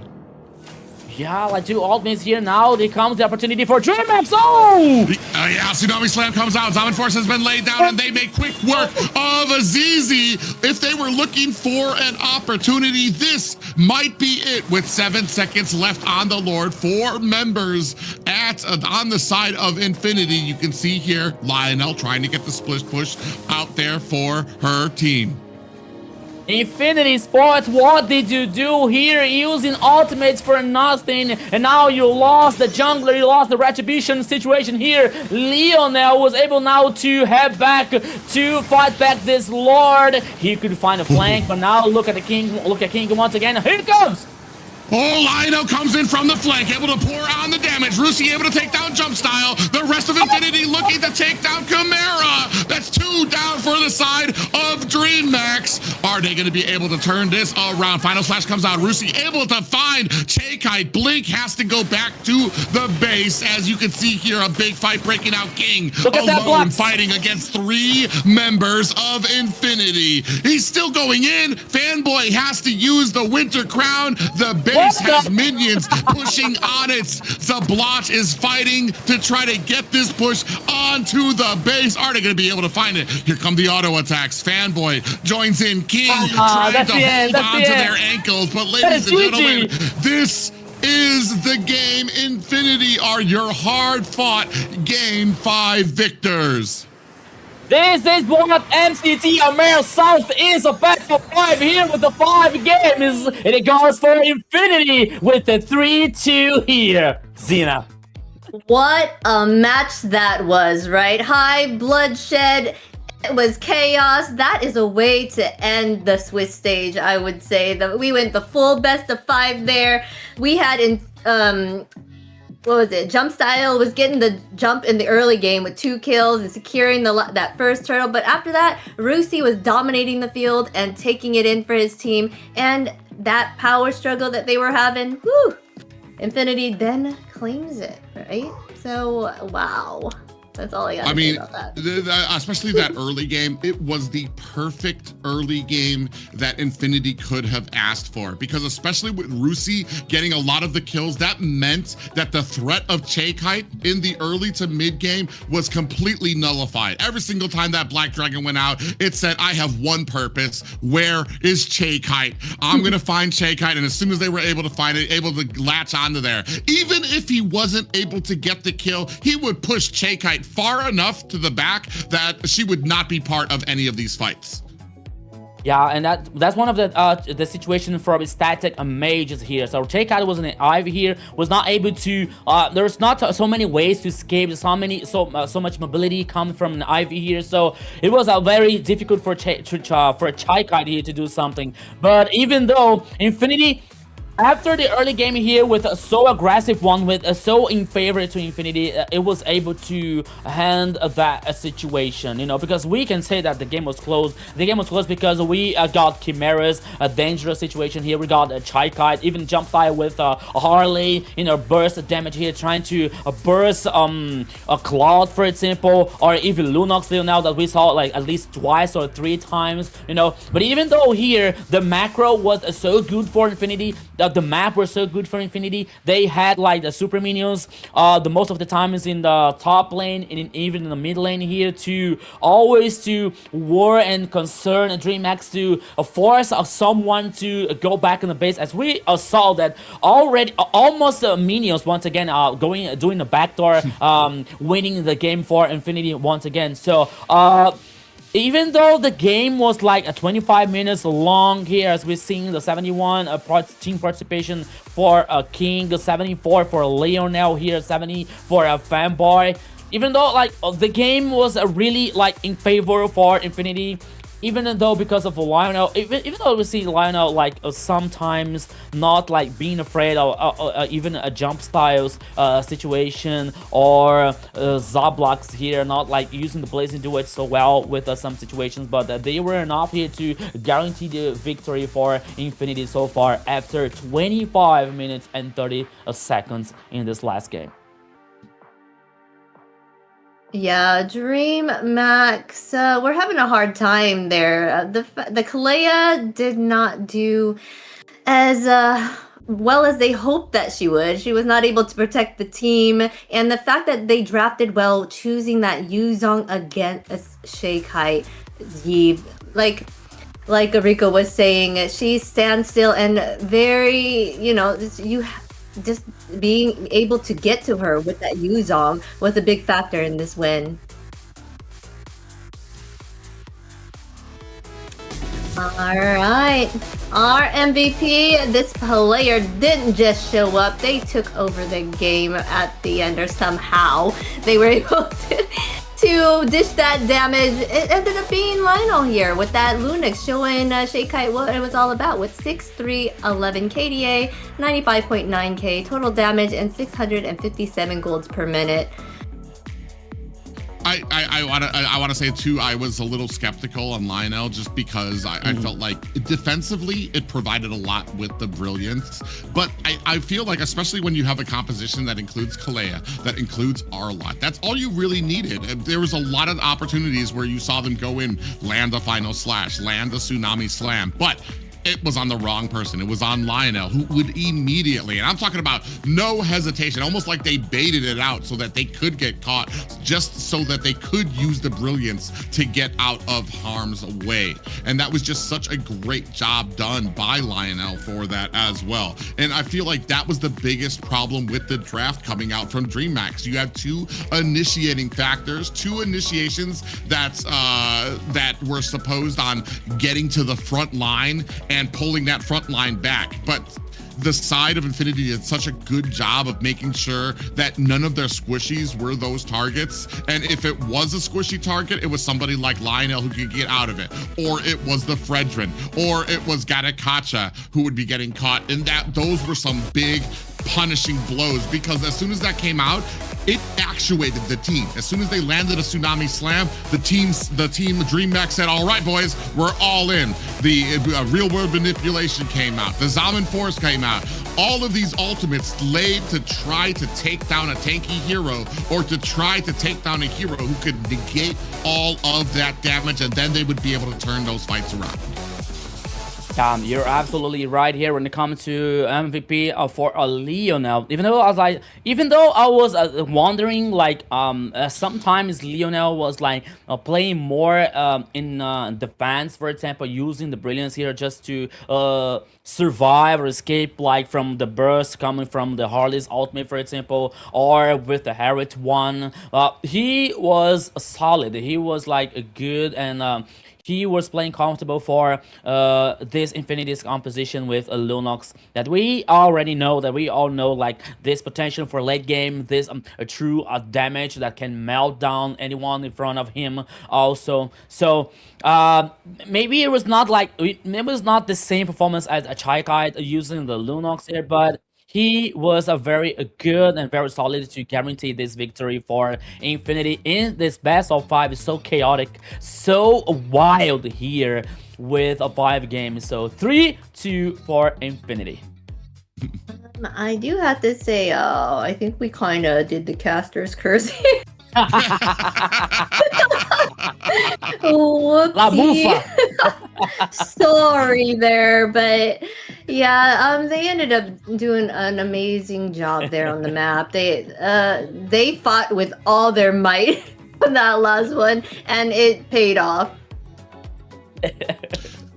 When it comes to one of the things I kind of want to point out too is I feel like we've had a lot of games in the South where the minions and the macro has become a huge issue for teams, especially in the late game where all of the towers are down. We try to get these initiating factors on, and a lot of these fights ended with minions on the base almost clearing it out. How many times have we called that out where we saw like minions on the base almost about to take it out? I feel like the last time was the final time, or the last time, was it last game or the game before that was the first time I actually think the camera was able to catch it, and you were seeing I think it was Claude fighting it off. So yeah. I mean, that is something to kind of, I want to say, take back to the proverbial locker room when it comes to like strategies and drafting and things that maybe teams need to understand a little bit better, is that macro, those pushes, making sure that we understand that when a lot of these fights, it's not just about the objective fight. It's also about creating that pressure in those side lanes so that especially when you're in that late game where these fights tend to last a little bit longer than they should, create that pressure into the side lane so that if the longer this fight goes on, eventually the enemy team is going to have to answer that. I do have to agree with you on that. Map control is very important for like just making sure that the team's able to get around and do what they need to do, because then you'll end up getting a snowball from the other team, and then you're going to go against a full-on 5-man, and it's a clash that you do not want, and you're losing lane at the same time. So that is something that they really do need to start looking into, to kind of paying attention to those lanes. Yeah, and by the time that we were talking about Mobile Legends, and we're talking about like a MOBA, which always the people say, usually they say that it's a turn game, like one attack and then other one attack later, and we are talking about a tempo situation, for example. So when you use the macro in your favor, like not only to push the minion, because sometimes when we talk about macro, there are some people who understand like, okay, so we have to push the minion waves, No, sometimes you have to freeze one. Sometimes you have to stack these minion waves to avoid resources and farm to the enemy, for example. So working in a macro situation, not only working in a high tempo, for example, not only working and forward, but knowing that when you can like calm down, when you have to dominate the pace on the game, for example, not only for the objectives, but for the sides, for the lane assignment that comes later. After the lane phase, you have to work in a lane assignment all the time to respond that minion waves, to respond that tempo, to respond that situation that comes from both teams, and to control and manage the objective in a sequence, for example. So the macro is a very, very important coming out for any games or any situation here in AMER South, AMER North, and any other region. So macro is a very important, and they have to study, and we have to know more about it to like evolve in the game, to grow up a little more. Yeah, I do have to say that macro is important, but then sometimes some people focus too much on the macro and don't get into those team fights with their team, and that can also be a big factor in their loss, because that one moment that you're there with your team could help you turn the tides. I'm a firm believer when we're talking about split pushing, that needs to be a team decision. I hate watching a team fail in a fight because the marksman decided he wasn't going to join the fight, and he was going to try to be the one-man army trying to push up on the side lane. And I want to say a lot of times you can tell when it is a team's decision, because the push is a very subtle one. You'll see the push, and then you'll see the marksman on the mini map start kind of egging back and forth, like, is he gonna join? Do they want me to join the fight, or do you want me to push? Do you want me to join the fight? You got the fight? Okay, I'm just gonna push. Or I'm all right, I'm coming in to help, guys, and then somebody's gonna have to go answer it. That comes down to a team decision.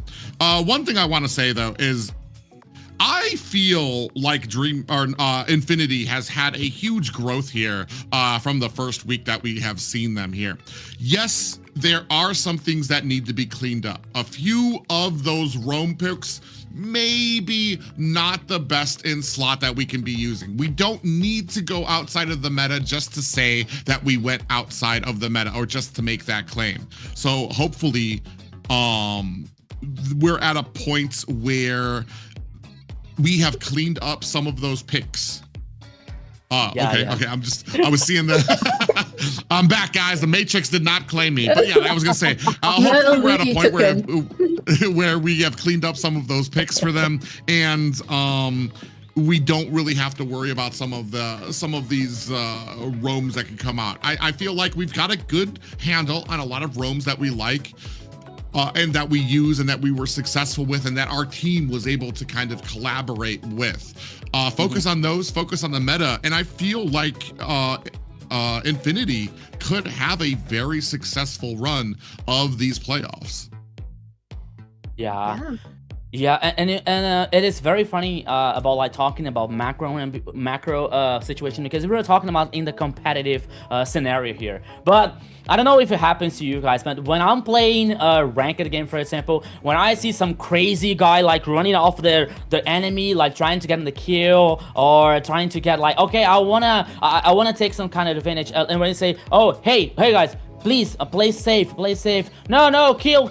No, kill doesn't win the game. It's not only about the kill. And the guy said, oh, I've never seen a dead hero defending the tower, for example. So no, but hey, don't worry. Kill is not only the main thing in the game. So you have to think about the other situations. Have to think about like defending towers, guarantee all the minion waves, guarantee the objective here. So everything has to be on the same page. Everything has to be on the same side of the coin here. So yeah, I'm talking about the ranked games, the casual ones. But when it comes to competitive, this can't be, and it has to be very strong side for any team if they want to be champion, if they want to reach the top, if they want to get this high performance. Yes. Communication is important, especially in the esports scene. In rank, of course, you're going to play with people that are not, like on comms or anything with you. So you're going to get those people that are not going to listen. They feel like they are the better player, so they're going to try to, do whatever they want to do. But here, it's a key to, communicate with your team. And like Private said, you got to make sure who's gonna push or who's not gonna push, as long as the team make that group decision, right?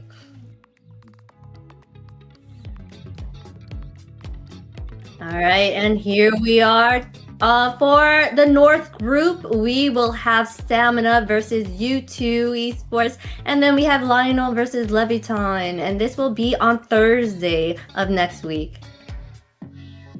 That's right, the beginning of the playoffs. It's going to be day 13 for the North group. That will be deciding. That will be the first step in deciding who the South will face up against in the grand finals. I know there's going to be a lot of eyes on a lot of these games.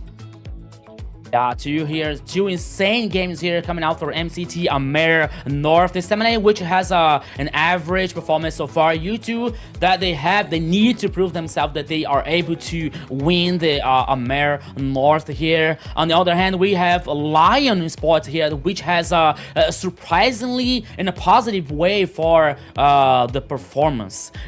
So maybe not maybe, but we are going to see a very interesting best of 5 here versus Leviathan in this the second match. Both matches are insane. Both matches are very good, but I'm excited to see the next one, the second one, Lion Esports versus Leviathan. Yeah, and this is the start of the playoffs, right? It's going into the playoffs, and this will be the first match for that. So it's going to be an exciting run and a new set of tournament things that we need to go through. So I know I'll be watching this as well. I've been watching the North very closely, of course, because I'm biased and I love the North, so I'm always gonna keep an eye on a lot of these familiar players. But this, I believe, this is 8th through 5th place here as well for both of these teams. So, or for all of these teams. So that's gonna be the first round for all of them, and that's exactly what I believe they were fighting for here. That's where DreamMax has ended up here for us. That on day 1 of our playoffs here for the South, it will feature DreamMax and the rest of, I believe, 5th through 8th place as well.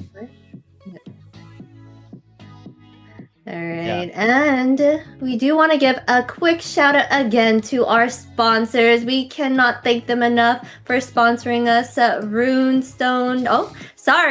Runestone, but also the Open Qualifiers, guys. I always want to thank them, but we also want to let y'all know before that, we have open registration for the MWI. We got the women's league here going on, so be sure, you ladies, you teams out there, make sure you get together and get in before it ends, May 2nd through May 11th here, and you get your chance at being in the big leagues on the stage with everyone else, you know?